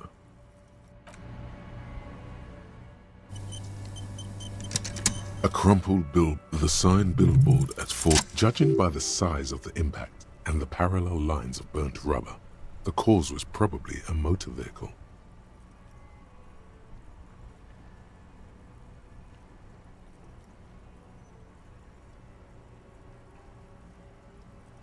These look like the same tire tracks I saw earlier, in front of the whirling rags.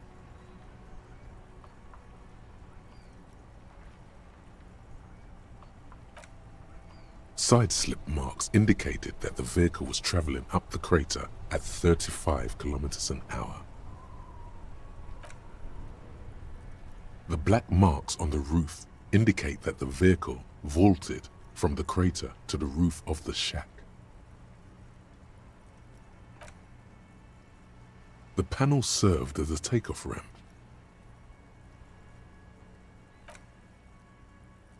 The vehicle soared through the air, hitting the billboard and upsetting the posts. Then, the sign broke the vehicle's fall into the canal.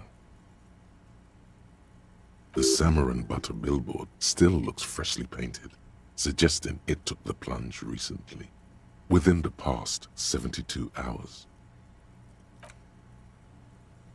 Still speeding, the vehicle made a loop and vanished into the fog along the coast.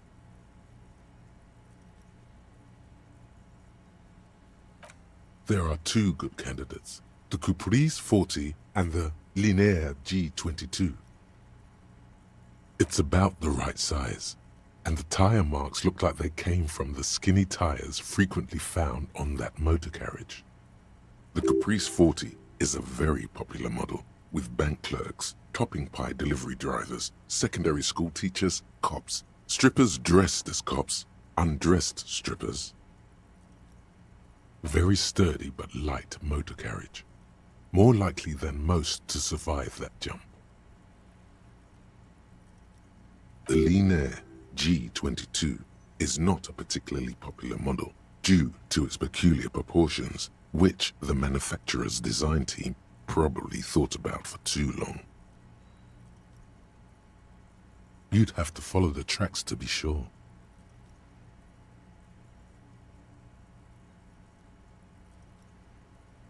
The lieutenant looks on, waiting for you to wrap up your analysis.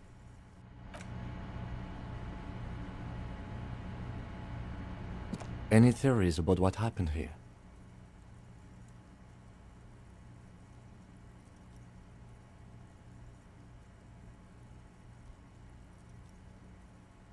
What kind of car do you think it was? That's quite likely, from what I can tell.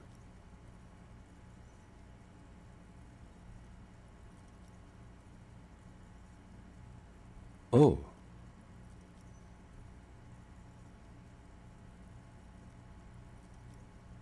The traffic hooliganism? I hope not. Fortunately, we are not traffic cops. Should we get back to the murder? Somewhere in the depths of your alcohol-addled soul, you find a few threads that you can weave into a story. The tip-top tourney champion?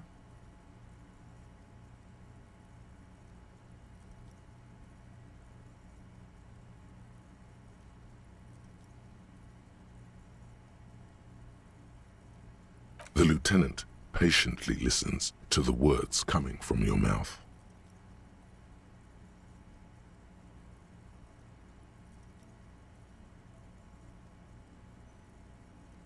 Jumping canals at night? If I was Jacob Irv, I wouldn't drive in Martinez. The roads are awful. In conclusion, it's a colorful theory, but I don't believe Jacob Irv did this. Should we go?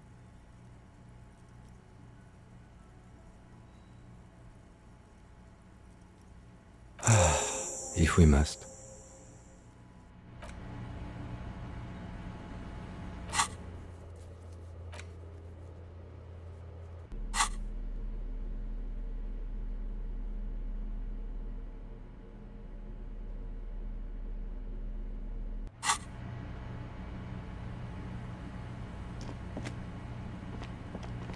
The crumpled Samaran butt. The lieutenant.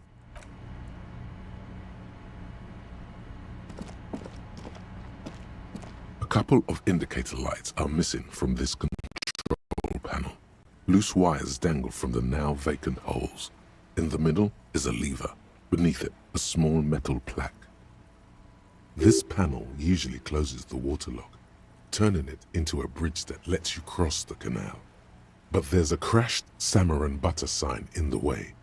Pulling the lever probably won't do anything. You pull the lever all the way up until the metal clicks against the contact pins. You hear a soft clunk. Then, nothing happens. Nothing happens. A cold gust of wind blowing in from the sea interrupts the silence of the situation.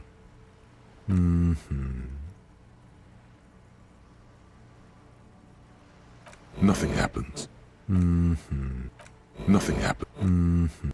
Nothing happens. A cold gust of wind. Nothing happens. A spring brings the lever back to its original position. You still need to close the waterlock to get across the canal. Some other way. Wasn't there a sign over there saying functionality will be restored on Wednesday morning? You pull the lever all the way up until the metal clicks against the... Nothing happens. A spring brings... Wasn't there a sign over...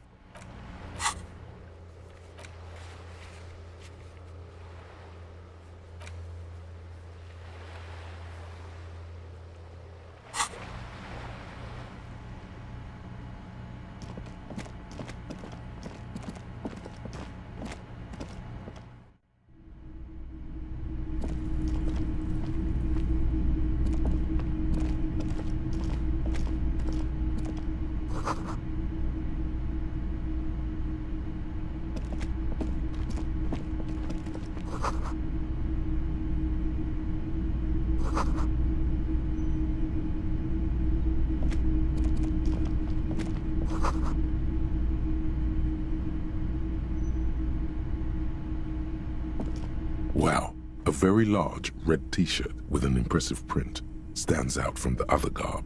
Oh yeah, the print depicts a muscled man striding toward you, a giant sword in each hand, encircled by burning embers. Behind him is a cluster of cabins engulfed in flames. Beneath him are the words, Hjelmdal burning.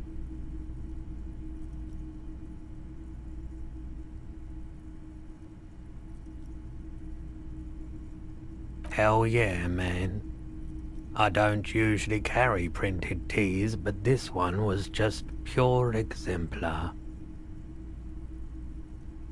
I wouldn't go so far as to say that I'm a fan, but I do think the Hjelmdalaman saga is an integral part of our shared reality. Most people don't think that the man from Hjelmdal really exists. Smells like worn cotton and a little old sweat there. Worn cotton with a side of flea market or trash bin.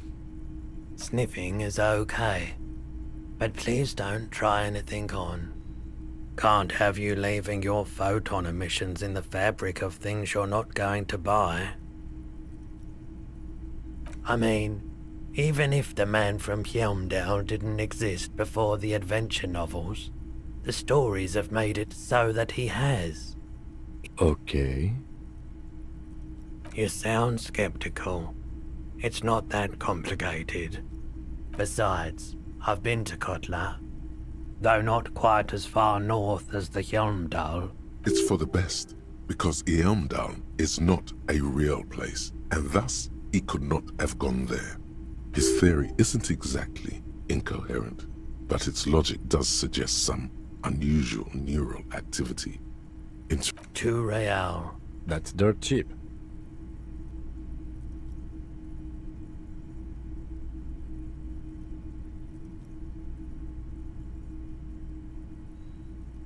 But why?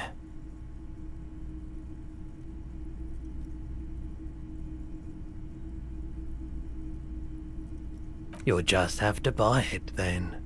But it's not like it's expensive.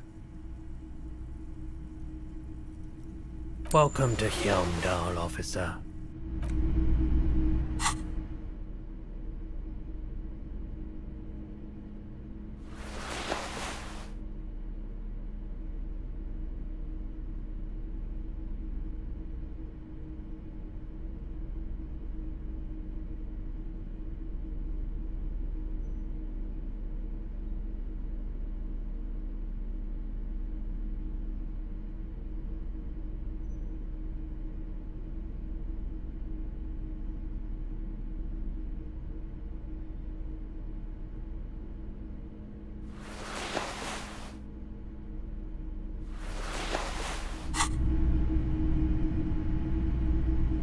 Typical Martinez streetlight sits among assorted floor and table lamps. The light pole has been carefully cut, and the wiring has been redone and attached to a standard. This would make quite a statement in your living room.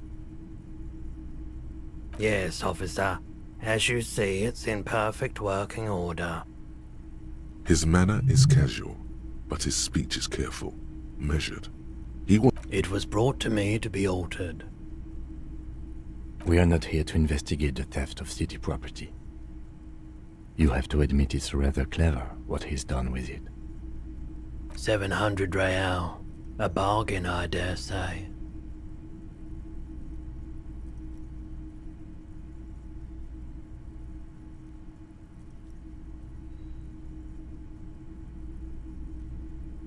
The light has undergone 3 transformations, and every transformation, large or small, has a price tag. The light has been removed and rewired. That's 2 transformations. But what about the third? The most important transformation is the light's placement among ordinary indoor fixtures, which has adjusted its morphological field. The light became suitable for use inside the home just a few days ago. Okay, that checks out.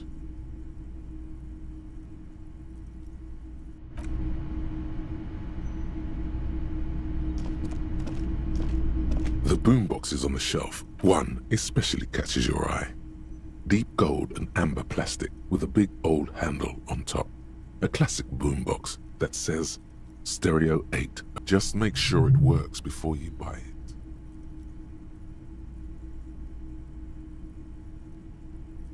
Absolutely.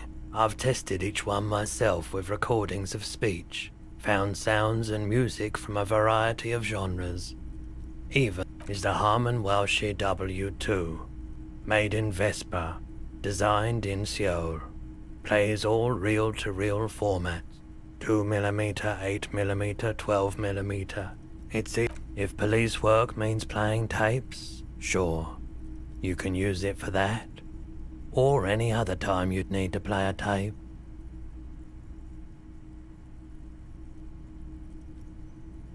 And here you are.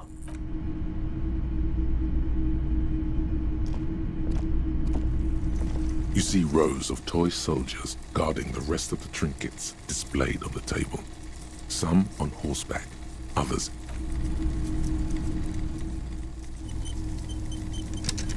You see rows of toy soldiers, big men on big horses, clad in Franco-Nigerian knights. I used to be very serious about these guys. They're not all blue. These figurines also wear gold coats and caps, complemented by orange trousers. This is what the loyalists looked like, yes, at first. Then they wised up and got camouflage. Which ones? Ah, royalist soldiers from the time of the revolution. The uniforms are painted a bit too brightly, I suppose. This set of soldiers isn't meant to look impressive. A few have rifles, but most of them carry pistols. Some even shovels and tall sticks. You're probably talking about the revolutionaries, yes? Yes, they are soldiers, revolutionaries. I think their poverty has been exaggerated for effect. When you place them next to the royalists, it doesn't seem like they could possibly win.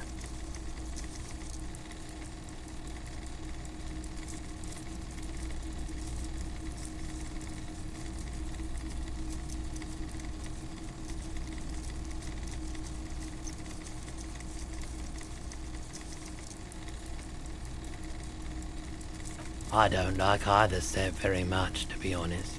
But there are many pairs. Why? What's this? A headless man riding a horse? A headless man wearing futuristic tracksuit trousers that say found. Oh, that's the Headless Phone Rider. The Headless Phone Rider. It's an urban legend about a man who rides the streets of Revachol sporting a fawn tracksuit. 50 cents. Bargain price. I'll throw in the tiny cap too. I think he's looking for it, or something. He lost his cap when he lost his head. Perhaps he's looking for the head. Did I mention that this figurine is supposed to be lucky? Always carry it with you.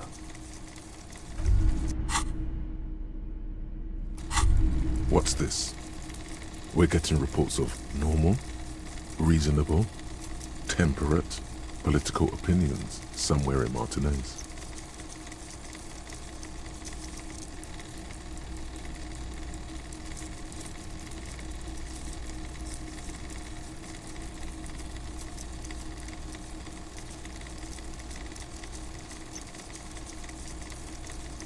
It's also about that, but it's also more. Perhaps it's the hangover. Perhaps it's a temporary surge of serotonin, but something tells you it's time to become a citizen of the kingdom of conscience.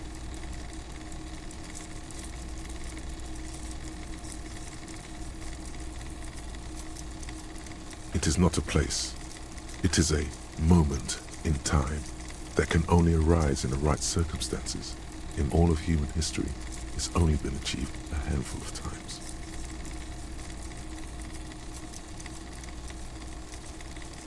Incrementally. History's greatest catastrophes have been brought about by people trying to make the world a better place. That's the genius of Dolores Day. She recognized that progress is meaningless if its gains are lost because of instability. Real, lasting change can only come about gradually, increment by increment.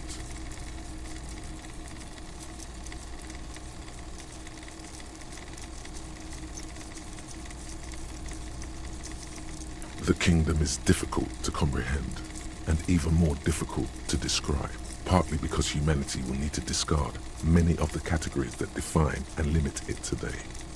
The kingdom of conscience is post-capitalist, post-national. It's also post-industrial, post-ideological, and even post-sexual.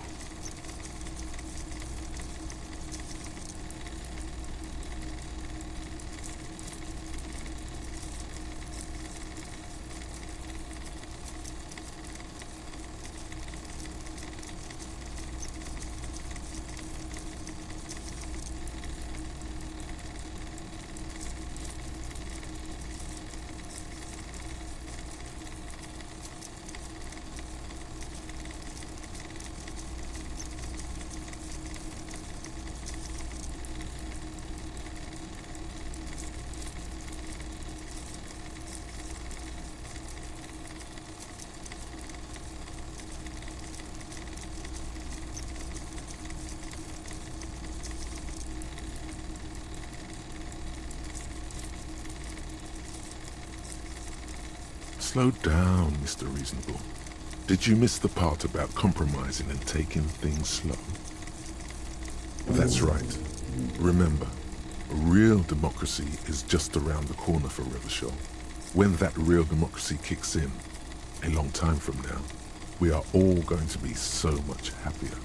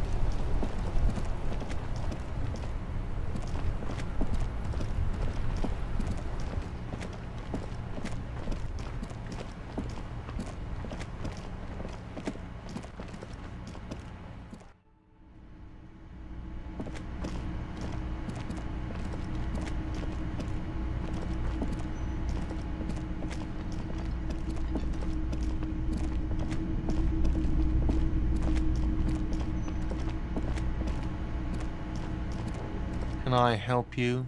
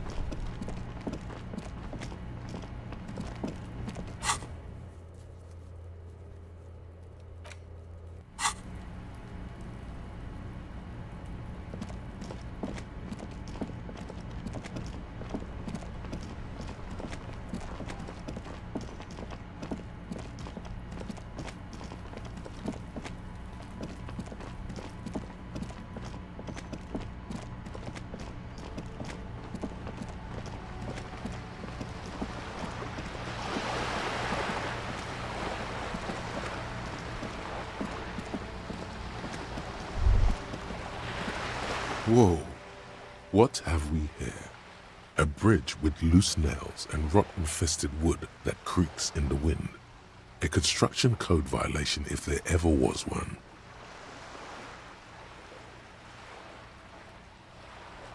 True, they never cleaned up the war damage. The rest of Revachol looks better, though. The bridge is fine enough. Locals use it all the time, after all. It's nothing to worry about. Shall we?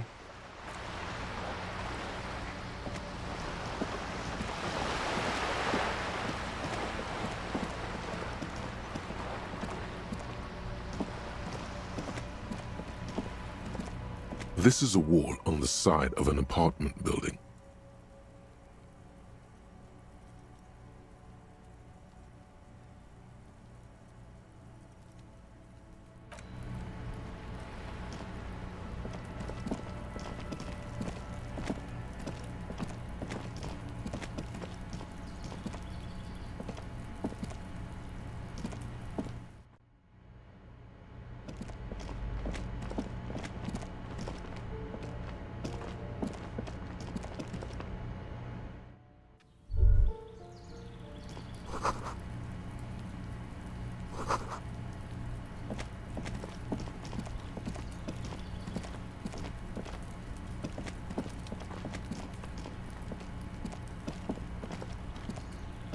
This door is no one on. We should return tomorrow.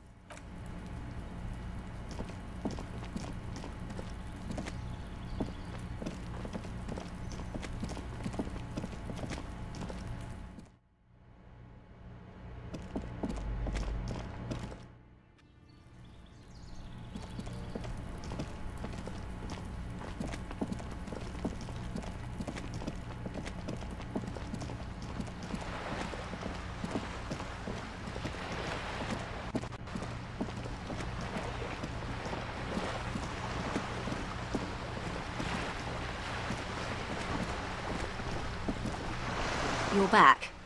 Good. What can I help you with at this late hour? Matter of fact, I don't.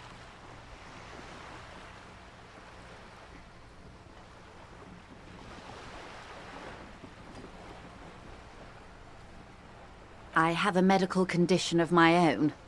Nothing unusual, though. I'm old, you see. Thank you. I do what I can to remain presentable. Now, ask me some questions. It'll help us pass the night. Is what you want to say, but it isn't that easy, is it? Look at that lady. Take a gander. Squint your eyes, bub.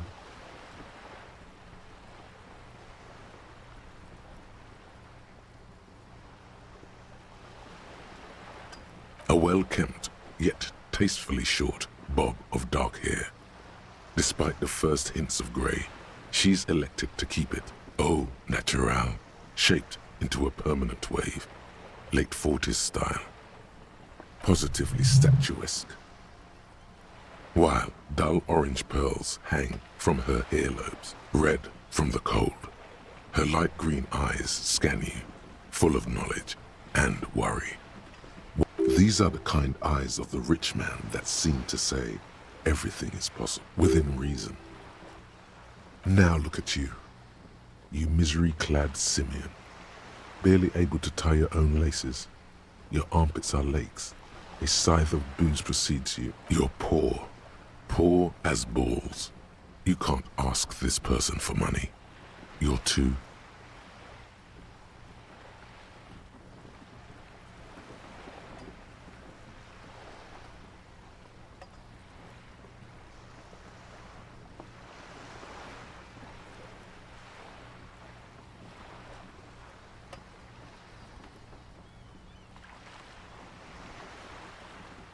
You think your little communism protects you from this feeling? No. As I was saying, if there's any way I may be of assistance, please don't hesitate to ask.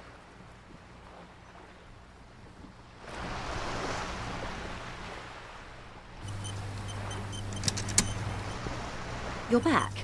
Good. What can I help? I am so...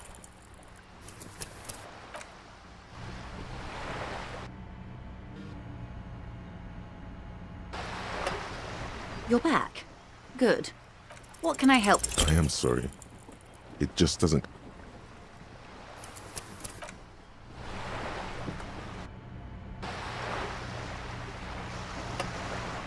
You're back. Good. What can I... I am sorry.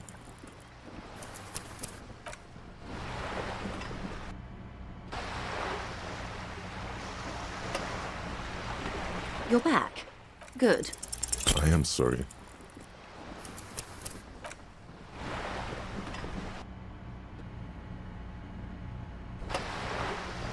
You're back. Good. Voila! You're doing it. Really put your back into it. Yell it from the top of your lungs.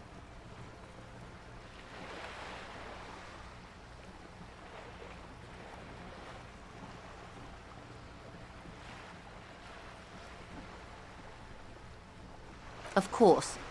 How much do you need?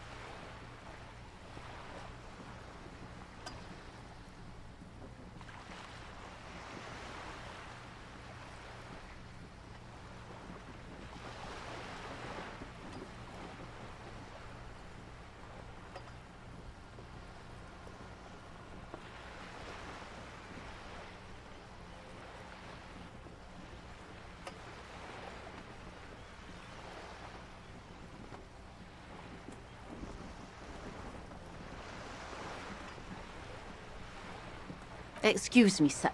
I don't have $1 billion real.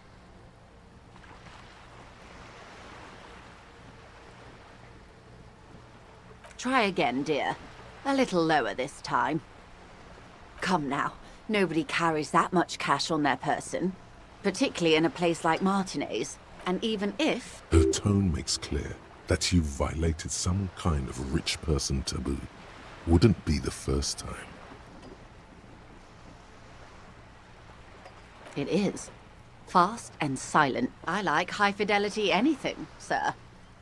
That's a good sum. Not too small. Not fantastically large. Like $1 billion.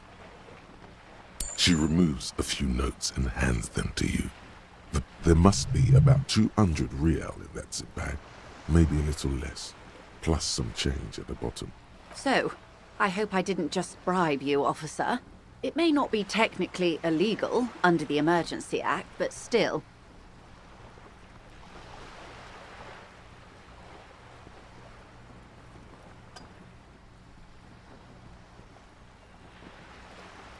You're right, ma'am, that donations are permitted under the Emergency Act, unseemly as it may be, as long as they are properly logged with the precinct. Which he most certainly will do. Now, how else can I help the arse? On the contrary, officer? There are yet camionneurs you have not talked to. And don't look so surprised. In a time like this, it would be strange if Wild Pines didn't have eyes on the harbor. They must have someone in an overlooked position, near the... I suggest you go back and canvass for more suspects.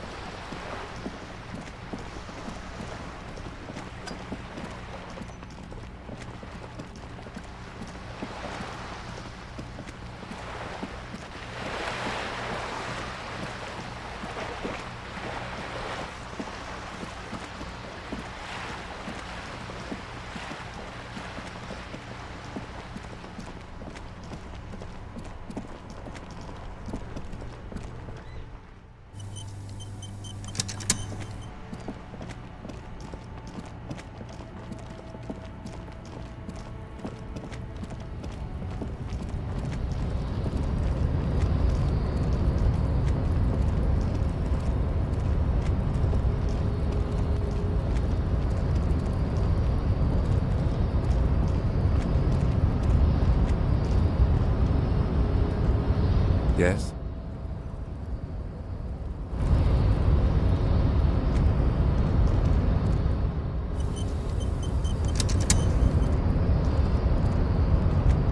Do not presume this has drastically altered our race dynamic. Our personal dynamic has changed. A little.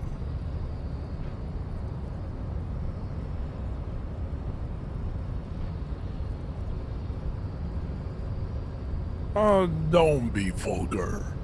White or not has got little to do with this. The race enigma runs much deeper than that.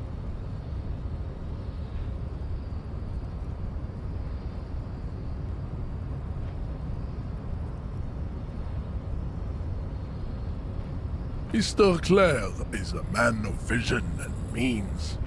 He has the will to confront polycultural capital, something your race, naivistic communists, never did. Also, to serve is noble. It takes discipline. Your petulant individualism has only contributed to your race failure. It is lax and moronic. Jam. Individualism. You have gotten these ideas from degenerate youth culture, have you not? You have picked them up from rock and roll songs? Of course it does. You are a degenerate individualist and a rock and roll rebel. A pawn of international finance, just like the rest of your ham-colored race. I am not surprised you enjoy it so much. This has happened to many of the side products of the inevitable cultural victory of the Seminoles race.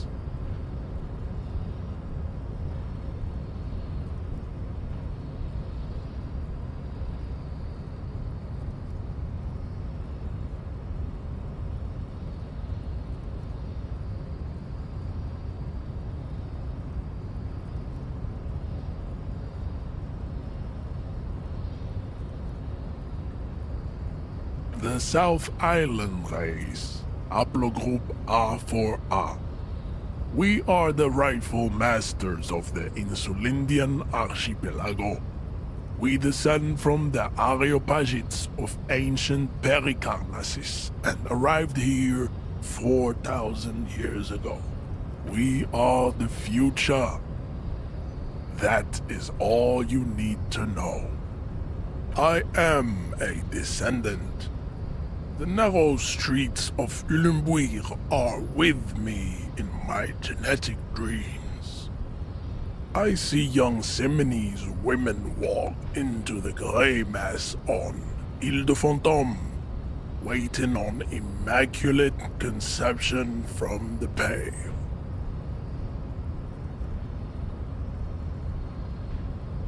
No, I have heard about it on the radio. I'm from Couronne, and no, it is not just in Revachol. The city is central to the Simony strategy. Spreading through its trade networks, our culture will dominate the world. You have heard enough about our phylogenetic secrets for today. You have extinction to come to terms with, and never getting into the harbor. I don't think anything about this. We are wasting our time having this conversation. Your pedomorphic friend is right. You should leave here with your tail between your legs, contemplating race extinction. I am an immovable obstacle. Racists are generally not very good examples of their race. Welcome to Revachol. You must think redhead. I am true. The drawings are precise and look true to their pseudo-scientific ambitions. One thing, however, it is not entirely free of throwbacks in the phylogenetic tree. His large jaw, for example, could be a trait indicative of criminalism. Also, his earlobes could be...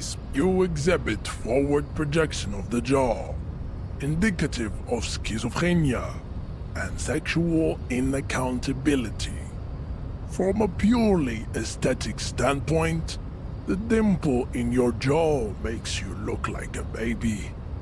This is not craniometry, just an observation. It is impossible to see any more of your bone structure. It is covered in the ravages of Al-Ghul. From what remain of your features, I can see fleshy lips, baldness of the head, and long arms relative to lower limbs. This leads me to conclude you are not a police officer. You are a common criminal, an offspring of murderers and sailors from Sur-la-Clé and Vesper, and possibly even the degenerate sheep herders of Ubi. Your racial heritage is uninteresting. It is the same as all Revacholians. Your parents and their parents made the decision to reproduce while under the influence of Al-Ghul.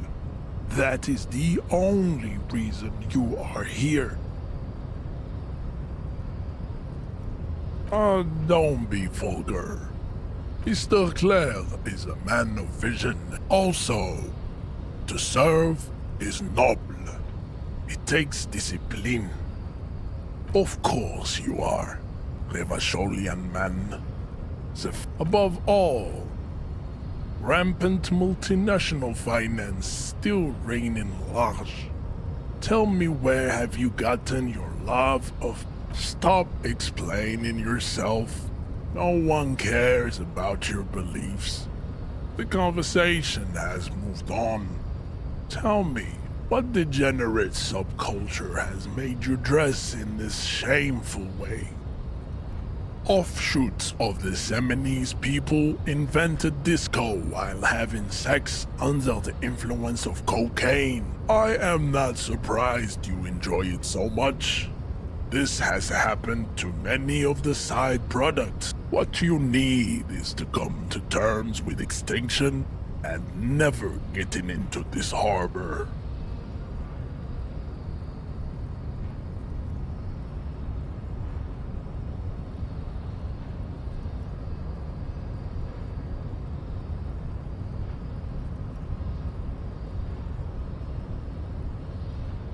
Racists are Welcome. He must... True, the drawings are precise and look true to their pseudo-scientific ambition. The size of the earlobes is not a real... Your earlobes are flawless, Jean-Luc. Yes.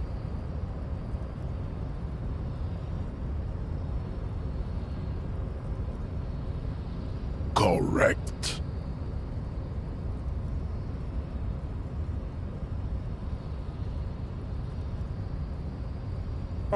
Don't be vulgar. White Mr. Claire is a man of vision and means. He has the will to confront jam, individualism. You have gotten the...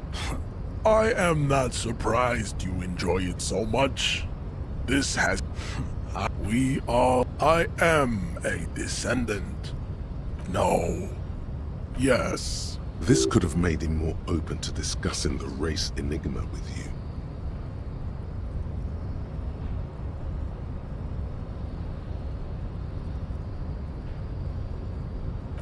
Welcome. He must... True, the drawings are precise. Your silence betrays your inferiority. You do not... don't be... Mr. Claire also... He looks toward the harbor. Don't... Mr. Claire also... Above all, rampant multinational finance still reigning large. Tell me, where have you gotten your... I am not surprised you... Measurehead stoically looks to the distance, in silence. Ask what kind of races there are first. Classification is core to this stuff.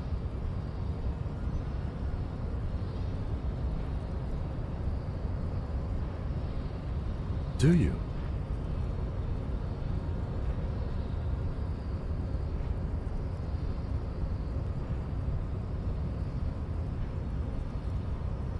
The lieutenant looks toward the harbor's electronic door, and then to you. He lets out an audible sigh. You are obviously a liberal, Sayolite. A polyculturalist. I can see it from your love of microtechnology and your sartorial choices. Do not deny your friend the truth you have denied yourself. There are 3 categories of race. Type A, the heroic races. Type B, the servile races. And the vile CF race cauldron of pederasty. Which one do you need education on?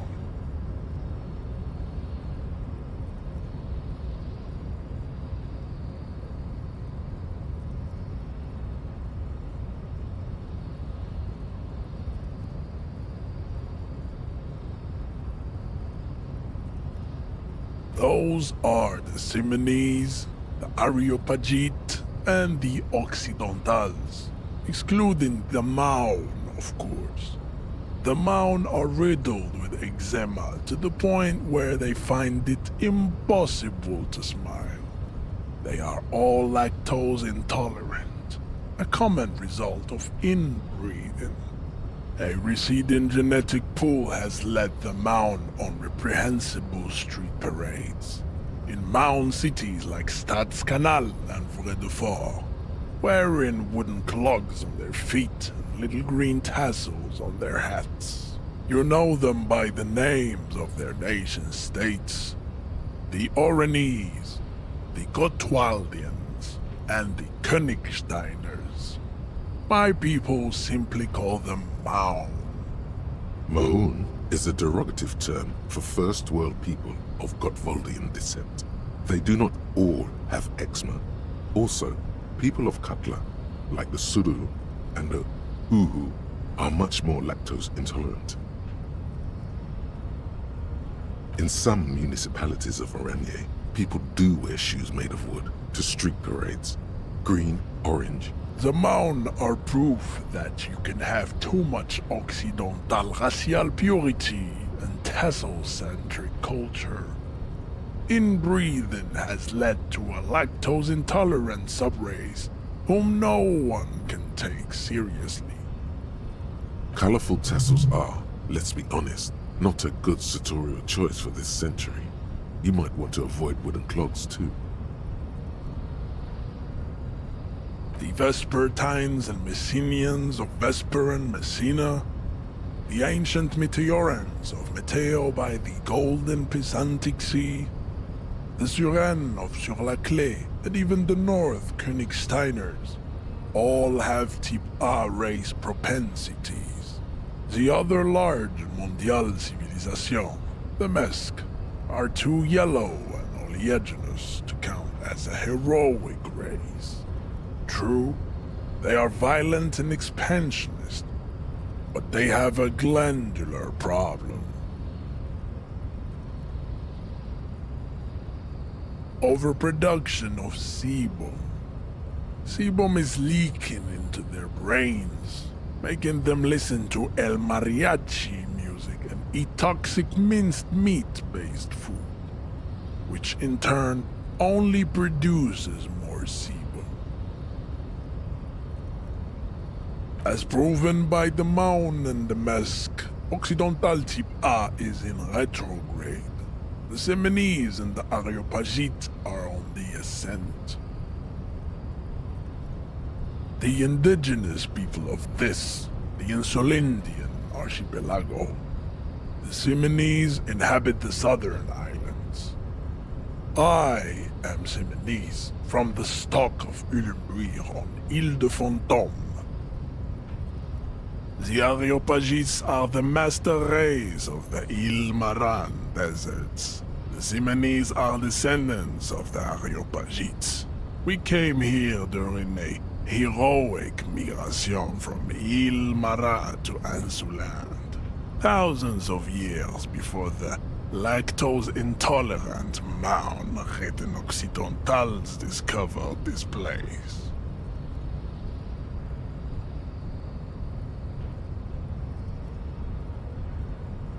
The Areopagites are sleek, long-headed, The Simonese are powerful, mesomorphic.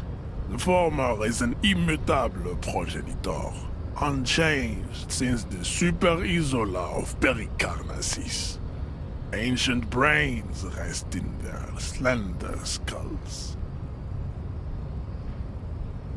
The latter is perfected and adapting. Together they form the Simeno-Areopagite or Simeopagite superrace. That is all. There are no more type A races in the world. Type B are the unheroic races, amorphous non-competitors of the great race. The Khoikos and the Vacholiers, they are mud-colored people. The Khoikos of Grad, Hugo, Zhimsk, Chest et al. Are what you would call white, officer, in a suspect description. Yes, to an untrained eye, the Khoiko appear white and pinkish, like a ham sandwich. But look into their eyes and you will see. They are of an indistinct color, and so is their skin. Unhealthy, muddy, and ashen. Pinkness is a racial quality that has to be earned through centuries of advanced ballistic warfare and cultural domination that the Grad people have undergone for drinking Al-Rul and smoking the Khoiko. The countless micronationalities of Grad are all inexplicably obsessed with Potat. The only thing they like more is dividing into microscopic ethnostates. Wouldn't he be one for ethnostates?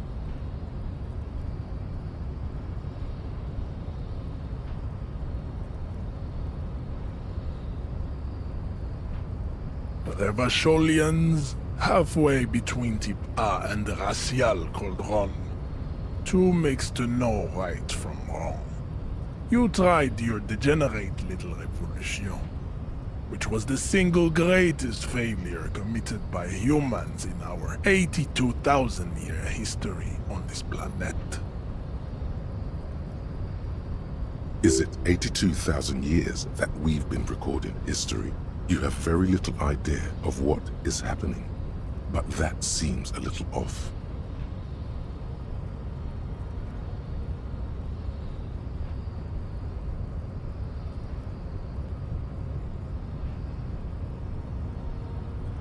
The revolution came to Ravachol from Grad, in Zaraz-ridden potato carts.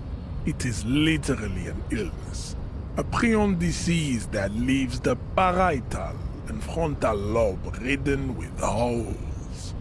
A soft, sponge-like mass of dementia, hallucination, and paranoia. The revolution is fatal familial insomnia. A hereditary prion condition passed from the Khoiko to the Occidentals. But not sexually.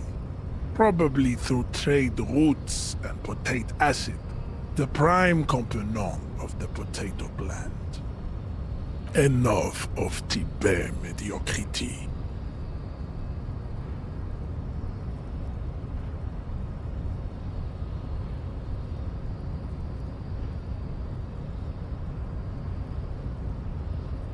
Tips CF are a museum of failed chimeric experiments and tragic maladaptations.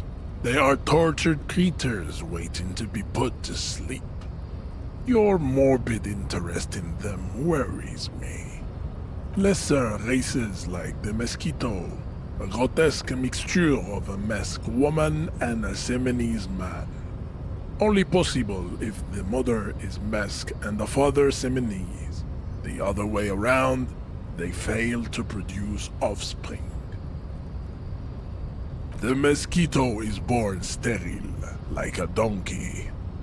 All they have left is to ride customized motor carriages with hydraulic suspension.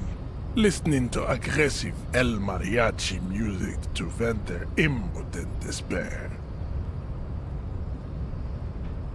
It seems unlikely that two human beings produce genetically sterile offspring.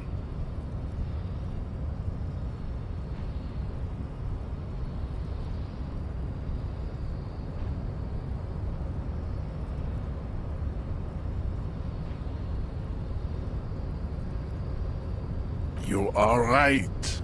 You have misunderstood. You lack basic phylogenetic education. Then there is the Semino-Koiki Chimera.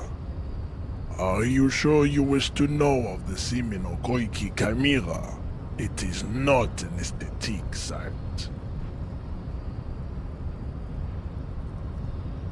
The Koiko, as you know, are very servile, especially when they meet the rich man. Racial scientists have toyed with the idea of crossing the Semenes with the Koiko to produce a super worker of Semene strength and great servility. This will never happen. The Semenes and the Koiko may have similar interbreeding problems as the mosquito. We will never know precisely. No Semenese man could maintain an erection in the suffocating potato stench of a Koiko woman, or Koika. But enough. It is cruel to entertain ourselves with the deformities of Type F. You understand nothing. To solve the great race enigma, you have to first ask yourself, what is the race enigma? You have not even worded the mystery, let alone solved it.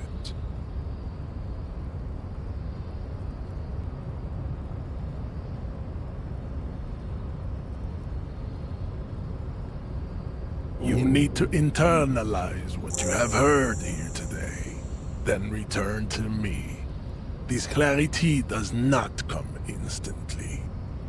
I cannot possibly imagine what else. There is nothing fun. I cannot possibly...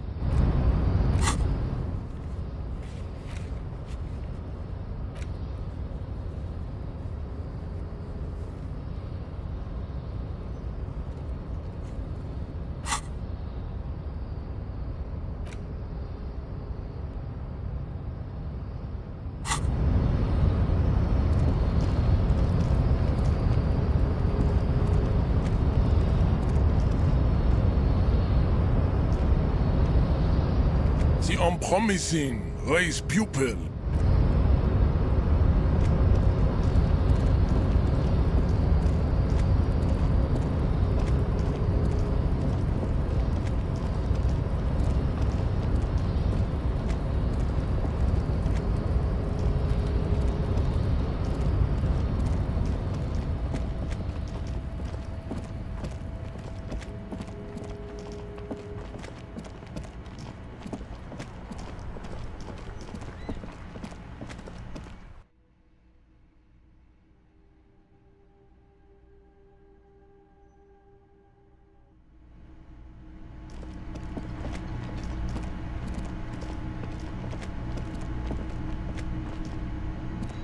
Can I help you? Yes, have you got it? Well?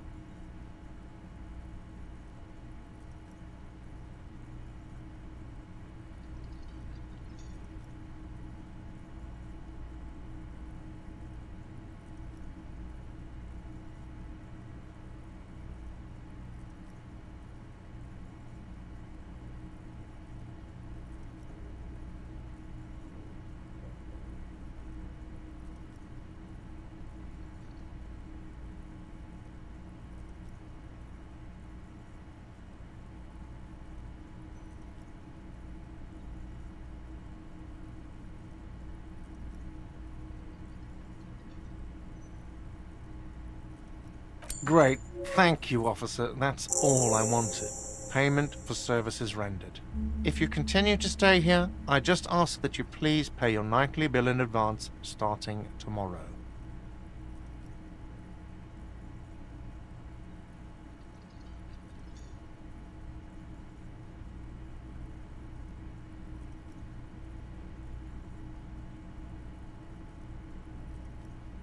I'll unlock the electronic lock to your room. All the doors lock automatically at 9 p.m. Please pay for each night in advance starting tomorrow. 20 real per night. I'll take a room here too. Of course. Always happy to have officers from the RCM as guests. Anything else I can do for you? Another thing. Great. I love those. What are you, a cook now? That's none of your business. He wasn't pan-fried. He was lynched. What could the kitchen possibly have to do with... Fine, okay. The kitchen is closed until 1 p.m. because the cook is working. You can snoop around after that, if you must. Yes?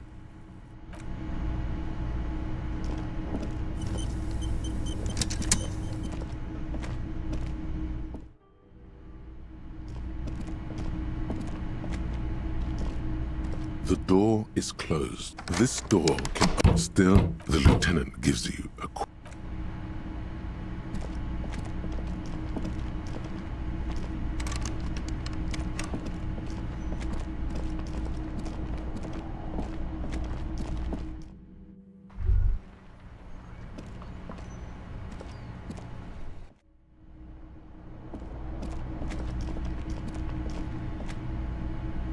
This is the door to the room you redecorated. Just a moment. You had some questions earlier, I believe.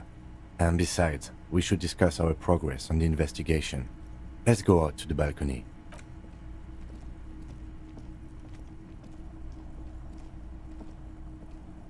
The air outside is brisk. The lieutenant is silent for a moment. He listens to the traffic hum. Then... Where shall we begin? We should talk about the investigation, first and foremost. But I also remember you wanting to discuss the RCM?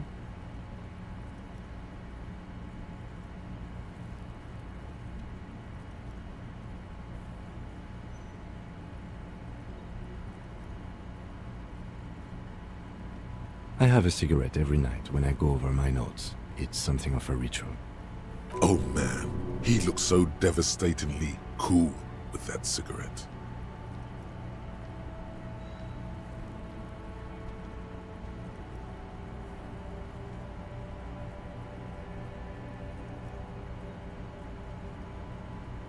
You mean this?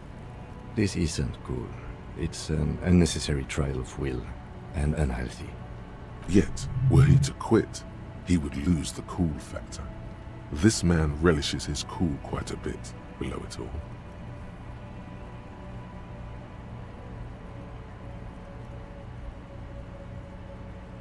I apologize, but I only brought one with me. I have exactly one cigarette every night while going on. Yes, it's been a long and eventful day. Well, you were so hungover that you couldn't keep it down when we approached the hanged man, so we didn't even inspect the body. And there's still much to do at the crime scene too. We didn't search it thoroughly enough.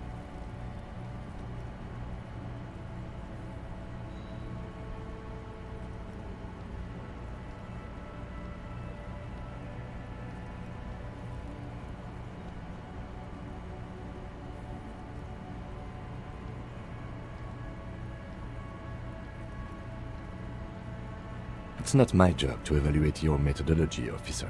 I'm just going through the facts. We didn't get to meet Evrat Claire, but we did get into the harbor. It'll be easier to reach him tomorrow. We tried to interview the Wild Pines rep, but she asked us to do something for her first. Fine, so be it. I have a feeling Joyce knows how dangerous the situation really is. We have to get her to talk to us. If Kim is emphasizing something this much, it really must be important.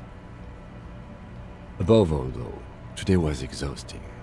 What's with all the running? You run a lot. Is that a standard Precinct 41 practice?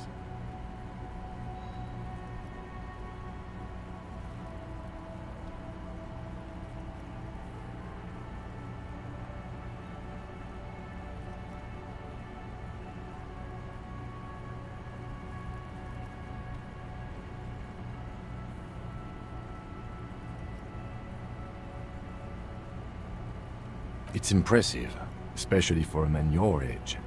And in those hills. Nice shoes, by the way.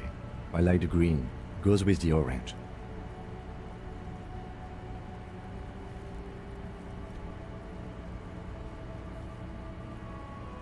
They're quite limited, actually. The power officers of the Revachol Citizens Militia exercise most frequently is imposing fines of up to 1,000 real for offenses, in accordance with an interdepartmental schedule. The RCM's primary role is to ensure safety. We are not really supposed to play any part in the economic structure of Revachol. Yes, although indirectly, as citizens can always request records from their local station. Officers of the RCM have been known to take bribes of less than the prescribed fine amount. It undermines trust in the RCM. We can arrest people, of course, but rather than bringing someone in directly, it's preferable to serve a station call slip. It prevents confusion and overcrowding.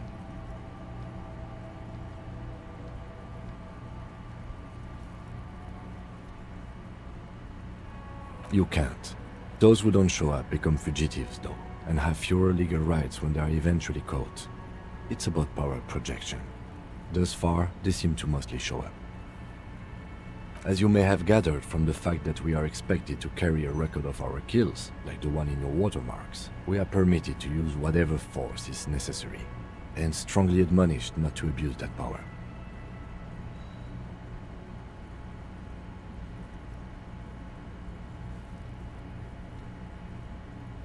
We don't convict.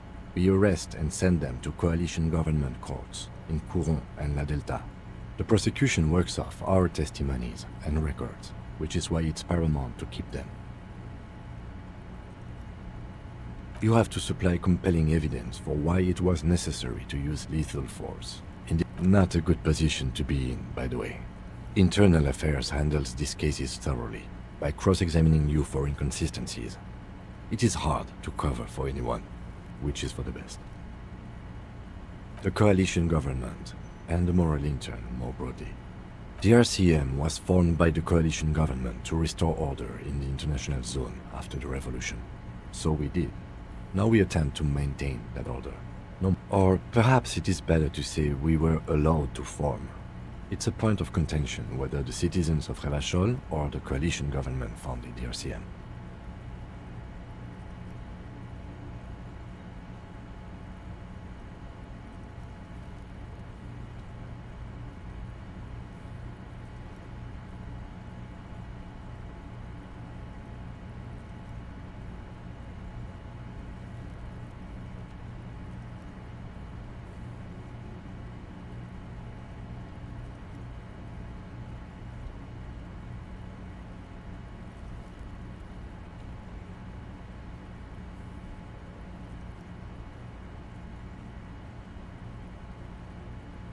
It's probably more honest, yes. Either way, the moral intern leases us the right to keep the peace in this city, and they will take it away if we misuse it. Or if they think you do.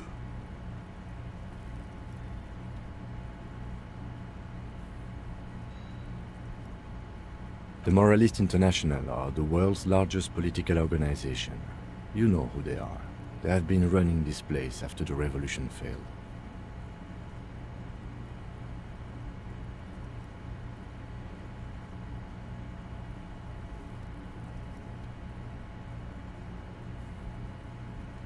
Okay. They're a union of center-left and center-right parties across the Real Belt. Our coalition government is just one of its many projects. They also run the ICP, EPIS, most intergovernmental organizations in the world. What do they believe in? They are Dolorians. They believe they continue the humanist project set forth by Her Innocence Dolores Day 4 centuries ago.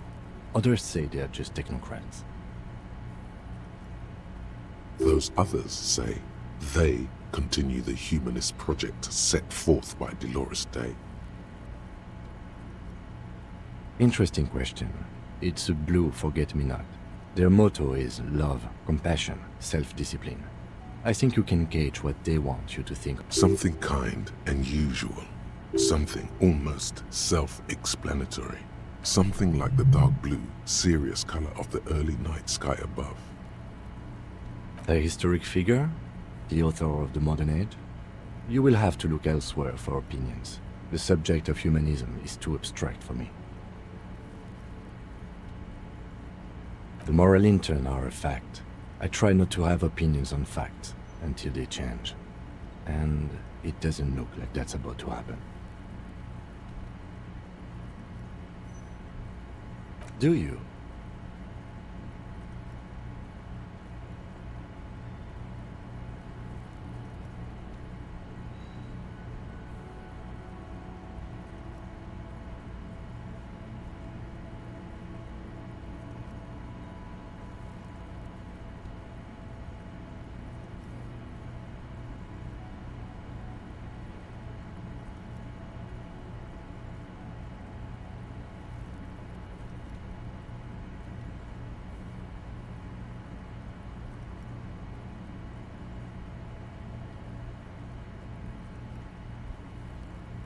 No.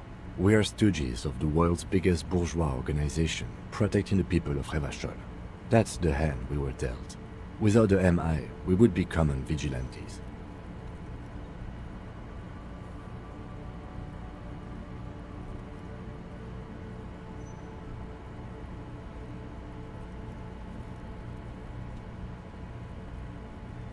Sadly, it is what we already are to the people of Martinez, most of them at least, especially the Union.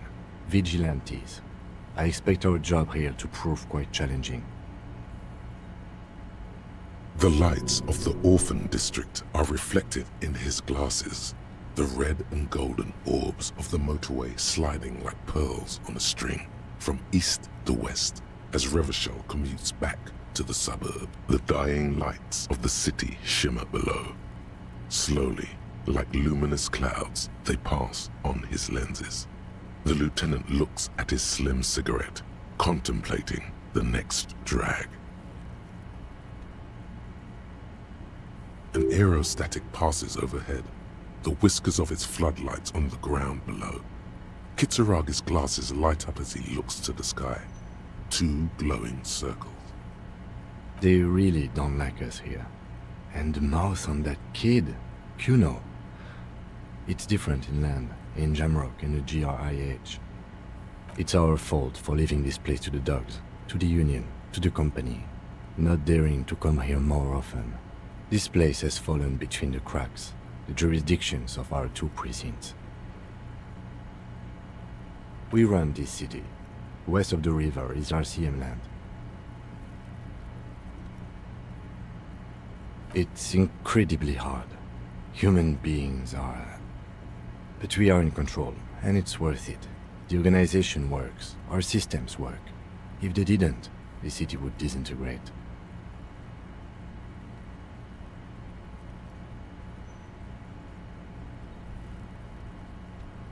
Me too, but I wouldn't count on any drastic changes in our lifetimes. He is very tired, but the dark circles under his eyes make him look younger, not older. Yeah, it's getting very cold now. Let's go.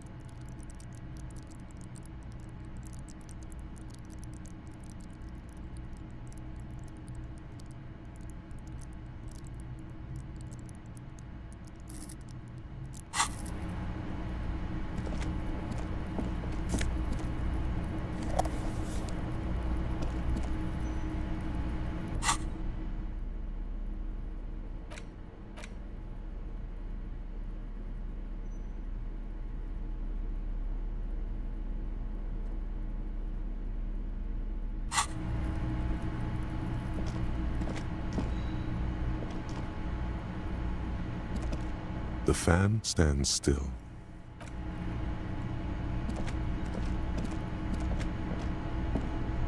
A mirror hangs on the bathroom wall. In it, your face.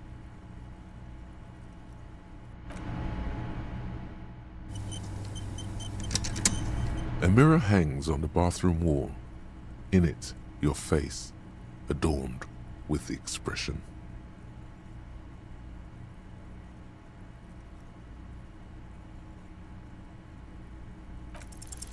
It belongs in the new, the third decade of the current century. Enough time had passed from the failure of the revolution that, for a fleeting moment, free market economy seemed like the ultimate, uncontested way of life. Things were good. It was smooth sailing. People made gold and champagne-tinted interiors and facades to suit the times, calling this the new style. But more importantly, disco happened. Forget about ostentatious orchestrations. For Revachol, your city, that meant only one thing. Guillaume le Million. If it doesn't rhyme, you're not pronouncing it right. Out of the dazzling swirl of disco music, in an open-air boîte de nuit, somewhere in Revachol West, Guillaume's blonde mane appeared on the screen. He sang some bullshit. Then he made the expression.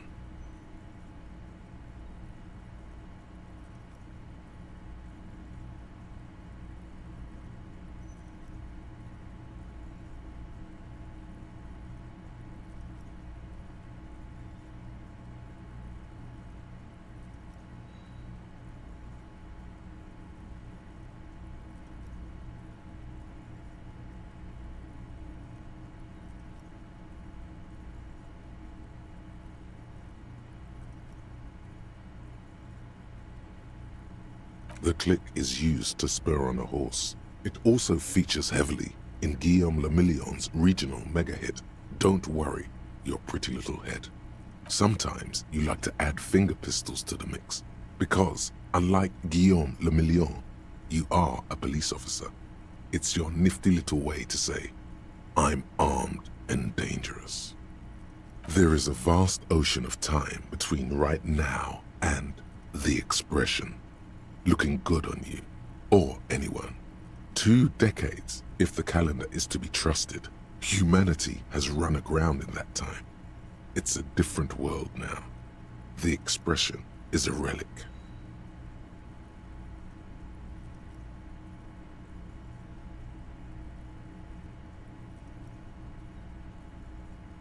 You have some understanding of the near history of disco, plus the trivia you've picked up along the way.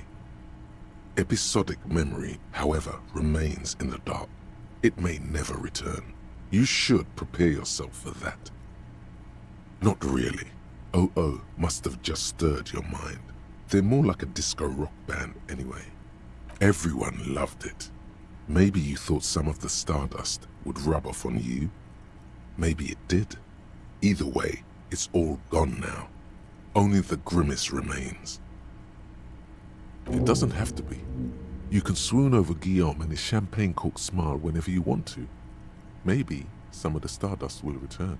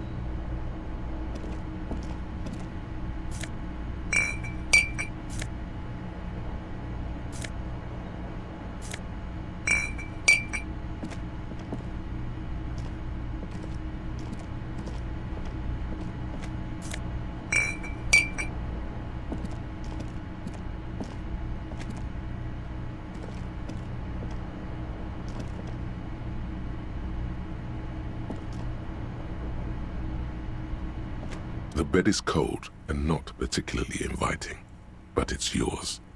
The sheets look awful. The option to go to sleep becomes available every night after 9 p.m.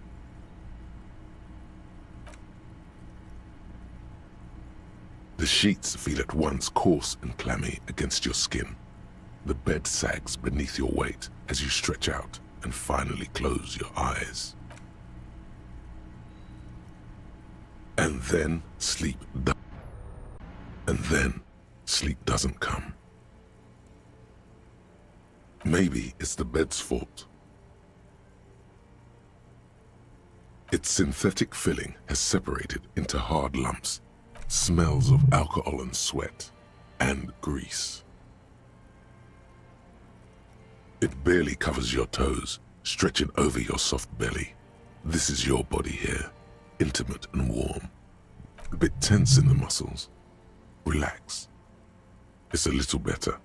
Colors, scenes, and half-formed phrases still litter your mind. Part of you is still trying to solve the case, isn't it? Something to do with, what was it that the lieutenant said? Union? And it's gone again. Your thoughts lost between the slowing brain waves. Your breathing steadies. A great silence washes over you until your eyelids twitch in your sleep and images start forming.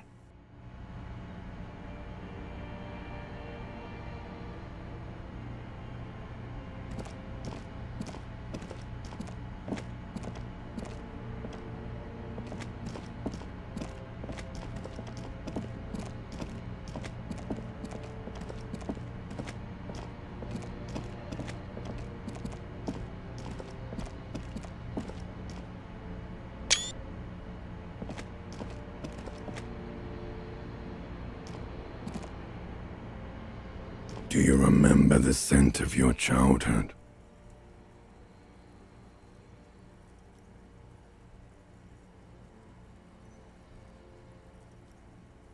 What it says on the can, Harry. Answer the question.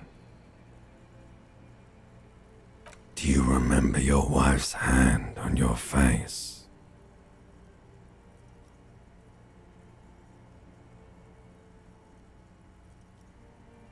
Do you remember the warmth of her thighs, between her legs and in her mouth?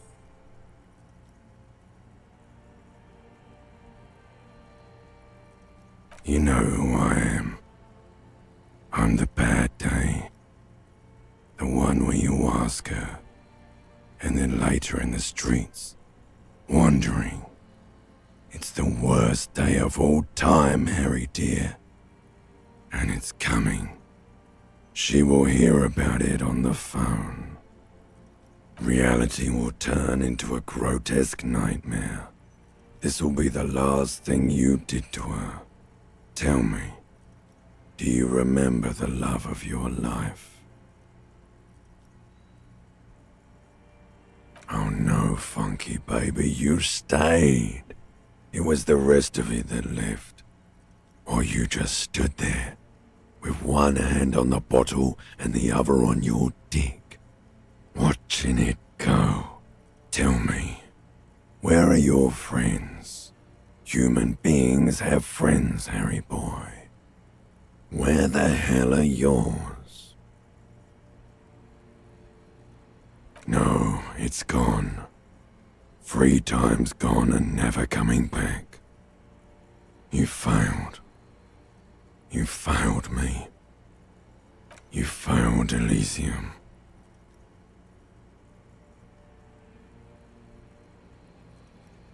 Everything. The pale and the useless. On the surface. The outer magnetosphere. Burning, furious truth. 8,000 years of written history. You really dropped the ball, Harry. 4.6 billion people. And you failed every single one of them. No, you haven't. You're just sleep talking. And the act is wearing thin, too. The spots on the disco ball fade around you. You'll be back in those cold snakeskins in no time, sweating up the bed. Stinky boy.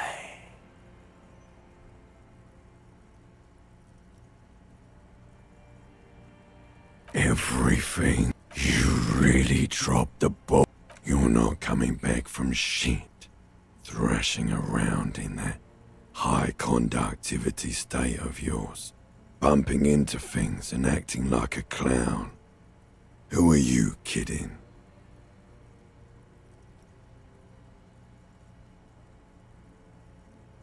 Your mind is what now? I can't hear you. The rest is just a word dream. Jumbled up garbage. The pictures are gone. The bed rises to meet you. A thin, sleep-like state. More glass than velvet grinding in your head. So something is wrong. Sleep shouldn't be this bad, this dry, this unnourishing. There's something wrong with your thoughts. Some kind of new type of hangover. Oh yes, party boy, and it's worse than the one before. Just think of the shit you saw. Here it comes too, so soon already.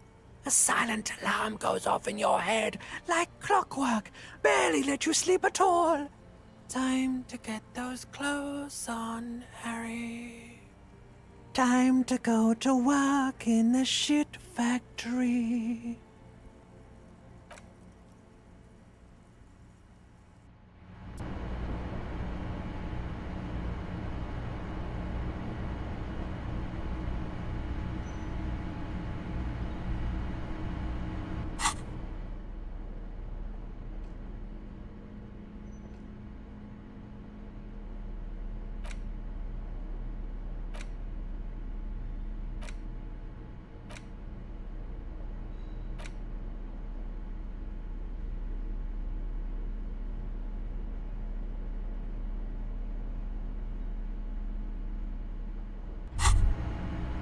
Good going, buddy.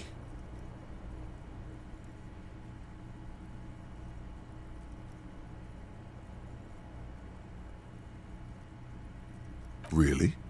Because you feel even worse this morning than you did last night. You mean, why are you so tired? Too tired and down to even think? It is worrying, isn't it? You can't be a detective like this. Detectives need to be able to think. It's just that your heart has finally pumped all the speed out of your system, Buster. Time to get some more. You're too weak to say no now. Waking up is the worst part.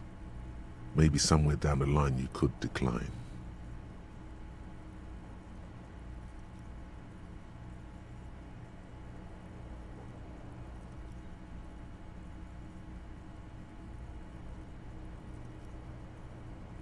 Speed is a potent central nervous system stimulant. It kept you propped up all day yesterday, despite your debilitating hangover. How else did you think you even got up from this floor? It's power, man. It's professionalism. It makes you feel like you're young again and ready to detect. Ready to go to war against the world.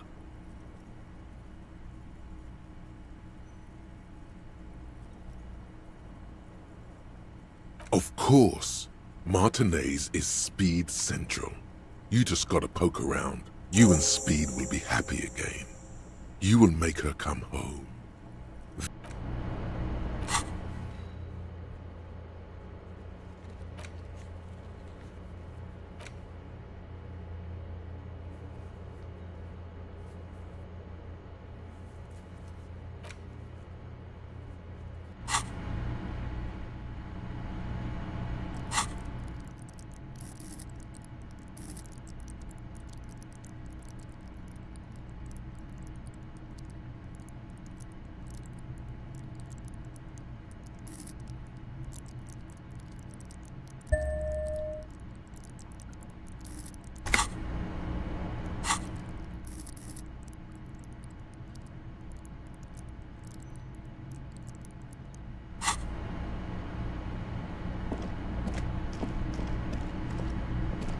A mirror hangs on the bathroom wall.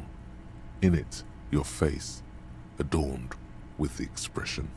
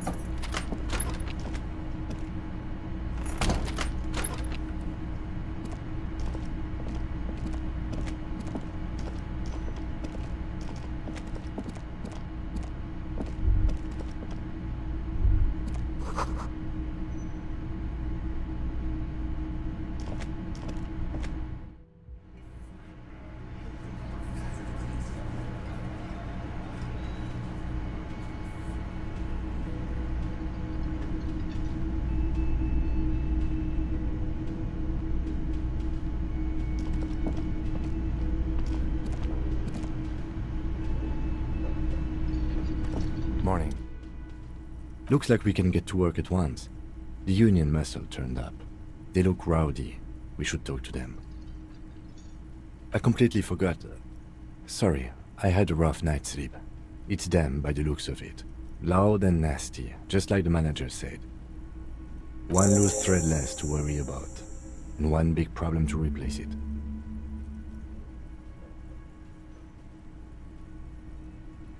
I mean ungovernable. Martinez isn't exactly enthusiastic about the RCM being here. They prefer to be policed by the Union. These men here. Men who drink beer for breakfast? There's talk of an armed wing of the Union called the Hardy Boys, who are responsible for state policing. I think it's them. A lot of things point to the Dock Workers Union. The circumstances in Martinez, my preliminary information... actually... That's not a lot of things. We should have dug up more yesterday. Still, we need to talk to them. That would just escalate tensions. No captain would sign off on it. Solving one murder isn't worth a conflict between the RCM and the debarders. In fact, even the... One more thing before we do. We don't have to talk to them immediately. We can walk right past them, continue with our business. Yeah, streetwise. Zoom right past. Do it on your own terms. But aren't you curious to know what they have to say about the murder? They're in no hurry to leave. They think they own the place. Anyway, I leave that choice to you. Whatever you decide is fine by me.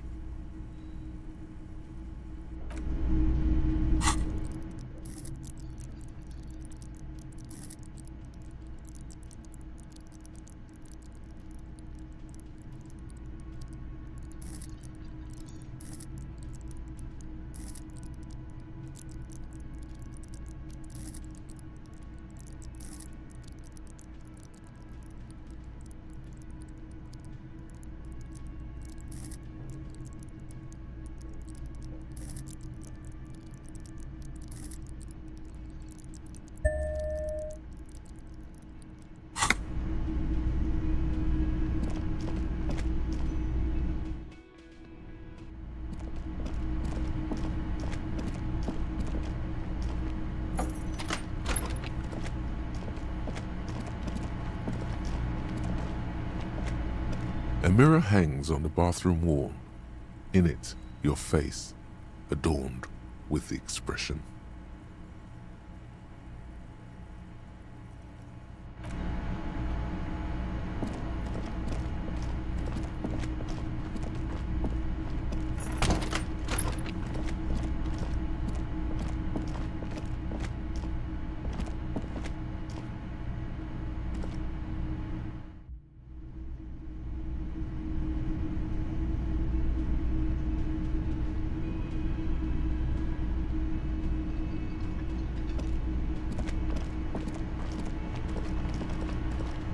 Can I help you? Got the 20 real? Then why are you wasting my time? and yours. Just a moment, officer. And there's no public phones nearby? She's agitated and keeps pulling at the. The closest phone booth is down the coast. Sorry for the inconvenience, ma'am. It's fine, I understand. Thank you anyway. Now then.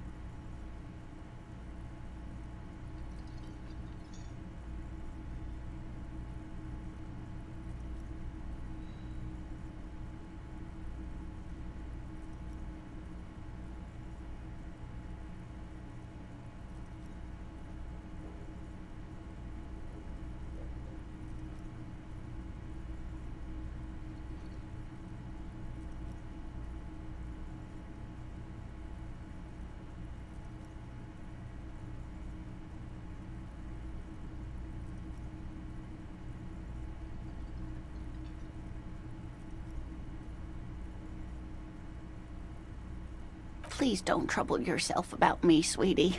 I was just hoping to make a call, but the Whirling's phone line isn't working. The Union office probably has a phone, but I can't really get there or to the phone booth down the coast. The manager was vague about it. Why would he be vague? This is something to look into later. Lieutenant Kitsuragi, may I ask what you needed to use the phone for, madame? To let the young woman who's house-sitting for us know that we may be delayed. Morel, my husband, and our friend Gary were supposed to get back by Monday night, but they're still missing, and I haven't heard from them. I was also hoping she'd heard from Morel. Oh, forgive me for not introducing myself. My name is Lena. My husband and I are staying with our friend Gary just down the street, but I come here for tea when they're away. A little missing persons puzzle might just be the thing to take your mind off the hangover. That's just it. This isn't like him at all. He always plans his expeditions so carefully. A cold breeze hisses through dense thickets of reeds. Something sweet in it, somnolent. A damp chill goes down your spine. When you look around, you're still in the whirling in rags. But you have more important things to worry about.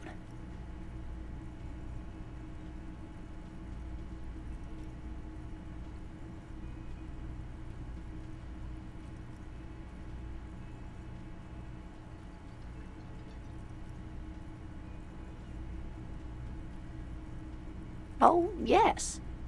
A zoologist. A cryptozoologist, to be more precise. It's a pseudoscience that attempts to legitimize research into mythological beasts and urban legends. That's one opinion, yes. And people are entitled to... She's used to playing off such insults casually, but they still affect her.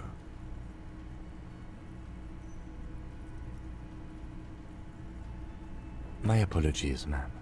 I did not mean to undermine your hobby. It's not a hobby, dear. It's a subfield of zoology, one specializing in animal species that are so exceedingly rare that many assume them to be extinct, or searching for such species called cryptids is difficult and often thankless, and frankly, many scientists are too lazy to do it. The quality of research at Revacholian universities has been on the decline, but you doubt there was ever a time when cryptozoology was embraced by the academic elite.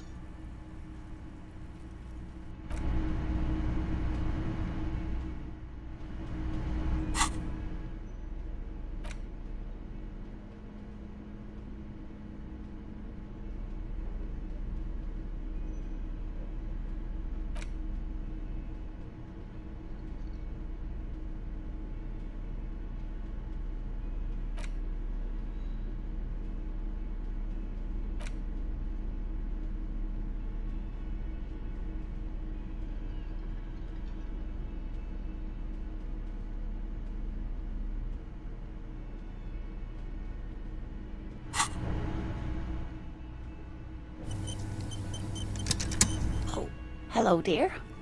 I didn't notice... You're an...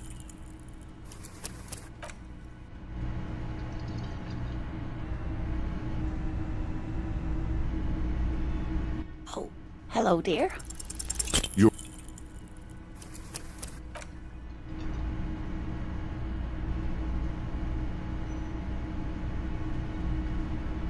Oh, hello, dear. You're...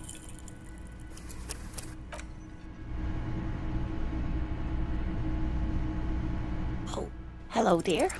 You're...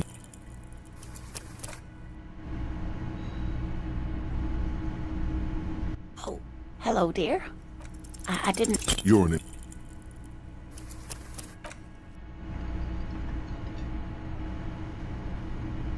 Oh, hello, dear. You're...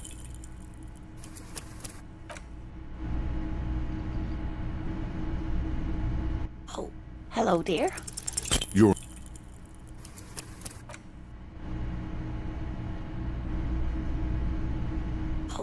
Hello, dear. Sometimes the most charming thing you can do is be reasonable in your requests. I suppose you could use a break and I could use a distraction. One cryptid, like you said. One.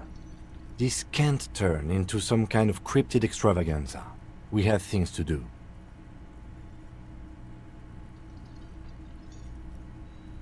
He nods and assumes a waiting posture. Ooh, tough choice there. That would be the giant of Kokonur.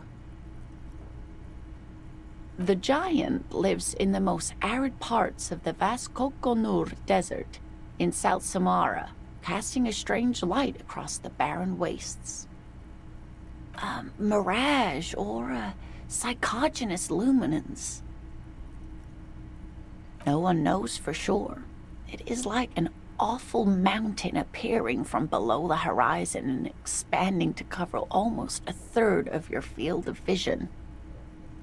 The towering luminosity of Kokonur is a bad omen in local folklore. Some say it's a fata morgana. Hui. No animal can be that large. It's a mirage. That's what makes it so peculiar. A species surviving at the very limits of scientific law. The giant of Kokonur must be the largest animal the planet can support. There are limits, you see, to how large a metabolism an ecosystem can beget. Some say a gravity anomaly below the Kokonur Desert might allow the creature to grow to these gargantuan sizes. Gravity anomaly? Digging it. Digging this parascientific stuff right here. Hey, you promised you'd only ask about one cryptid.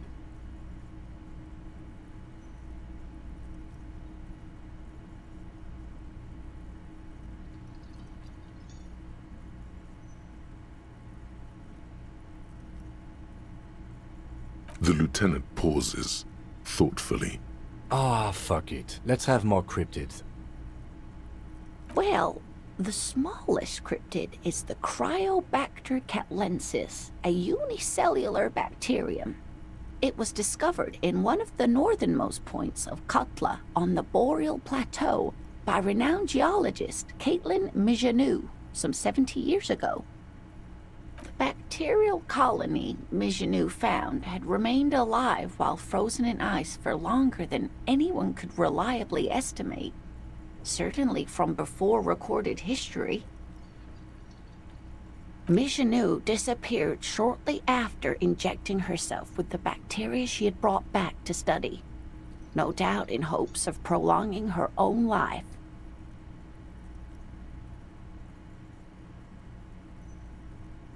Yes, and she's quite mad, too.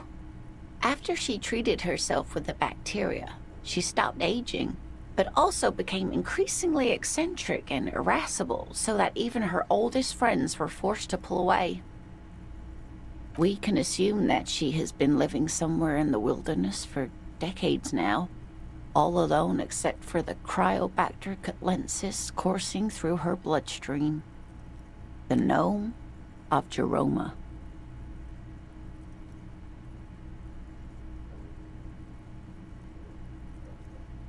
Oh, it is.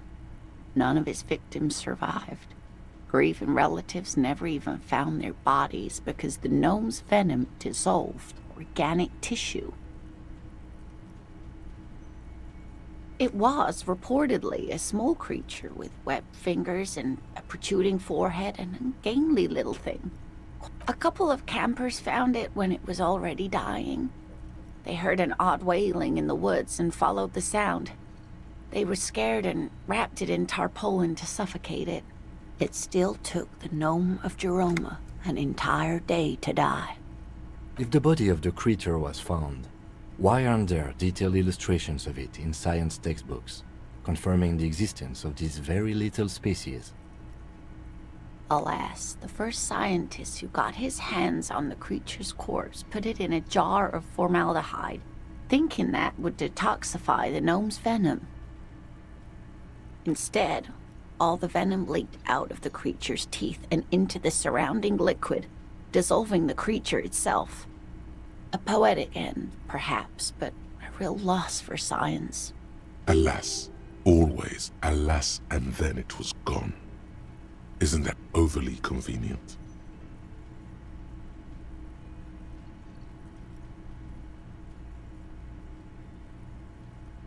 Sure, a perfectly good explanation. It dissolved in its own venom. Go on then. Ask about more gnomes or whatever. What an interesting question. And the answer is yes, there are. Of course. All fairy tales have someone or something invisible in them.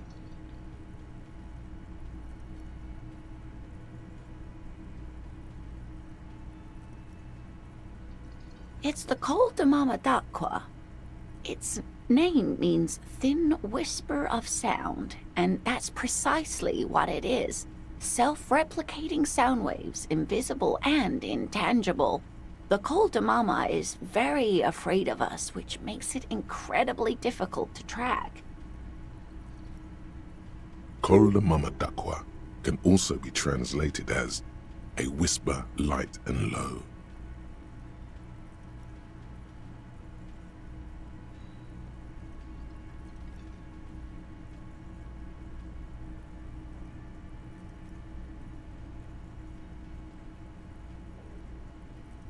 It could be. As I said, it could be everywhere. And we wouldn't know any better. It could be ringing all the days of our lives and nights. Yes, that's another translation. They're both quite lovely, aren't they? Although the low part is a little ironic. The Col de Mama d'Aqua makes, or rather is, such a high-pitched sound that other animals, including humans, can't hear it. Fine, I'll bite. How can an animal be a sound? Many scientists have asked the same question. Some have claimed that it isn't itself a sound, but a tiny corpuscle that emits sound waves. But there's no evidence to support this theory. Plenty. It's the evidence that led to its discovery. In the 20s, a group of areopagite ornithologists, that is, scientists who study birds, were trying out a new recording technology for capturing sounds outside the range of human hearing. When playing back recordings they had made in the foothills of the Ea mountain range, they noticed certain anomalies, patterns that seemed random at first, but on closer examination were consistent with the waveforms of songbirds. The scientists soon discovered they could track and even predict what appeared to be feeding, mating, and migration patterns based on sound waves in a strictly delimited range of ultrasonic frequencies, even higher than those of the highest-pitched bat calls. They realized that they had discovered a new species and called it the Col de Mama d'Aqua, after the Paracanassian name for the voice of God, which is said to be very silent. They grew quite obsessed with these little birds. Even though they couldn't see them, they could distinguish among individual birds and even began to name some of them. Sequester, Time, Joscan, those are but some of the Mama d'Aqua they followed individually. That is a sad story. A group of university students assisting with the field work in their enthusiasm for the project, and no doubt because they were preoccupied with impressing they tried to communicate with it and had no other means but sound. So they started sending out sound waves at frequencies they thought might match the Mama d'Aqua's. Psst. They cancel each other out. Psst.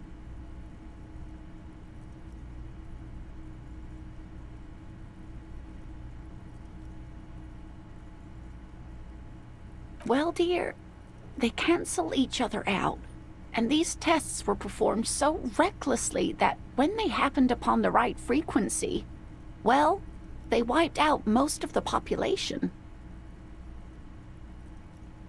After that, the corpuscle appears to have migrated elsewhere.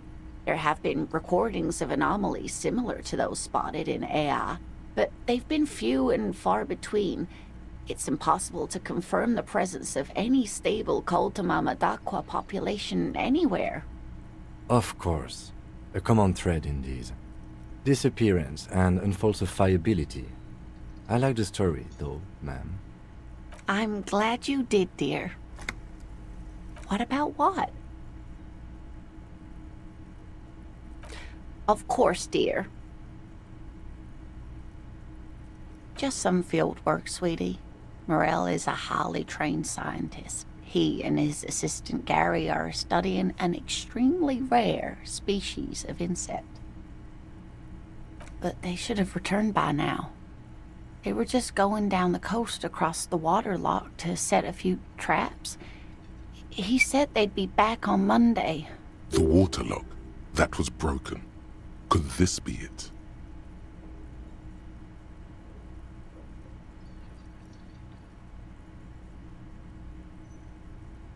Oh my. What happened to the waterlock?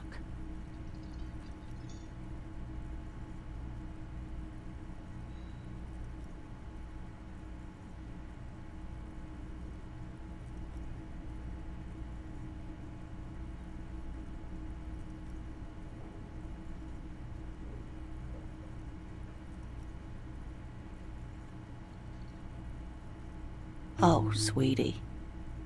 If it weren't for you, I'd be looking forward to another sleepless night. Thank you from the bottom of my heart. You're welcome, ma'am.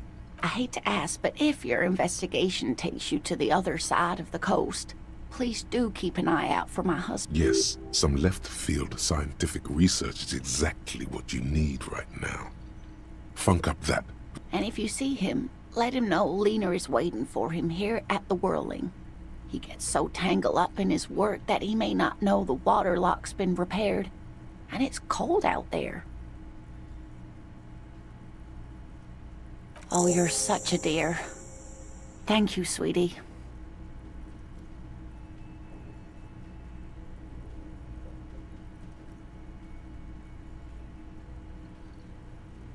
Oh dear, I'm not sure. Well, his expression is slightly grumpy, but his eyes are always bright and curious, like a small boy's. And his... You can't go around Revachol feeling grown men's hands. If you want to find her husband, you'll need more concrete information. Oh, well, he's a bit shorter than you, but with a larger frame, and he has longish white hair, usually a bit uncombed. You might say wild, even. The lieutenant pulls out his notebook and begins jotting down. One other thing, he'll likely have all kinds. We'll be celebrating our 16th anniversary this autumn. Not via a dating agency, I'm ashamed to say. I was looking to get back into the scene after we hit it off, and, well, here we... She's skipping over some important parts. Perhaps you'll find out more later. I hope I've been useful.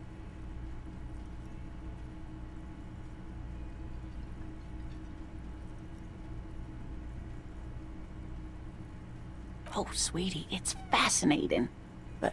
The lieutenant gives you a sideways glance.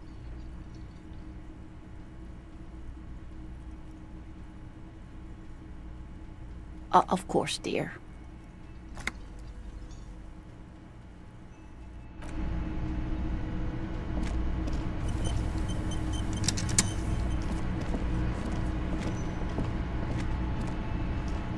The man ponders his cooking utensils and gives you a little nod, acknowledging your presence. The man says a couple of sentences in that strange language of his and then seems to wait for you to speak. I'm pretty sure he asked you a question. He doesn't know your language. You can just say something cool in return.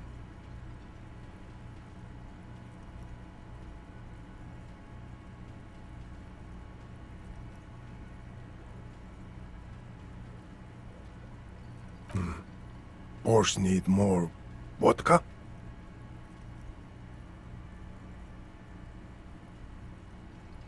Okay, so it's vodka that keeps the men happy and in good spirits. Clever move by the Union. Of course, vodka. Now that makes a very, very special borscht indeed. Turning it up seems like a dangerous idea, honestly. The place is a powder keg.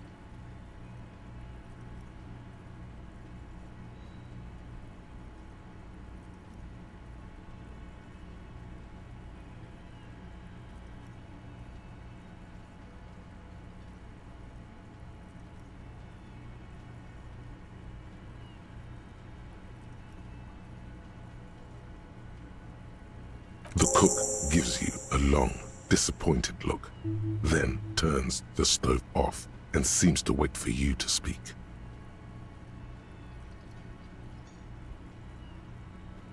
He looks up at you. Shrugging is an international sign for, no, I don't know what's behind. He smiles. It's almost like music, especially with the... He looks... Shrugging is an international...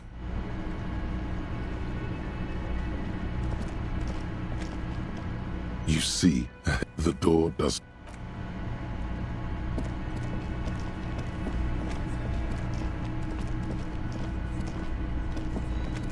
Let me handle this. Detective disorientated. Are you still wondering where you are? This is Martinez. Her entire character has shifted. This young woman is cold as ice.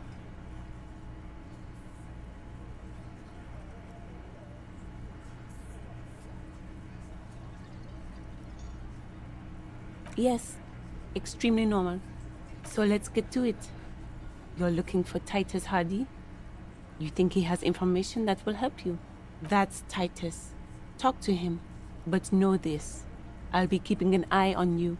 No strong arming. Nothing official. The District of Martinez does not recognize your authority to make arrests.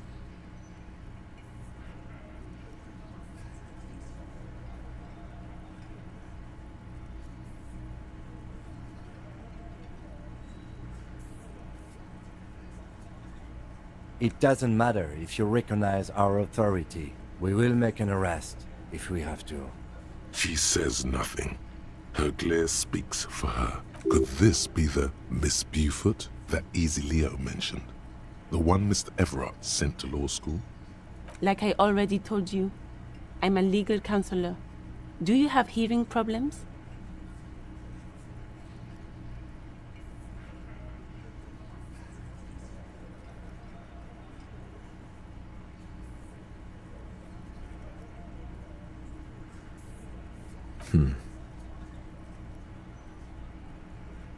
What are we going to do to you?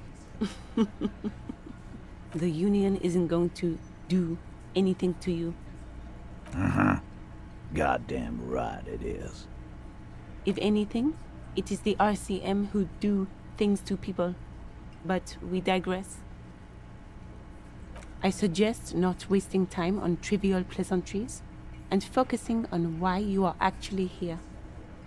Titus. Even though she has excellent control over herself, something moved behind her eyes, in the way she stands, in her face. No. Talk to Titus. I suggest... Even though she... You are not here to chat up the legal counsel. What you want is of no significance, officer. Aggressive, you make your living enforcing violence. These... Just dock workers? Do dock workers spy on the police? We let you off easy, miss. Don't think it will happen again. Listen, you moral intern lackeys. You're a mob, enforcing the unlawful privatization of Revachol. 20 fat men in the Occident are stealing it all, and you're their bodyguards. Fuck yeah. So ask what you came to ask, or get back to your commanders.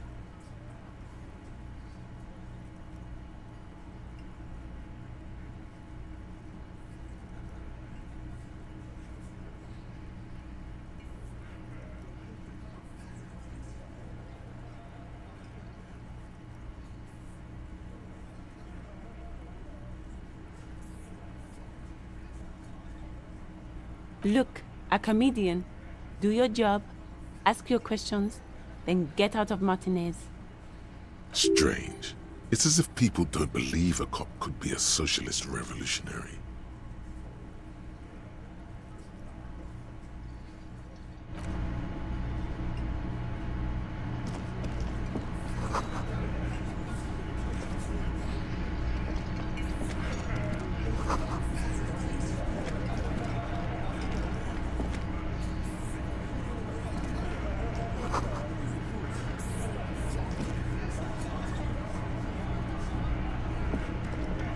This is where you say your bed.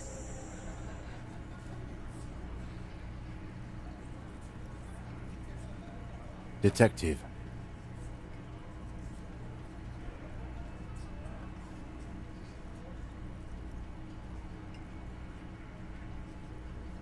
Hey, dipshit. You hard of hearing or something? The boss man's talking to you. Do not let their squeals disturb your serenity. These are but simple peasants, sire.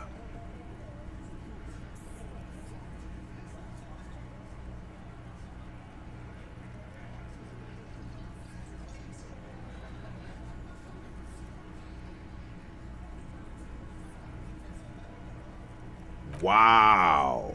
The RCM sent us some big dick cops. Real big dick cops. Look at them. Reckless. Swinging in the wind. Yeah, look at the big dick on that cop. Can't tell a dick that big what to do. Must be something in the water in Jamrock. Yeah, gave him real nice big dicks. Yeah. Anyways. You might want to start asking your questions now. It's not going to get better than this.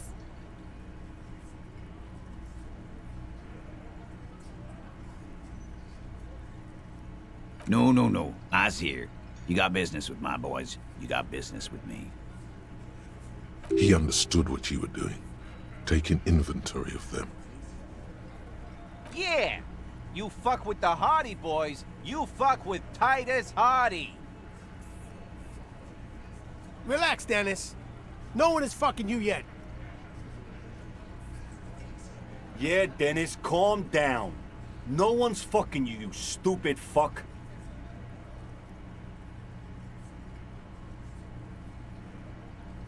Let Dennis enjoy his fucking, man. We don't mind. Yeah, you're not even being fucked, Dennis. Easy, fellas. We got company. Let's see what brings the cop around. Too late to stop you. You've already got them all, including the old bearded man who's smart enough to smoke instead of talking.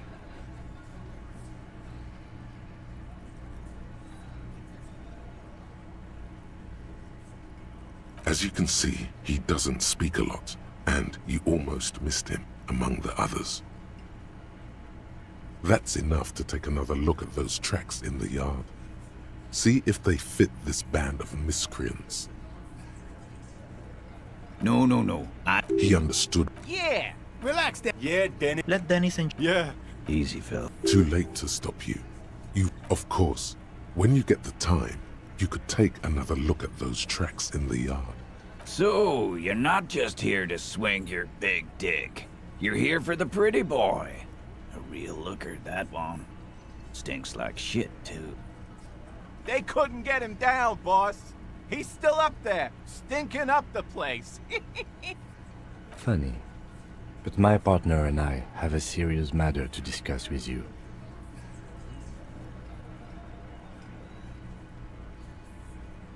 Well, maybe you should just fuck off then. Don't worry. We are resourceful. We'll find a good topic for us to discuss.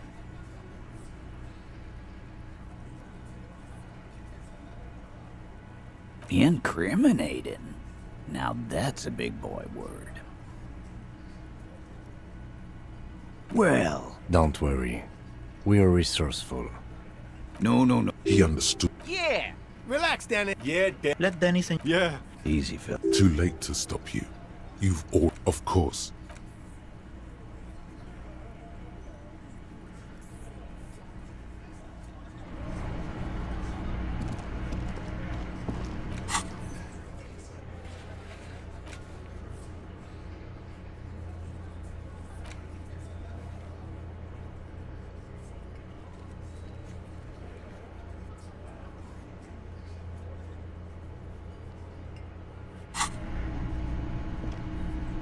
Yes?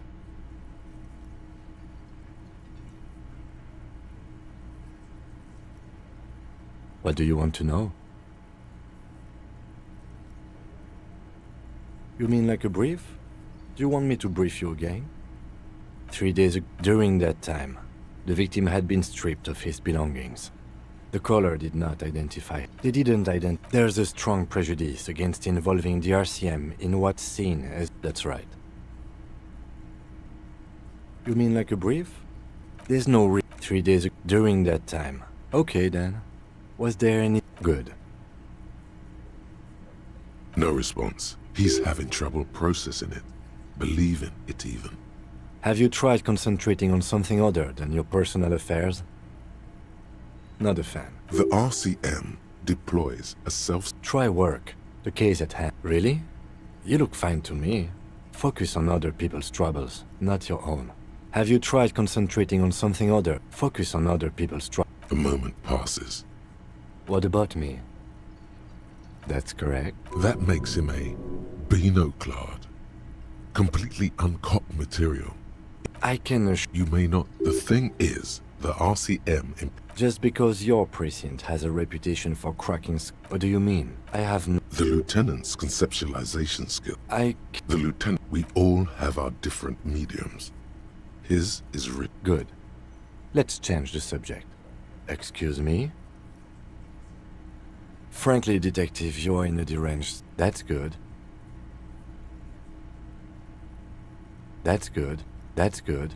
That's good. That's good. That's good. That's good. That's good. That's good. That's good. That's good. That's good. Some you time?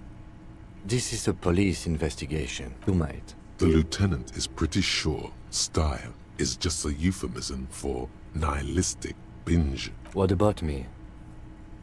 That's because I'm half Sale. It's a part... Sale is a protectionist, isolationist, pan-isolary. I can see you're disappointed. You are right to be. I don't speak... Good. Let's change the subject.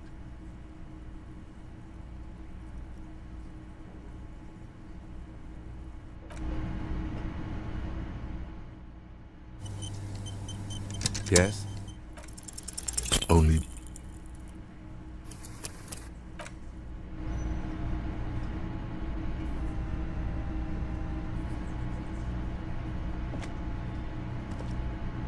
Yes?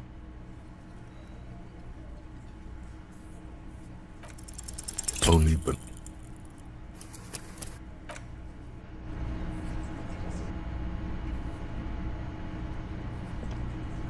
Yes? Only...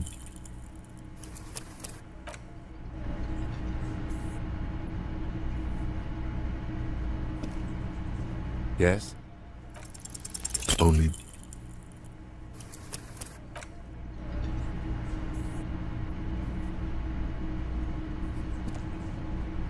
Yes?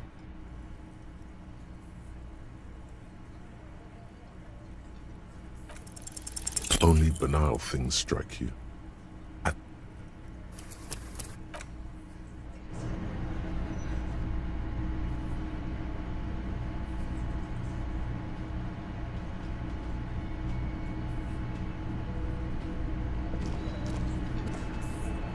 Yes? Only ban...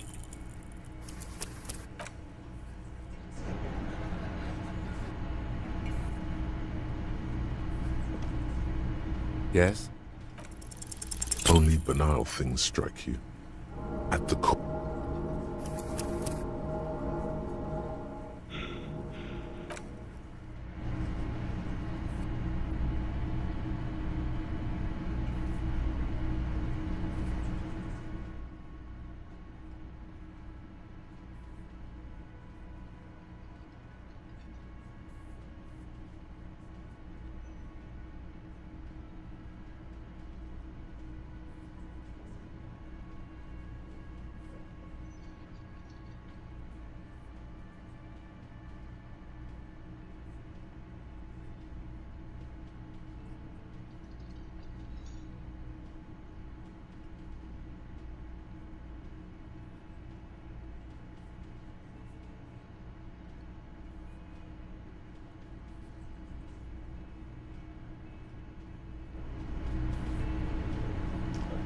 Yes?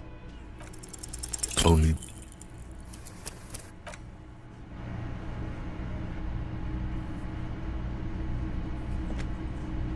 Yes? only banana.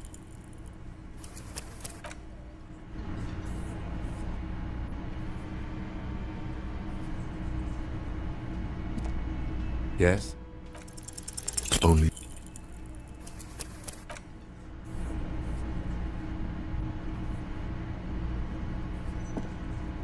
Yes? only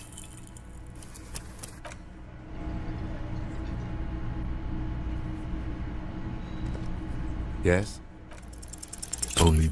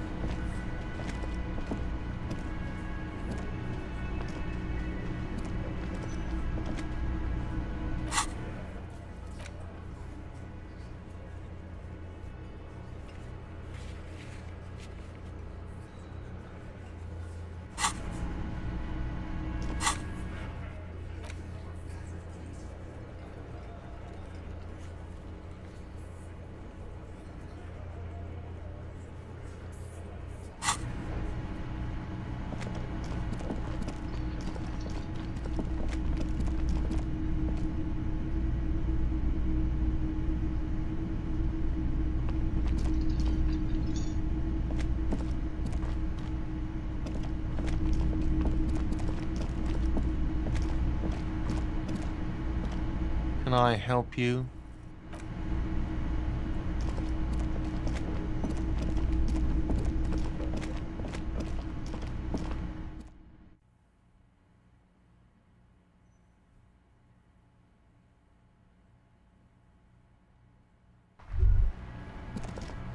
Was that? Could it be the Col de Mamadakwa? No, it's probably just your imagination. There seems to be an extremely high-pitched ring. Ultrasonic. Lena said it was very high-pitched. Lena also said that it couldn't be heard by any other animal, including humans. What you're hearing must just be a regular bird. Honestly, your ear isn't hearing a whole lot. The distant hum of the industrial harbor, the traffic. But, admittedly, there is a high-pitched noise somewhere there too. There it is again. You are about to rediscover a long-lost species. It must be very close. Maybe, just maybe, it will come toward you. Keep still. It might perch on your shoulder. What are you doing? You're a police officer, not a pansy ornithologist. The only birds you should be looking for are healthy women of childbearing age.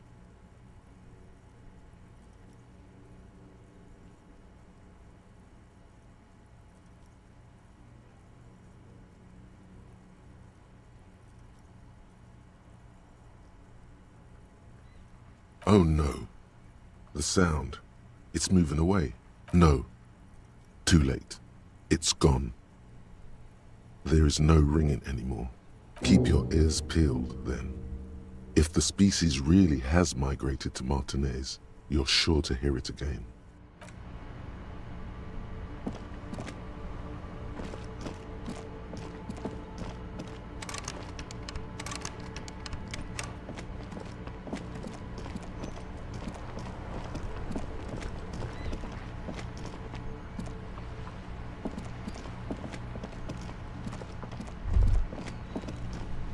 In the morning light, the white on blue police livery on the motor carriage cannot but catch your eye. Do something important? Something murder-related? There's always something important. Doesn't mean you can't take a moment to admire this piece of machinery. This is a Caprice Kinema, the Caprice Motor Corps follow-up to their highly successful workhorse, Caprice 40, and the answer to the Lum's racing breed, Ferv series. With its air-cooled, rear-mounted 12-cylinder compression ignition engine, driving the rear wheels through a 4-speed manual gearbox, the Kinema is able to reach 100 kilometers per hour in 13.5 seconds, and go on to a top speed of 180 kilometers an hour. Even at a standstill, the unibody Caprice Kinema looks sleek and dynamic. The cabin is tilted frontward to give it a more aggressive, hunched look. Someone has waxed it recently.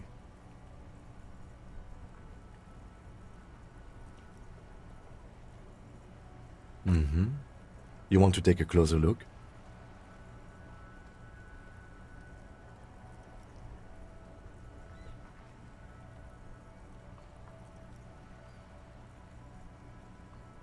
$130.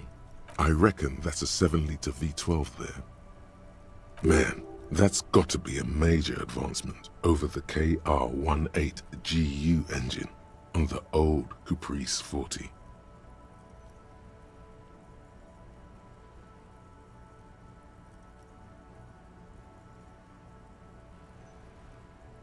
Yeah, you know it?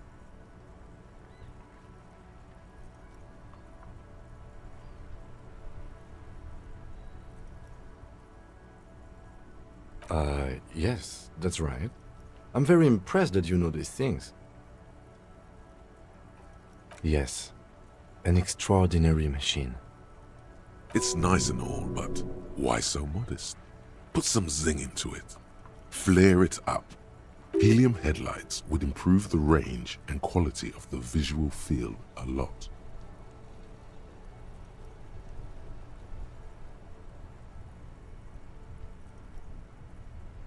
Actually, I have a pair at home. Just haven't gotten around to fitting them yet. I need to lay some wiring for the ballast first. You want to help? Thank you for the offer. That might be fun. Let's do the case first, though, alright? He liked the idea.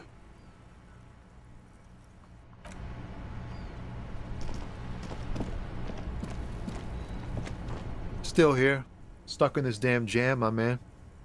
What's up? Huh? Oh.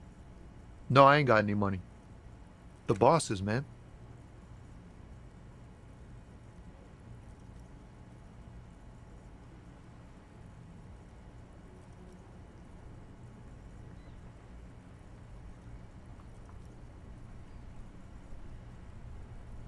Yeah, it sure ain't good for me. Or you. It's like... Going on strike would probably help you dodge a bullet. anything else. Us lorry drivers. Not my thing. He tries his best to look...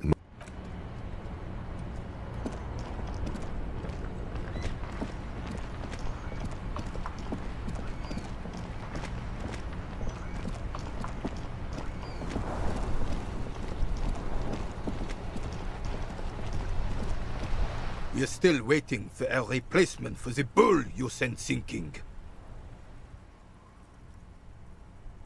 Yes, the Debardeurs Union pays me to stand vigil during the nights.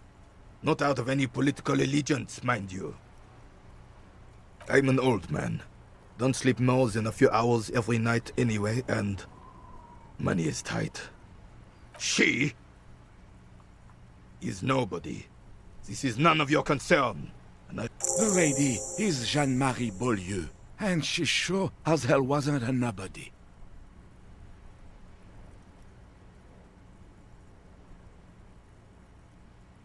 Yes, it does. Unfortunately, I wasn't working that night. Been on a 2-week leave since last Monday. No one. The bus has been unmanned since last Monday. There's no other guard. It's just me. No one has been guarding the container yard since last Monday. Yes. It's not actually an issue. I mean... Look, officers. The container yard doesn't actually need a guardsman. Never had one before René. Monsieur Claire had that booth built specially for him. It's mostly decorative. The possibility of someone being in there is enough to discourage any ill-minded individuals. Evrard created this job for René because he knows the Royal Carabiniers' pension of honor and PTSD isn't something a man can live off. A decorated Kingsman collecting tear reflects bad on the whole neighborhood. His words.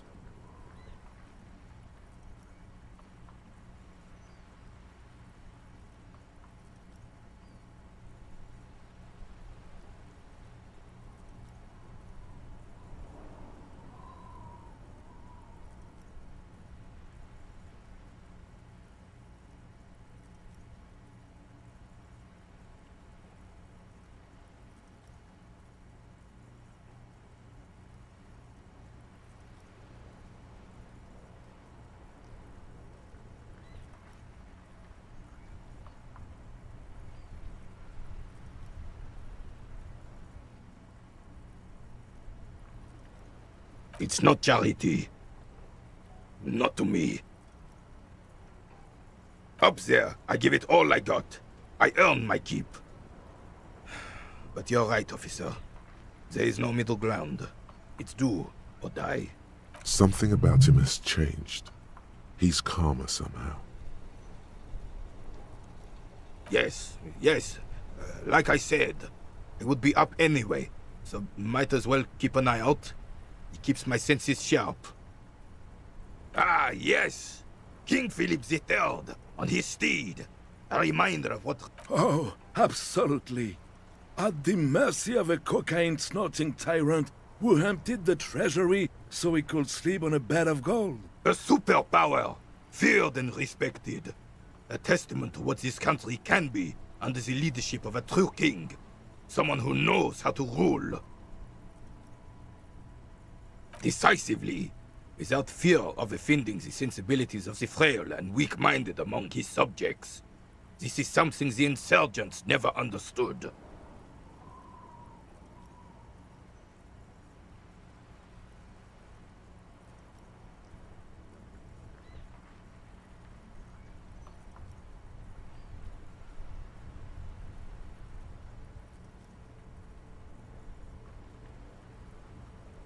A nation is only as strong as its leader. That's why it was such madness to... Don't get started on that again. What happened, happened.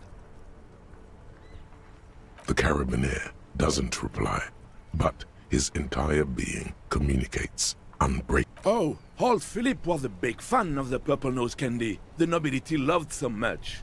A cocaine connoisseur of sorts. His egocentricity is borderline legendary. You can't even take the responsibility for yourself. How could you fathom the responsibility weighing on the shoulders of a ruler?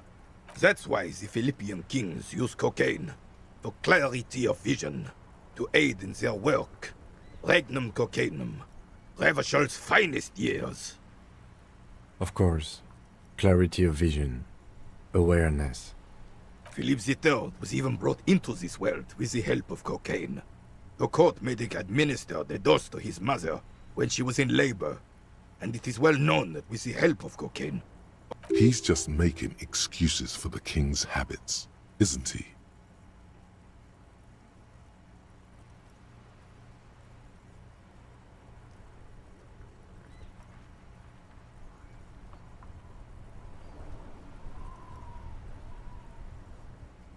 From what I've seen of the officers of the RCM... But I don't want to get into a debate about drug policies. Right.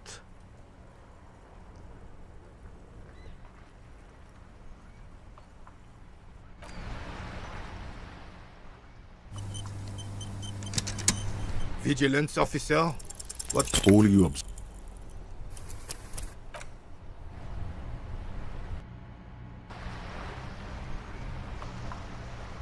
Vigilance officer? What can this old carabiner do for you?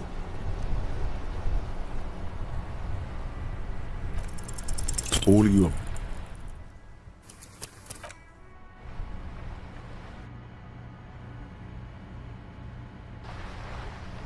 Vigilance officer? All.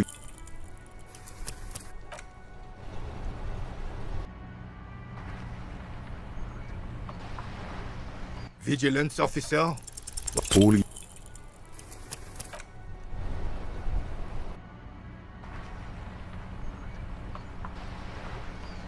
Vigilance officer? As Rene turns from you to his partner and back, the medals on his chest rattle and glare. He keeps his spine straight and his ribcage lifted, displaying them proudly. 2. The larger one is shaped like a cross, while the smaller medal resembles the sun. A crowned head in front of 2 crossed rifles, the medal hangs from a blue striped triangle. It's the Croix de Bravoure, Cross of Valor. The cross was the highest battlefield decoration in Suzerain's armed forces, awarded for exceptional bravery in the line of duty, in service of King Frizzle I. A small blue star inside an orange sun. It has the setting sun was a decoration used to distinguish seasoned combat veterans in service of King Frizzle I during the Revolution. For bravery.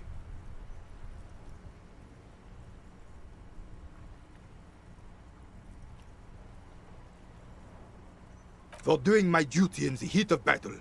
For looking my mortality in the eye. When men like Gaston here hid in the bushes and shot themselves.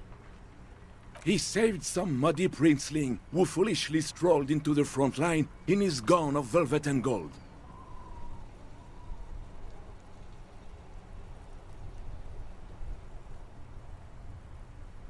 It was on the first months of the revolution here in Revachol. Unrest was spreading like wildfire. Marauders had taken most of the Couronne and were getting really ambitious. King Frizzle thought he could end it all in one decisive strike.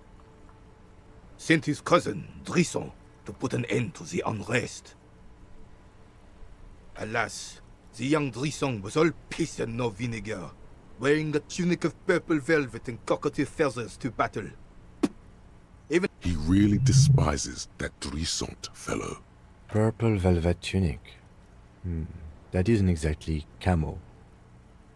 To keep the long and bloody story short, Drisson marched us against the partisans in Couronne. And when I say marched, I mean made us walk into captured enemy territory, single file, like toy soldiers, while he rode in front on his giant red stallion. The rebels were smart. They let us come real close before opening fire. Suffice to say, it was carnage.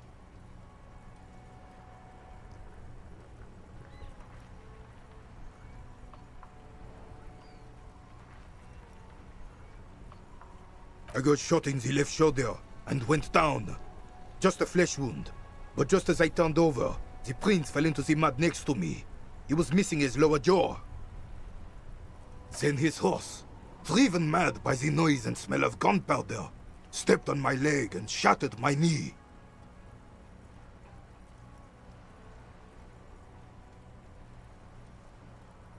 I grabbed my sidearm and shot the beast in the head. Capitaine Arnoux, le fléau des chevaux. The bane of horses. When I came to, it was all over.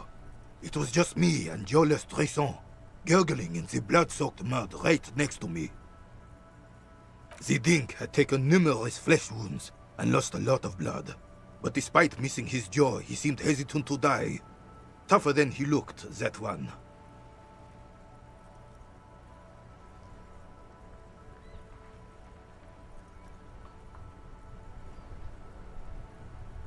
So I grabbed the dink and started crawling. Kept going until the 59th Cavalry picked us up. Through some miracle, we both survived. And the joyless freak convinced Frissel to give me a medal for not leaving him to die in his own blood. Piece and shit. He was the commanding officer and I was on duty. Just doing my job. Shouldn't hand out medals for that. You sense he's downplaying it. He did a lot more than his duty. More than anyone's duty. It's in his spine, in his billowing breasts, and untarnished self-worth. Because he was a goddamn dandy. Had no business leading men or even being on the battlefield. All he was related. That's it. Royal blood alone doesn't make army commanders. He was a stupid kid, only interested in horses, hairstyles, and man-loving. Whoa, man-loving? Is that even a word? It is not. The old carabinier stands quietly like a statue, his features motionless. What Monseigneur Modesty is not telling you is that he crawled over 7 kilometers before the cavalrymen found him and Drizant. And that even while crawling with a mangled half-dead prince on his back, he still managed to murder 3 rebels on his way. Is that pride in his voice? It's deep down, but maybe even unbeknownst to the man himself, it's there.